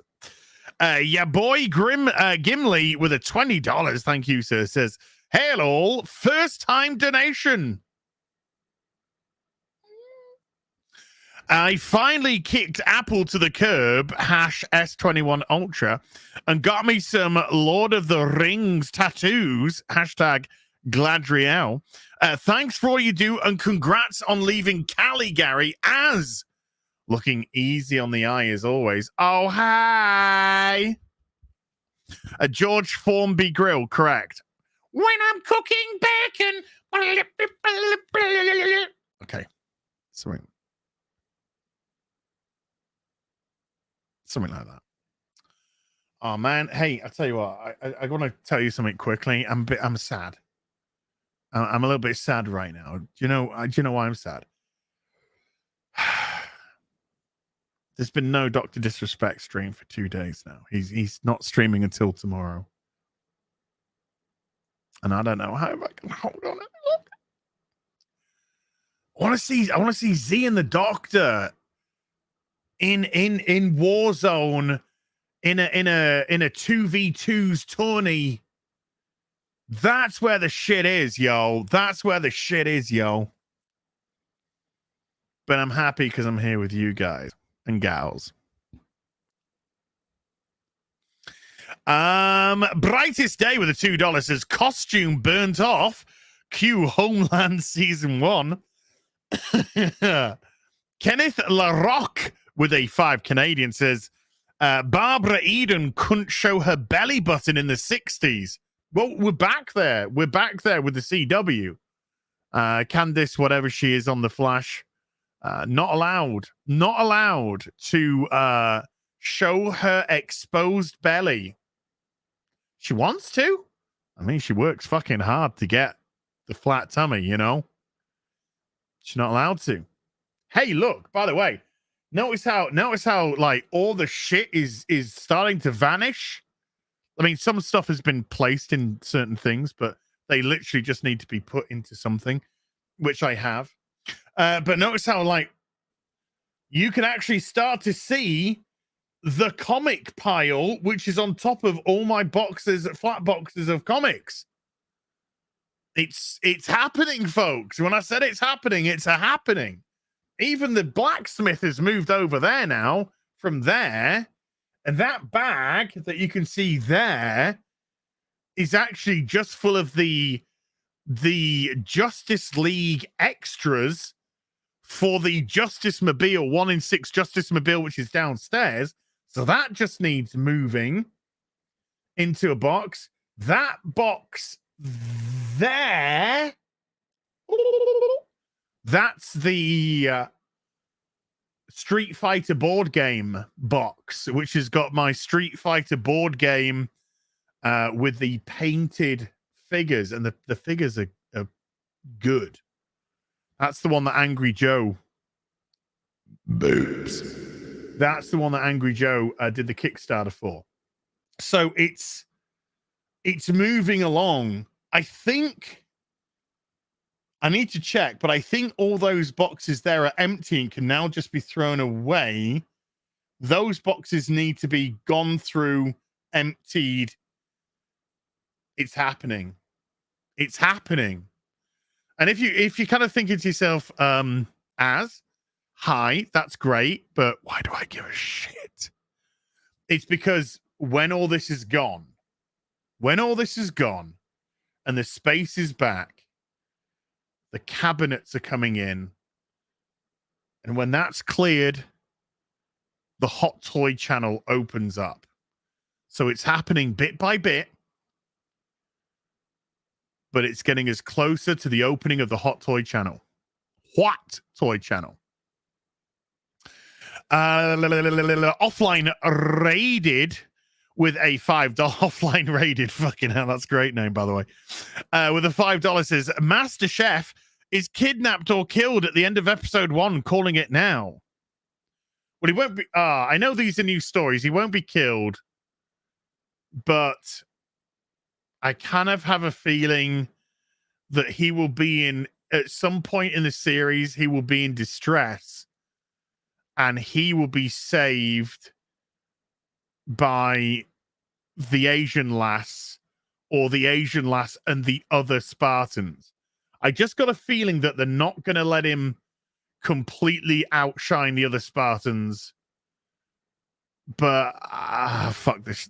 Fuck that show anyway. Andrev Sadler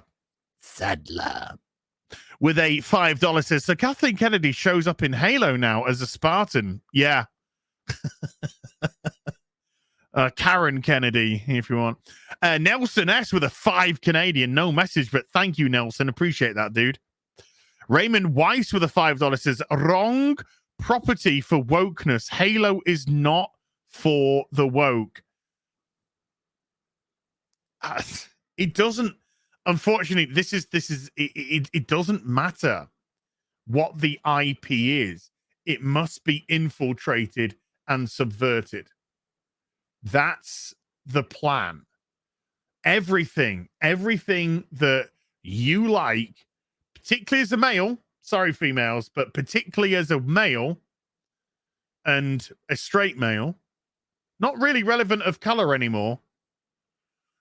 They want to come into your franchise and fix it. Not fix it for you, fix it for them. And when these IPs are going out now to the, the studios are getting these IPs to create these TV shows, it's time to be preached to. It's time on your favorite IP, might not be Halo, might be whatever, but it doesn't matter. It might be fucking Mask or Battle of the Planets. It'll all be perverted. It'll all be changed. So it doesn't matter. You know, Resident Evil. That will become Resident Evil, as you saw with Welcome to Raccoon City. Leon Kennedy, race changed. Jill Valentine, race changed. Why? Because you can't have what you expect for your RP anymore. You have to now be told, sorry, this IP is a bit too white, so we're gonna diverse it up for you. Lecture. And by the way, they will all burn like Welcome to Raccoon City, a film with a modest budget of only 50 million, lost money. It's out of the cinemas. It did about 36 million. It needs to make about 65 to 75, I think, to break even. Even with DVD sales, Blu-ray, you know, when I say DVD, Blu-ray, obviously. Nah, that's going to lose money. Oh, well. Diogo Machado with a 10 Brazilian. I probably butchered your name and I do apologize.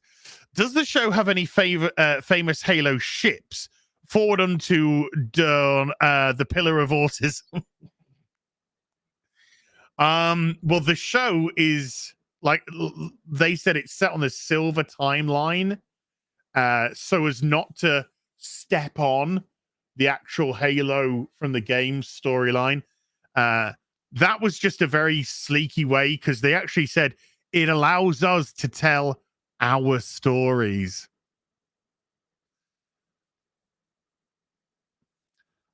Our stories. Fuck me. We all know what that means. 4204 with a $5 says BlackRock is the largest financial management firm in the world. They manage over 10 trillion in assets.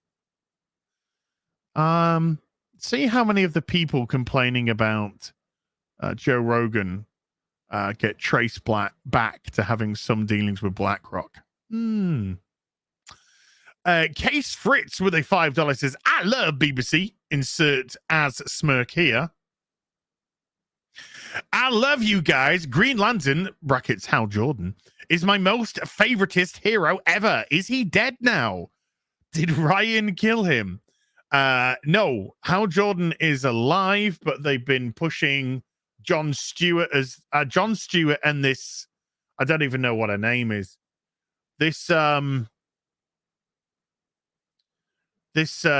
black female Green Lantern who hacked into Oa with a laptop.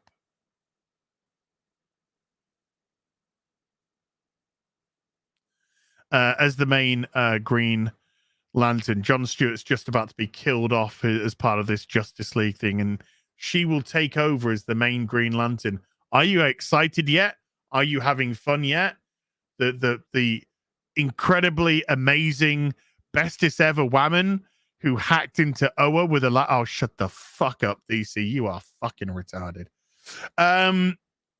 Bass player 2011 Iffy with a $50 super chat says, congratulations, Paramount. 20 years of lore you can pull from, but you had to go out on your own. Halo is going to be an absolute shit show.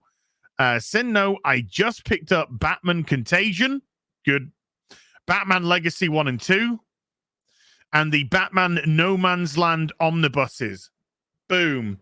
Great. All of them great. Love Contagion. Love No Man's Land. Legacy's great as well. Damn, yeah. Legacy's actually got one of my favorite Batman covers of all time. It's on Detective Comics by Graham Nolan, which is awesome. The Guardians of Oa use Windows 10. Apparently so. Apparently so. Don't think, people. Don't think. They fucking didn't. Dr. Porkenheimer with a $5 says, can't wait to hear the Halo rings only target toxic masculinity and Cortana fires them away for the betterment of humanity. Hail the real BBC. I mean, look, I know that I don't have to tell you guys, but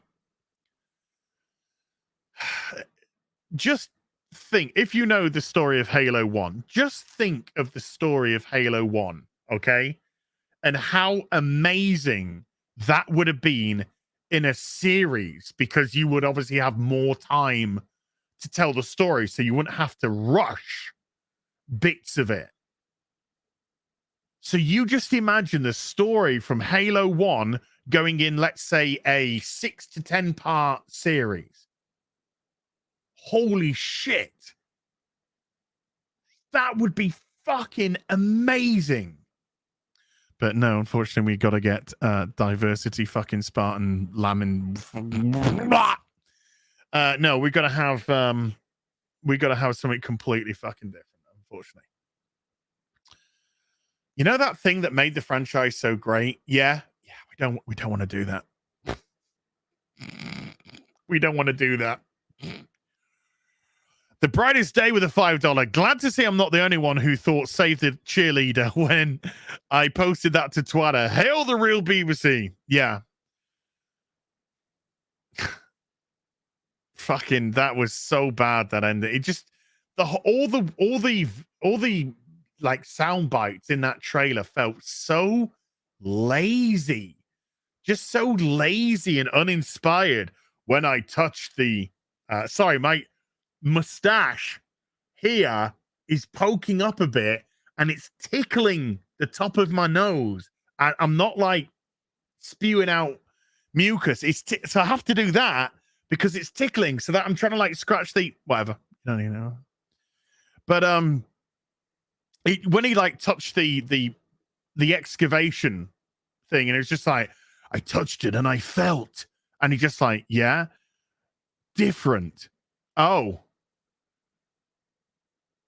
great. That was really inspired. I know. I need to trim. I need to trim here so they don't go up and start tickling my nas. Yeah, the dialogue just felt so fucking lazy and generic. It was a great trailer to I just kind of felt like I know I've obviously talked about it, so clearly apathy hasn't totally set in. But when I watched the trailer, I did just feel like a wave of apathy. Like I just, none of what I'm watching is interesting me at all.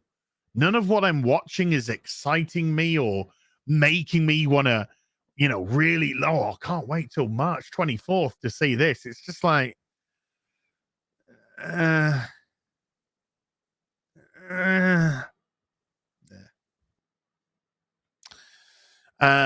what are you doing here? You must have a colostomy bag, son. I had a pee.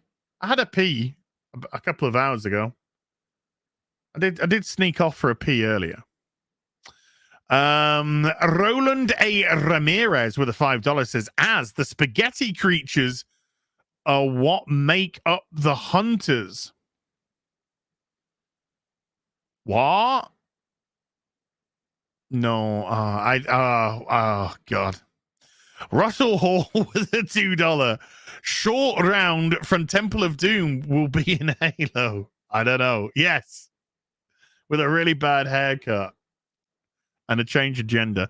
Zimzilla 99 with a $20 says the Spartan and Human Covenant conscript aren't from the OG timeline. No. Also, Kelly, one of the Chief's original teammates, dyed her hair blue, but stopped after she was taken as a kid. As for those worms, they are what make up hunters. There you go. Okay. Johnny64 with a $5 says, remember when the Gravemind had a deep, glowy, intimidating voice and was freaking giant and nasty?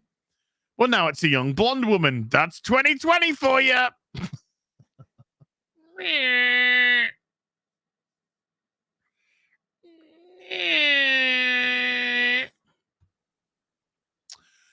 Therio God of Rage with a $5 says, none of those characters from the game besides Chief, Halsey, and the weird Katana.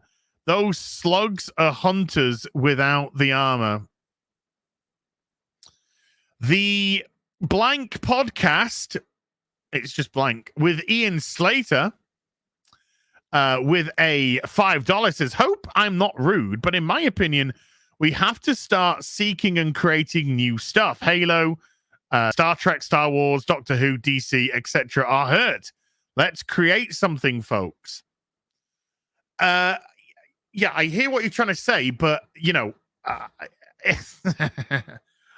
it's about resources. You know, I can't create a TV show. I can't create a movie. You know, let's say I wanted to do a comic, which I'm not inclined really, then I would have to, you know, that would have to be crowdfunded. It's not something I could just like boom, boom, boom.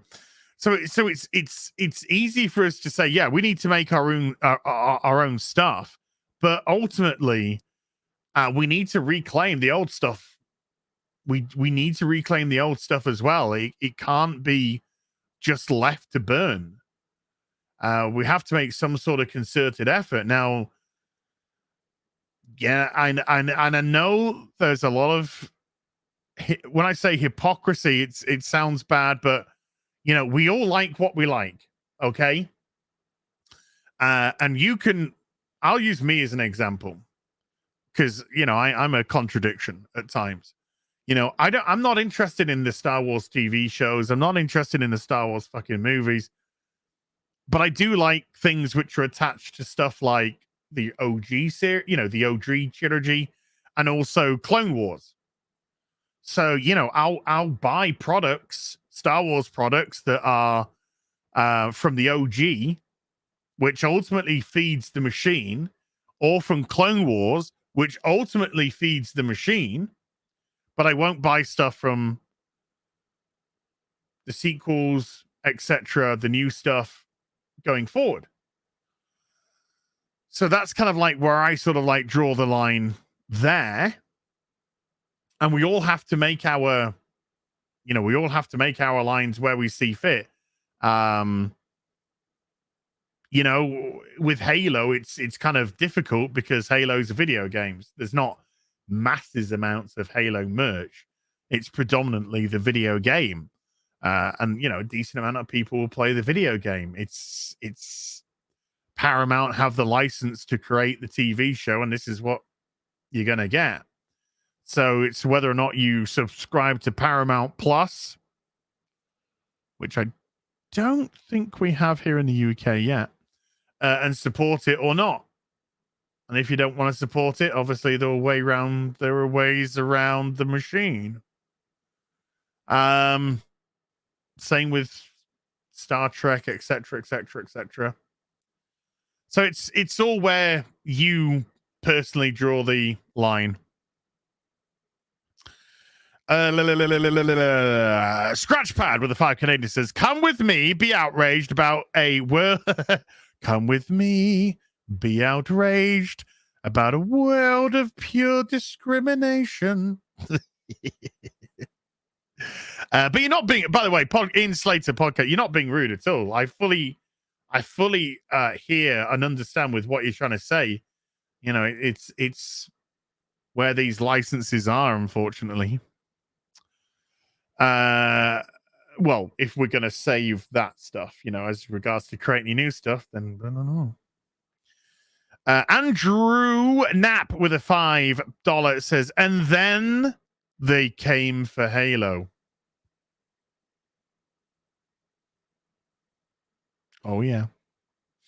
Zimzilla 99 with a $20. The 3 new Spartans, the Human Covenant chick, Black Miranda and Jacob Keys, Soren, and the other changes are a part of the silver timeline, i.e. a bullshit excuse to change what they want and ignore canon. Exactly. Telling our stories. How are we doing? Yeah, we're doing all right.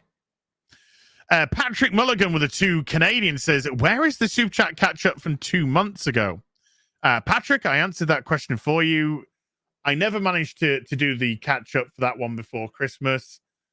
I'm sorry. Sometimes, it's a hectic time and sacrifices just have to be done.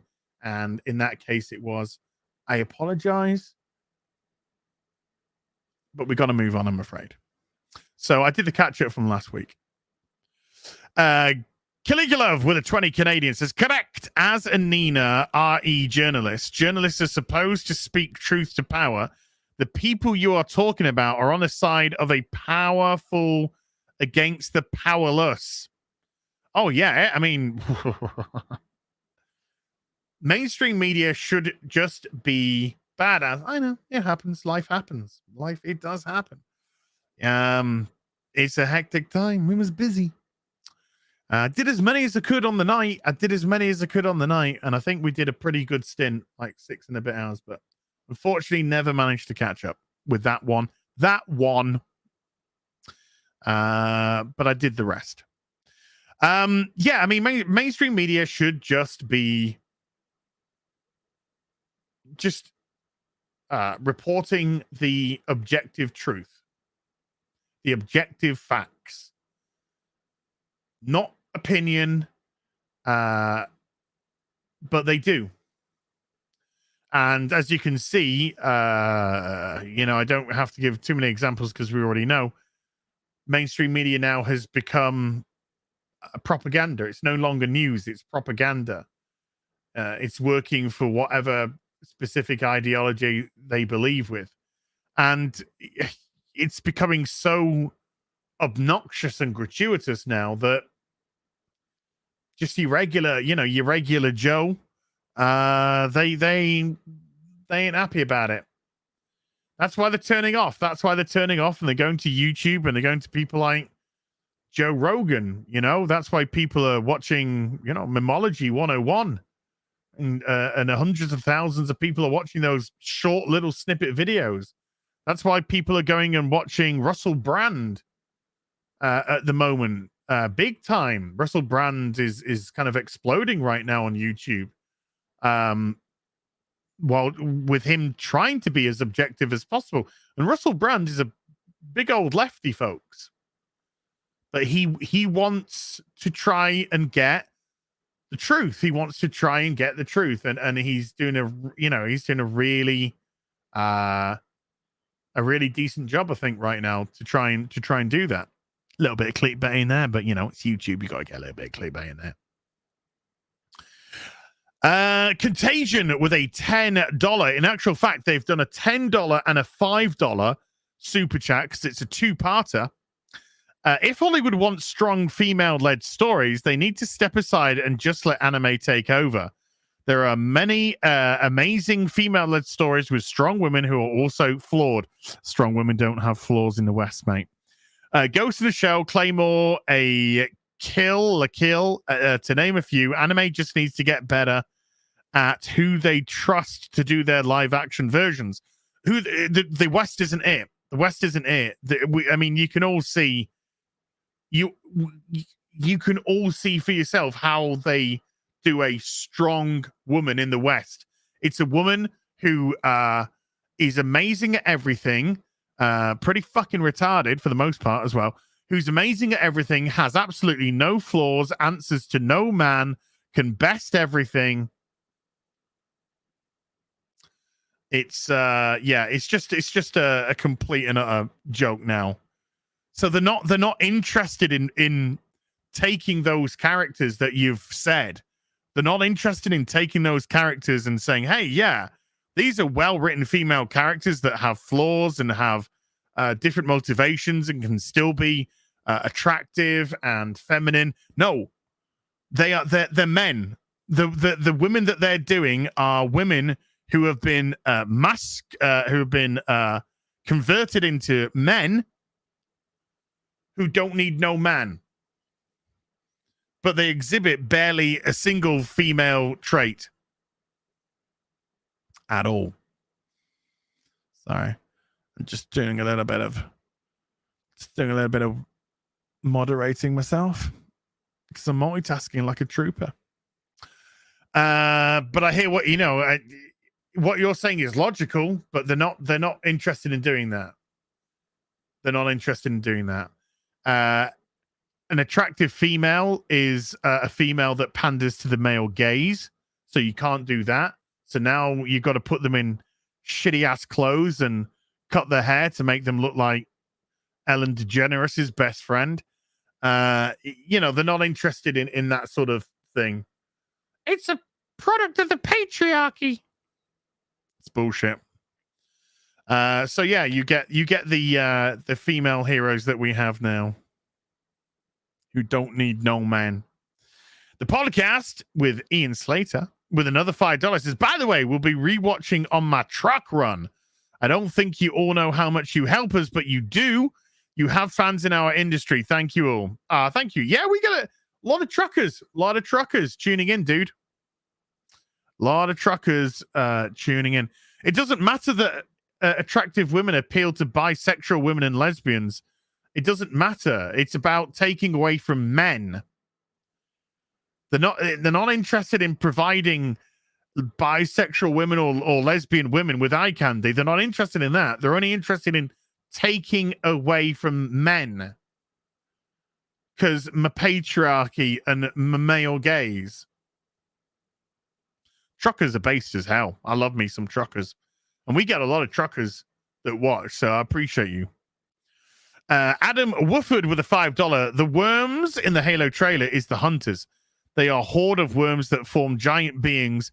Spartan Locke is a Spartan 4. He is a Spartan 2. Yeah, I'm not sure that was actually Locke, though. Some people saying it's not Locke. It's got a completely different name. It wouldn't surprise me. Guy Thomas with a £10 says, I don't do Twitter or Facebook. I work in cancer research and have done for the last 13 years. I really would like to chat with y'all. I'm trying to reach out. You all rock. Well, just come to the streams, engage with people in the chat if you want to. I'm more than happy for chat to talk about what they want with each other as well. So, reach out, see if you can grab somebody's interest and chat away. Paul Murgatroyd, boobies, maybe, with a £10 says, I've been drinking. What did I just bid on? Everything. We're at past 5 hours, so I'll just do a couple more now, and then I will go into the rest of the super chats on Sunday's afternoon tea with Az, which I gotta say, which was a load of fun last Sunday. Had a good time. So I'll go through a few more, and then we will call it for tonight. Guy Thomas again with a £5 says, yep, you're right. My credit card charge tells me I'm a bot. Quack.mp4 with a $20 says, hail to the real BBC. First time super chat. Is Brubaker's run a good starting point for Captain America? If not, what is? Thanks for keeping me sane in this clown world. Looking forward to the Texas meetup, Gary. I'm not a huge Marvel man, but I hear Gary sing the praises of Brubaker, so I would probably say that's a decent place to start. Apparently his Winter Soldier stuff is excellent. A sour cream citizen with a $5 says, left a comment on your video as about how I had money on Chief being a side character. At this point, it would be more subversive not to do it. Yeah, I mean, the first trailer was suspicious enough. The second trailer, I think from what we saw, pretty much proves that, yeah. that Master Chief ain't going to be the focus of this show. It looks like Halsey and the Asian lass are going to be the two major protagonists in this, by the looks of it. That's what I think, based off what the trailers have shown. Halsey and the Asian lass are going to be the two main. It'll be kind of like the Witcher show, but instead of being like Yennefer and Ciri, it will be Halsey and the Asian lass, and then Master Chief would just be like dicking around, and a bit of a one there and there.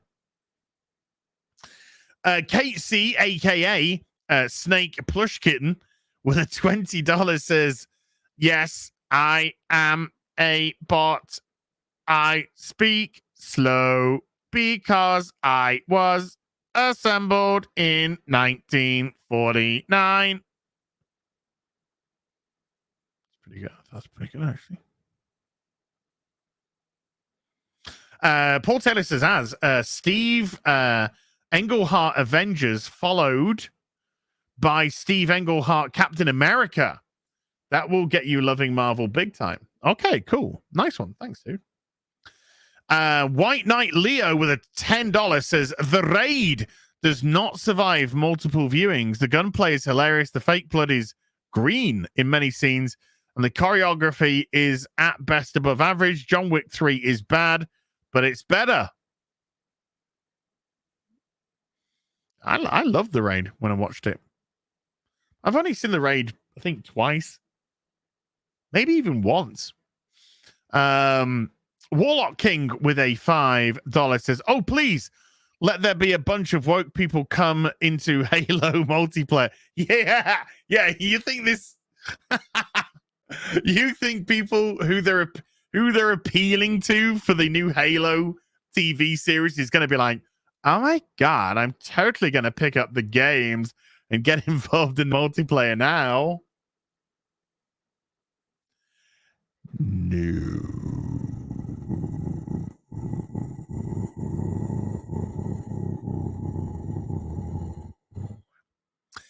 Robot Doos with a €5 says, the Virtual R word girl is a writer on the KOTOR remake. Oh, the KOTOR remake is going to be a fucking disaster, folks. Don't even get your hopes up about that. It's been written by a complete fucking mental SJW. So it's going to be brought up for a current day audience like you wouldn't believe. I'm a friend of Sarah Connor with a $10 as careful as, saying exactly what Flash said when Quartering refused to come on and cry on Twitter. There's no conversation. Frosk has made it clear she hates gamers and anyone not progressive. Jeremy Softball. I love Jeremy. I love Jeremy to pieces. I love the Quartering to pieces. I think he does a lot of great stuff. The only place that I will criticize Jeremy, because it's the only place I know to, is I think he really softballed DSP, and I didn't think he did his proper due diligence on who exactly DSP is, and just kind of treated him a little bit like an internet lolcow, when there's a lot to that guy that is fucking nasty. And so DSP got an easy ride off that when he had a really good opportunity to challenge DSP on a lot of the fucking lies that he's been saying. And just on my own personal opinion, I don't think an interview with Frost would, particularly if it was live, maybe. If it was live on a stream, maybe, because maybe the chat would provide questions that could be put forward. But an edited video, I don't think it does anyone, particularly if they had the ability to say what goes in and what goes out. No, that's just a waste of fucking time. Waste of time. Besides, I don't give it. Again, this is just me on a personal level. I don't give a fuck about Frost. She from everything that I've seen about her, from her past in LOL, from her current behavior that we all saw, She's just a piece of shit. Just a piece of shit. Josh Lurch with a $5. Frosk is an attack dog. She's only there to attack and start the cancelling of gamers who don't comply. Yeah, well, gamers don't roll over. When you've been born and bred in the lobbies of Modern Warfare and Call of Duty, you don't roll over so easily. I don't know about an attack dog. I just think a big mouth, somebody who opens their mouth without actually thinking. I think there's a slight difference. She will shout and say names, but you challenged her on it, and we saw what happened. We saw exactly what happened. Got absolutely eviscerated, and then completely destroyed, wiped Twitter history. Why did she destroy her Twitter history? Because people were finding out too many hypocritical things or behavioral things about her, and that had to go.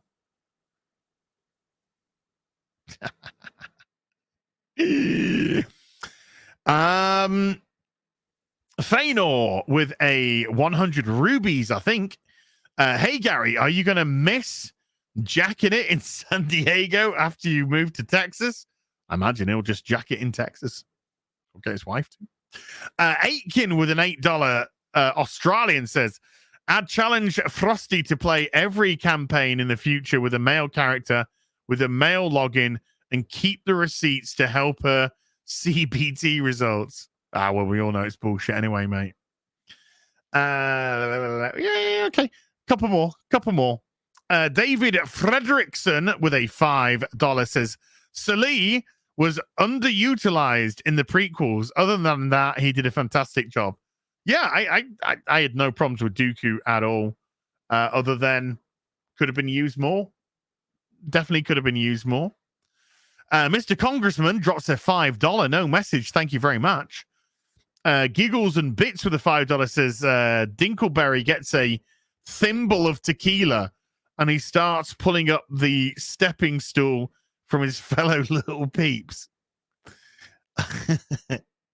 Ada Robo with a £4.49 British says to Gary, congratulations on the 400k. We love Friday Night Tights and the real BBC. Thank you. Andrew Matthews with a £2 says, did you watch Arcane yet? I'm still one episode in, but I'm actually going to go back and start it again and rewatch it.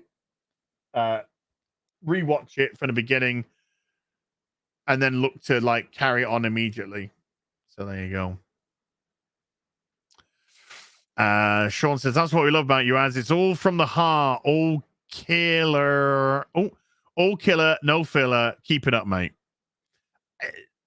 I look,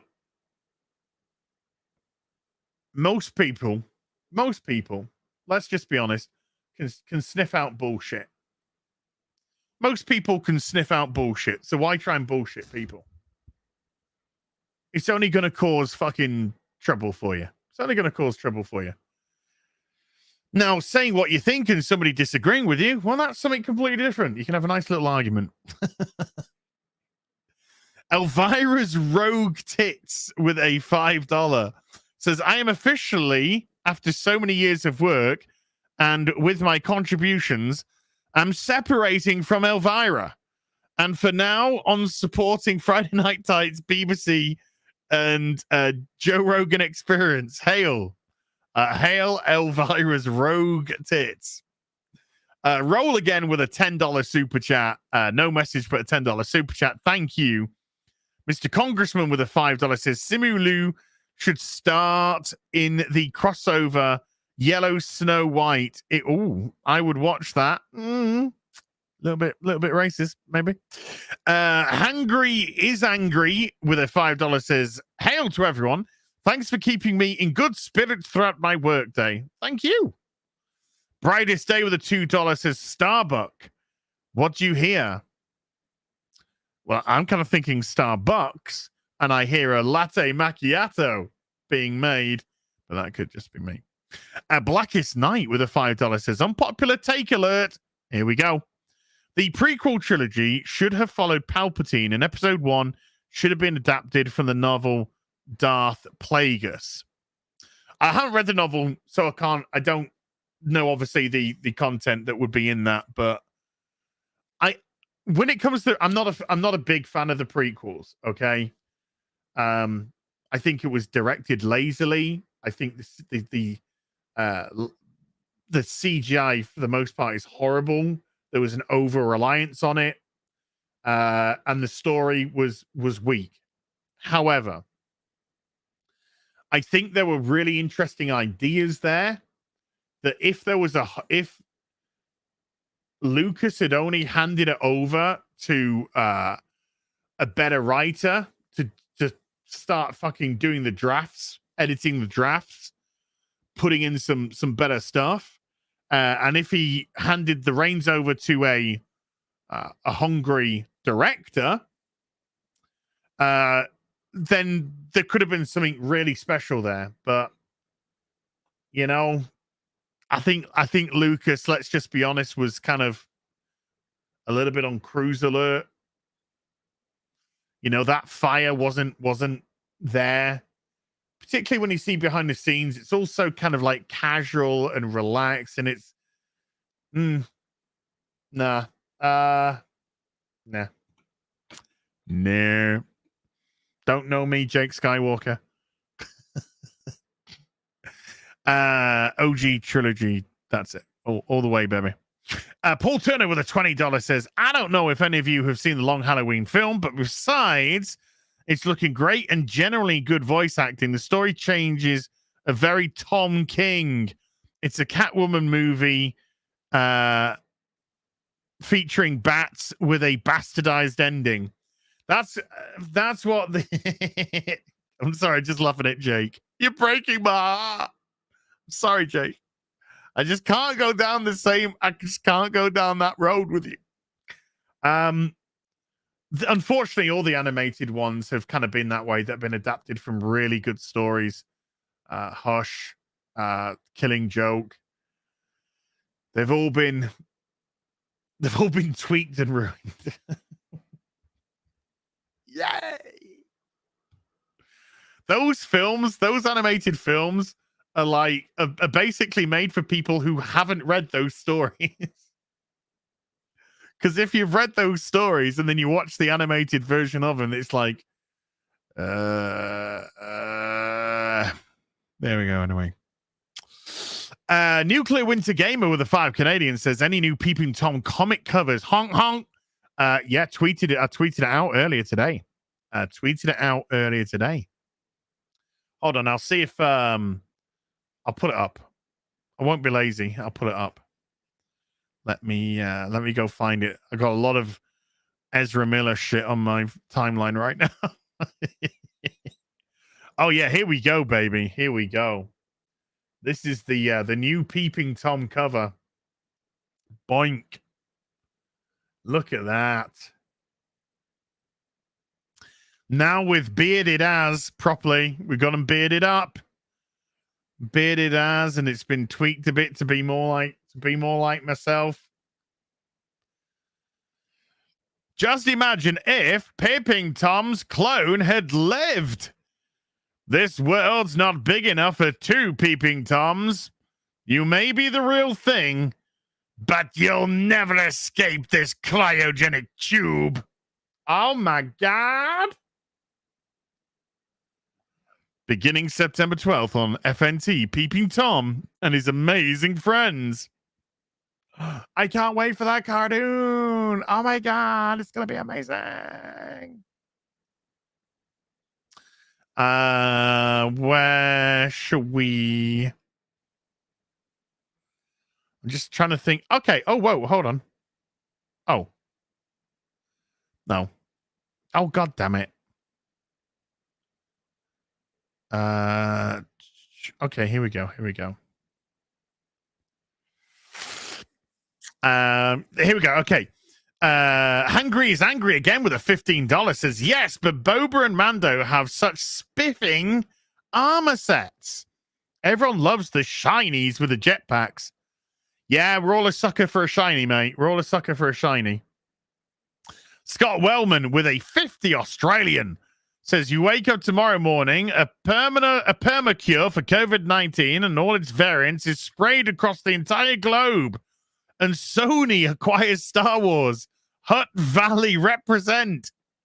Oh my God. Did we fall out of the Hadron Collider into a proper universe? I don't know. Thank you, dude. Very generous super chat, by the way.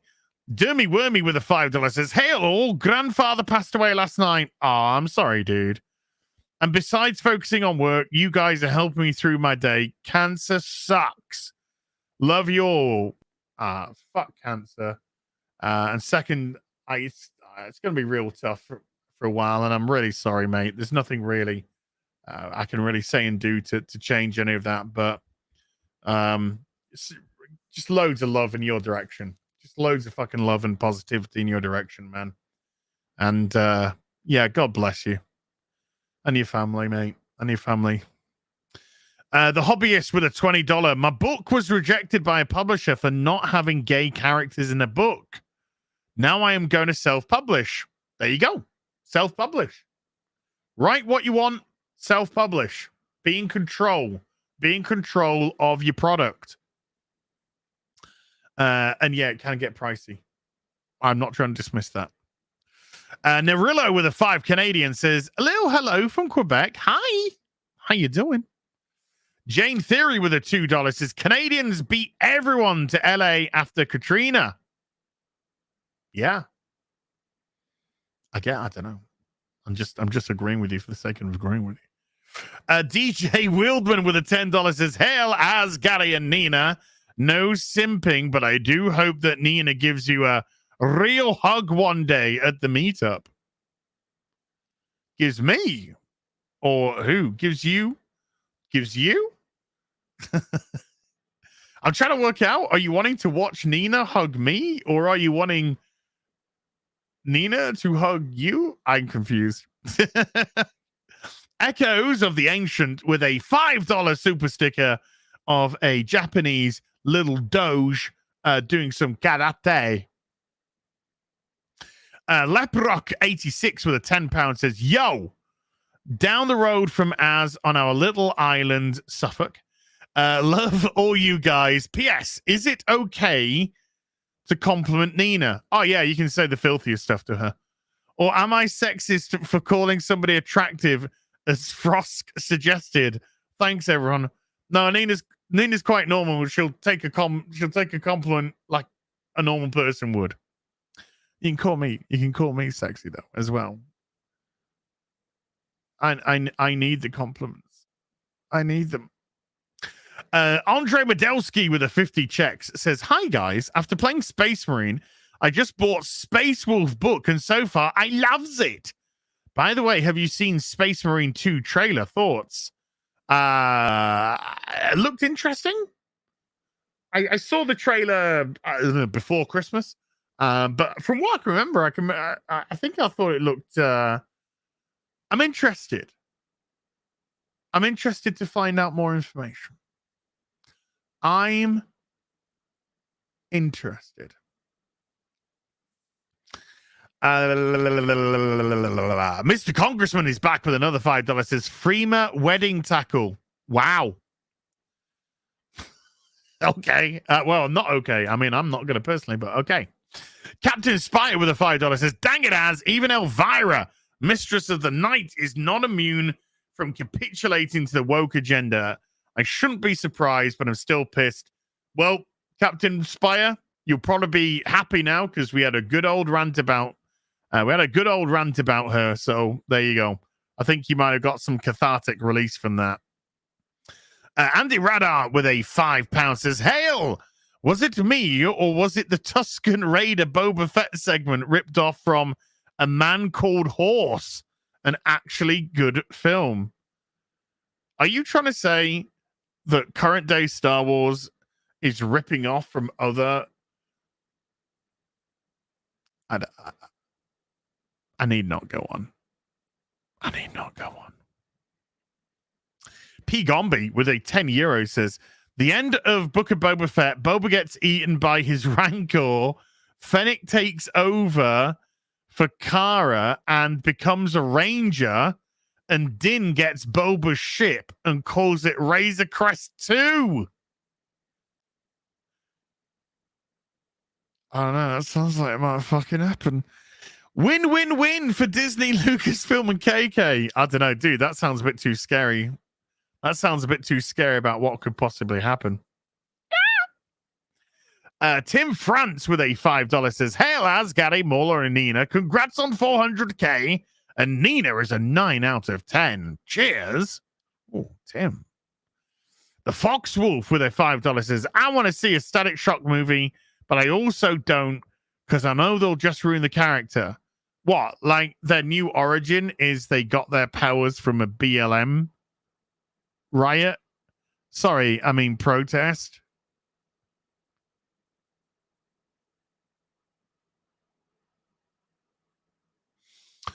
I'm just gonna grab this while we're here.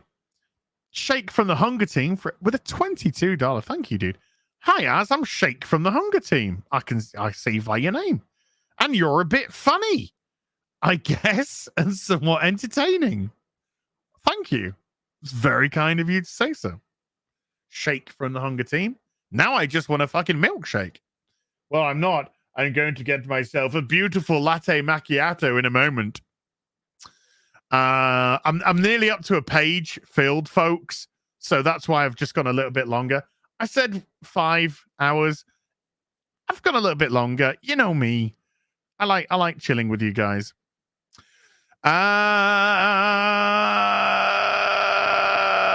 Scott Wellman with a 20 Australian says, the boys bring the noise. I bring plenty of noise, let's be honest. Quack.mp4 is back with another $5. Hail again. Where does a normie who's coming from movies/games jump into the comics for Iron Man and Spider-Man? You guys rule.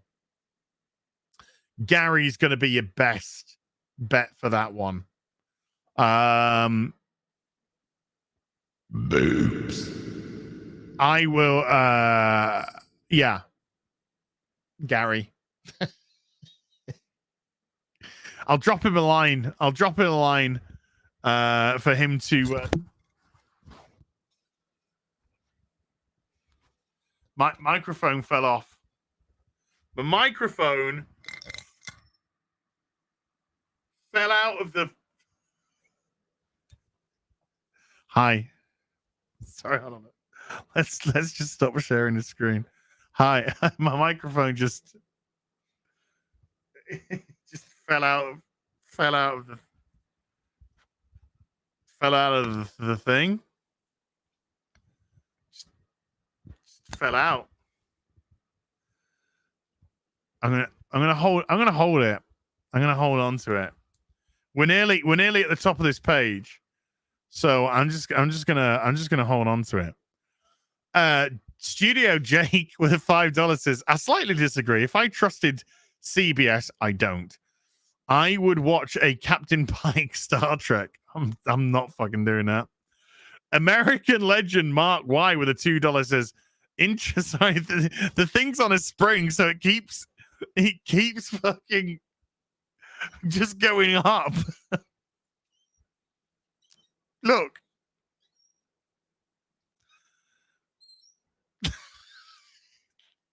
And then when it gets there, momentum wants to keep it going. That's a big one. American legend Mark Y with a $2 says, interested in a normal woman to marry, actually. Yeah. Normal doesn't necessarily mean boring at all. Don't confuse normal with boring. Jory, Georgie with a 2 Canadian says, 80s, 90s, who's who is better than Marvel Universe? Also, honk. Looney Lenny with a $2 says, can we go back to an NX1 Star Trek? Yeah, I liked Archer. I liked Archer and the crew. And that one definitely got better. That series definitely got better as it went on. Series 3 and 4 actually pretty good, like pretty darn good. 1 and 2 were, you know, a little bit finding its feet. That stupid theme tune. That's what fucking was Enterprise's biggest problem, was the fucking theme. Just put too many people off, man. Are you sliding in there? Anyway, I'll fix that. I'll fix that afterwards. Okay. Caligula with a 5 Canadian says, just throwing a honk to my fellow Canadians in the chat. Dan C with a £5 says, just scream at the camera for 10 minutes as your Picard review, Gary. Then you can move on. I think Gary's Picard review is going to be a big one, ladies.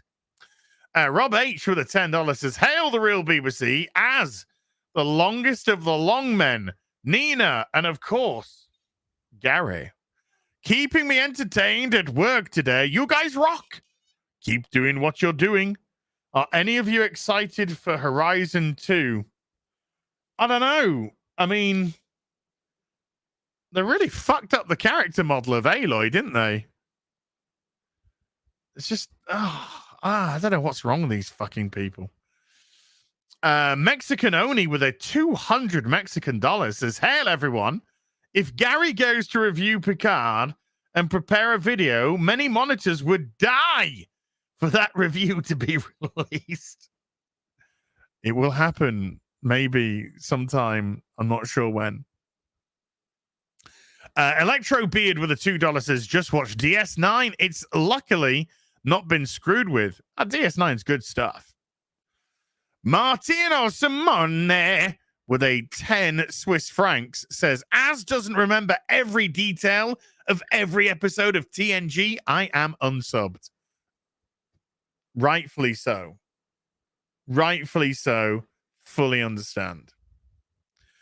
Redfist07 with a $5 says, howdy, y'all.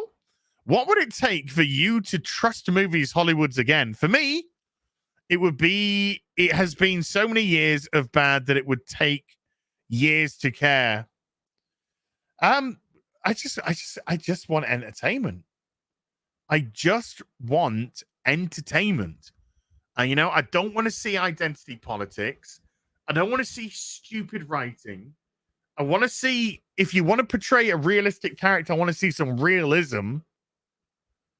But I think we're a good few years off that happening, dude.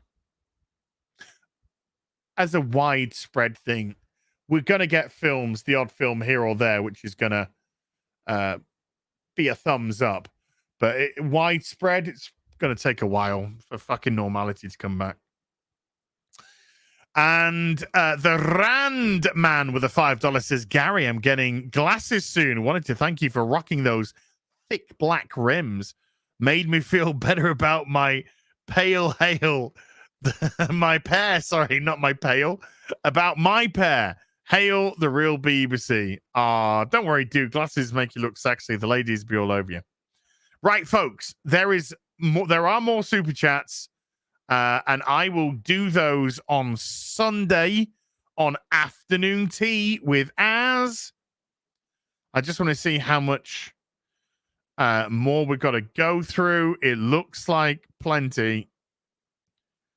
It does look like plenty. Yeah, we got a decent amount to go through on the real BBC. Sorry, on the real BBC on Sunday tea with Az. So if you haven't had your super chat read so far, don't worry. I will be reading it out live. This is a live stream, not a video. I'll be reading out on a live stream on Sunday. And if you missed that live stream remains up. So you can go and watch it if you want later. And you will find your super chat being read out there. So huge thank you to everyone who came round tonight. Like I said, I think at peak, we were at like 5.1k, which is absolutely incredible. Thank you so much for coming and watching in massive numbers, folks. Huge thanks to my mods for doing a wonderful job. I've seen Vanessa there. Thank you, Vanessa. I don't know if you've been there on your own or if others have been with you. I haven't seen any others, but thank you, my darling, for your work. Everyone who hit the super chat button, everyone who hit the membership button, thank you so much indeed for supporting the channel. And I will be back with some more stuff very soon. In actual fact, I'll be back 8 p.m. tomorrow with What Toys with Robert Meyer Burnett. And I got some stuff to show off. I mean, I shouldn't really do this, but